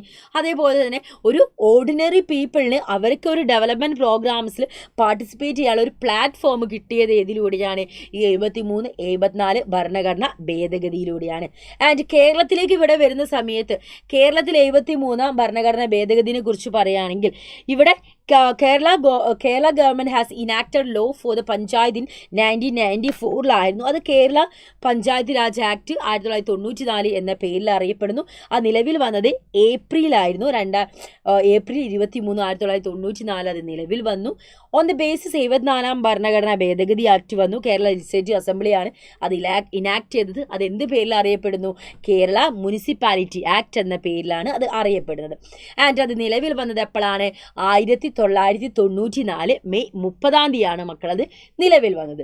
ഓക്കെ, ക്ലിയർ ആയില്ലേ? അപ്പം നമ്മുടെ 9ാമത്തെ ചാപ്റ്ററിലേക്ക് പോവുകയാണ്. ഇതുകൂടെ കഴിഞ്ഞ ഒരൊറ്റ ചാപ്റ്ററും കൂടി കഴിഞ്ഞാൽ നമ്മുടെ ഇന്നത്തെ സെക്ഷൻ നമ്മൾ വൈൻഡപ്പ് ചെയ്യും കേട്ടോ. അപ്പോൾ ഒരു ചാപ്റ്റർ 2 ചാപ്റ്ററും കൂടി നമുക്ക് പഠിക്കാനുണ്ട്. അടിപൊളിയായിട്ട് എല്ലാവരും നിന്നേ, ഇത് നേരെ നിന്ന് നിങ്ങൾ എല്ലാവരും ഇതേപോലെ തന്നെ 2 ചാപ്റ്ററും കൂടി നിൽക്കുക. നമുക്ക് 2 ചാപ്റ്ററും കൂടി കഴിഞ്ഞാൽ 10 ചാപ്റ്റർ നമ്മൾ റിവൈസ് ചെയ്ത് കഴിഞ്ഞു കേട്ടോ.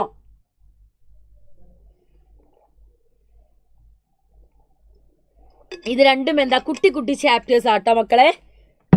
ഇത് രണ്ടും നമ്മളെ കുട്ടി കുട്ടി ചാപ്റ്റേഴ്സ് ആണേ. ഓക്കെ, അപ്പം നമ്മുടെ 2 കുട്ടി കുട്ടി ചാപ്റ്റേഴ്സ് നമുക്ക് പഠിക്കാം. 2 വളരെ ചെറിയ ചാപ്റ്റേഴ്സ് ആണ് നമുക്ക് പഠിക്കാനുള്ളത്. ഇവിടെ നോക്കിക്കേ, constitution as A living document. നമ്മളെ കോൺസ്റ്റിറ്റ്യൂഷൻ എന്ന് പറയുന്നത് എന്താ, അത് സ്റ്റിൽ നമ്മളെ കൺട്രിയിൽ എന്താ ഒരു ലിവിങ് ആയിട്ടുള്ള ഡോക്യുമെന്റ് തന്നെയാണ്.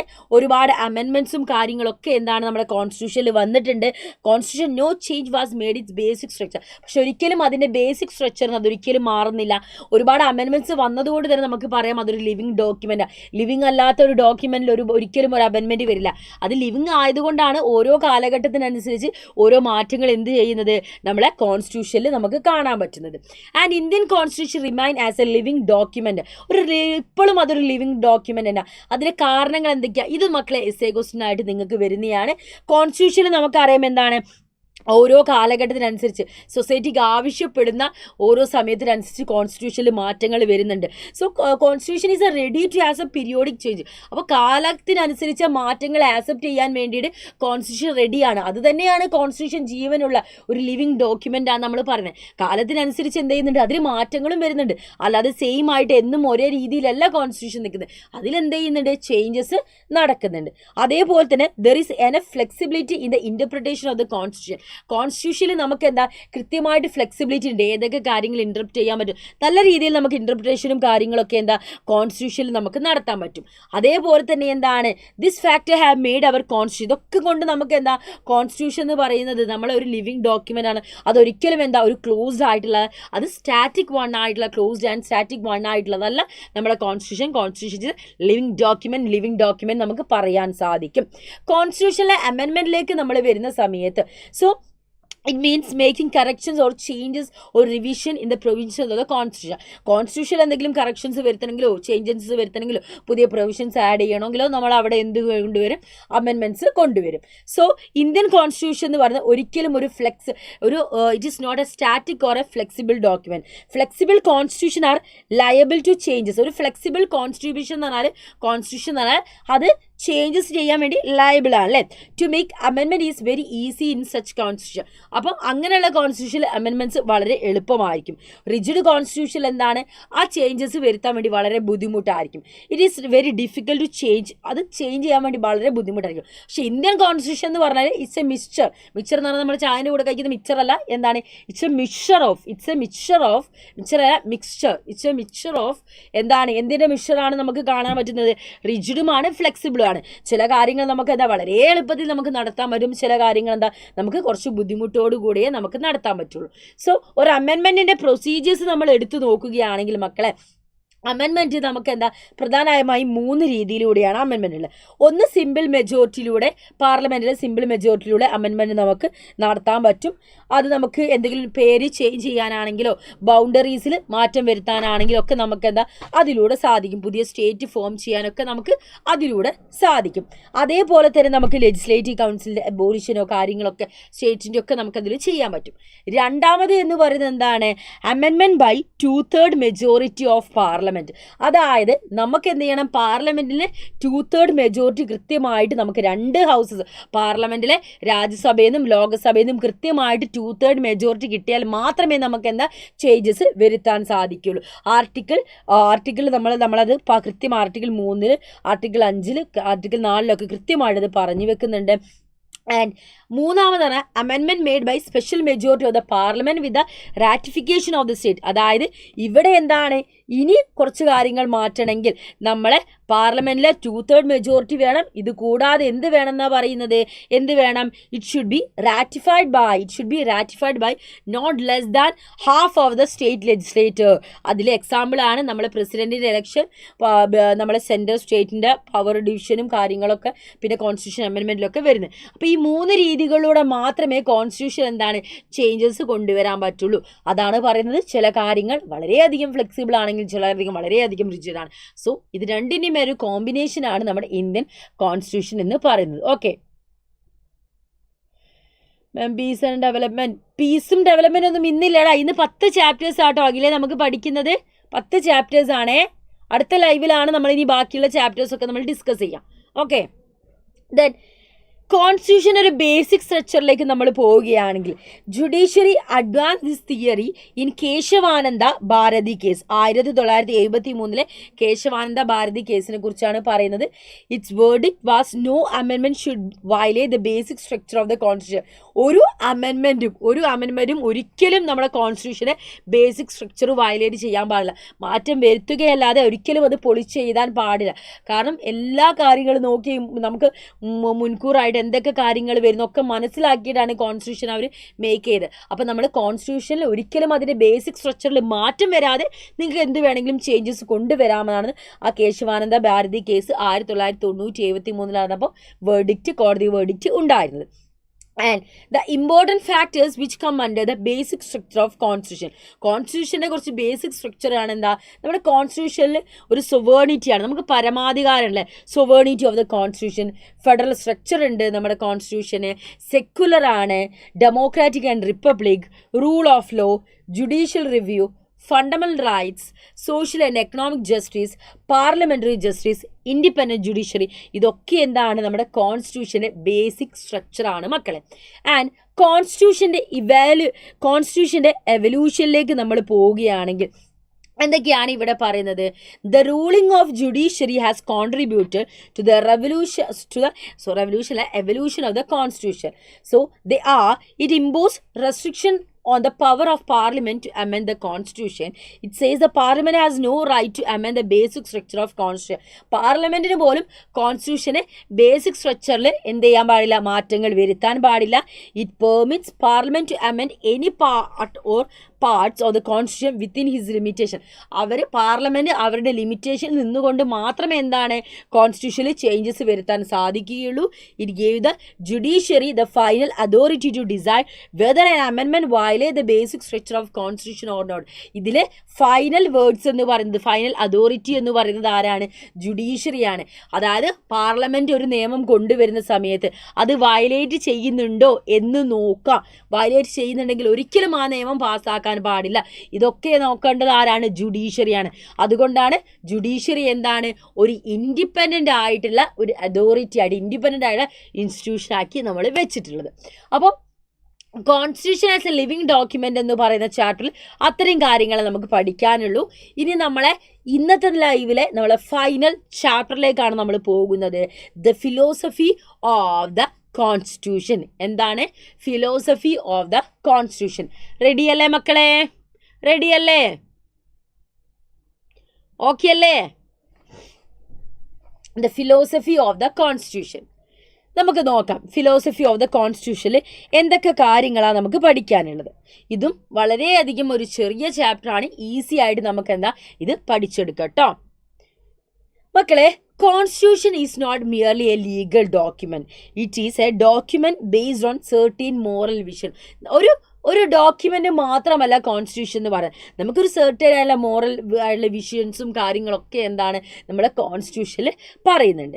And political philosophy of the constitution substantive achievement of the constitution. It had to describe the political philosophy of the Indian constitution. One word, the major value that inspired the making of constitution are. Constitution മക്കളെ വന്നിട്ടുള്ളത്, അതിൻ്റെ major values എവിടെ നിന്നാണ് വന്നത്? Individual freedom അല്ലേ. Constitution എല്ലാ വ്യക്തികൾക്കും എന്തൊരു പേഴ്സണൽ ലിബേർട്ടി, എല്ലാവരെയും കൺസേർവ് ചെയ്തുകൊണ്ടാണ് കോൺസ്റ്റിറ്റ്യൂഷൻ ബിൽഡ് ചെയ്തത്. സോഷ്യൽ ജസ്റ്റിസ്, നമുക്ക് ഇന്ത്യൻ കോൺസ്റ്റിറ്റ്യൂഷൻ സ്ട്രോങ്ലി ആയിട്ടുള്ള മിംഗിളായിട്ടുള്ള ഒരു സോഷ്യൽ ജസ്റ്റിസ് ഉറപ്പ് വരുത്തുന്നുണ്ട്. കോൺസ്റ്റിറ്റ്യൂഷൻ സ്പെഷ്യൽ പ്രൊവിഷൻസും കാര്യങ്ങളൊക്കെ എന്താണ് റിസർവേഷന് വേണ്ടിയിട്ട് ഏർപ്പെടുത്തിയിട്ടുണ്ട്. അതേപോലെ തന്നെ minority rights, respect for diversity and minority rights.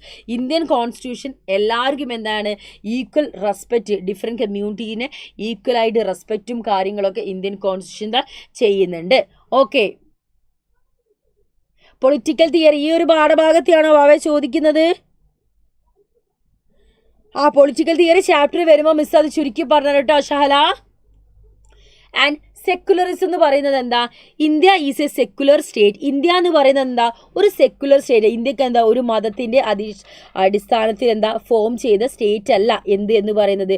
India എന്ന് പറയുന്നത് ഒരു മതത്തിൻ്റെ അടിസ്ഥാനത്തിലല്ല മക്കളെ എന്ത് ചെയ്യുന്നത് ഇന്ത്യ ഫോം ചെയ്ത്. ഇന്ത്യ എന്ന് പറയുന്നത് എന്താ? ഒരു സെക്കുലർ സ്റ്റേറ്റ് ആണ്. ആൻഡ് യൂണിവേഴ്സൽ അഡൽട്ട് ഫ്രാഞ്ചൈസ്, ഈ പാഠഭാഗത്തിൽ ഈ പറയുന്ന കാര്യങ്ങൾ മാത്രം പഠിച്ചാൽ മതി കേട്ടോ. യൂണിവേഴ്സൽ അഡൽട്ട് ഫ്രാഞ്ചൈസ് എന്താണ്? Right to vote is given to all Indians who have completed to stipulated age of 80 years. 18 വയസ്സ് കഴിഞ്ഞ എല്ലാവർക്കും എന്താണ്? വോട്ട് ചെയ്യാനുള്ള അവകാശമുണ്ട്. അങ്ങനെ ആർട്ടിക്കിൾ 326 എന്താ പറയുന്നത്? Deals with the provision of right to vote. എന്താണ്?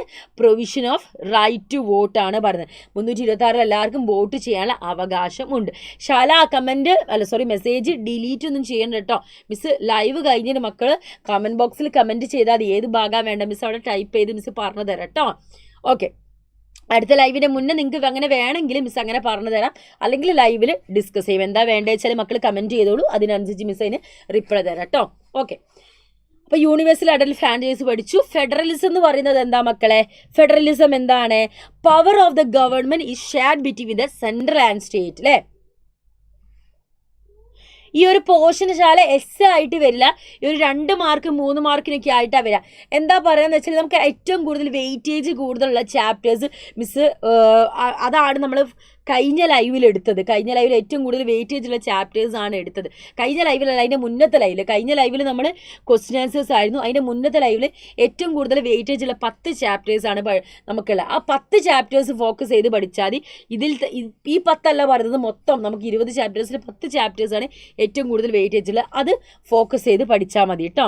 അപ്പോൾ അതിലാണ് ഏറ്റവും കൂടുതൽ ക്വസ്റ്റ്യൻസ് വരും. ബാക്കി വരും 2-3 മാർക്കിനൊക്കെ ആയി വരും. നമ്മൾ പഠിക്കണം, എന്നാൽ ഏറ്റവും കൂടുതൽ ഫോക്കസ് ചെയ്ത് പഠിക്കേണ്ട പാഠങ്ങളാണ്. അങ്ങനെ ഫെഡറലിസത്തിലേക്ക് വരുമ്പം power of the government shared between the സെൻട്രലും സ്റ്റേറ്റും നമ്മളെ പവർ എന്ത് ചെയ്തിട്ടുണ്ട്? ഷെയർ ചെയ്തിട്ടുണ്ട്.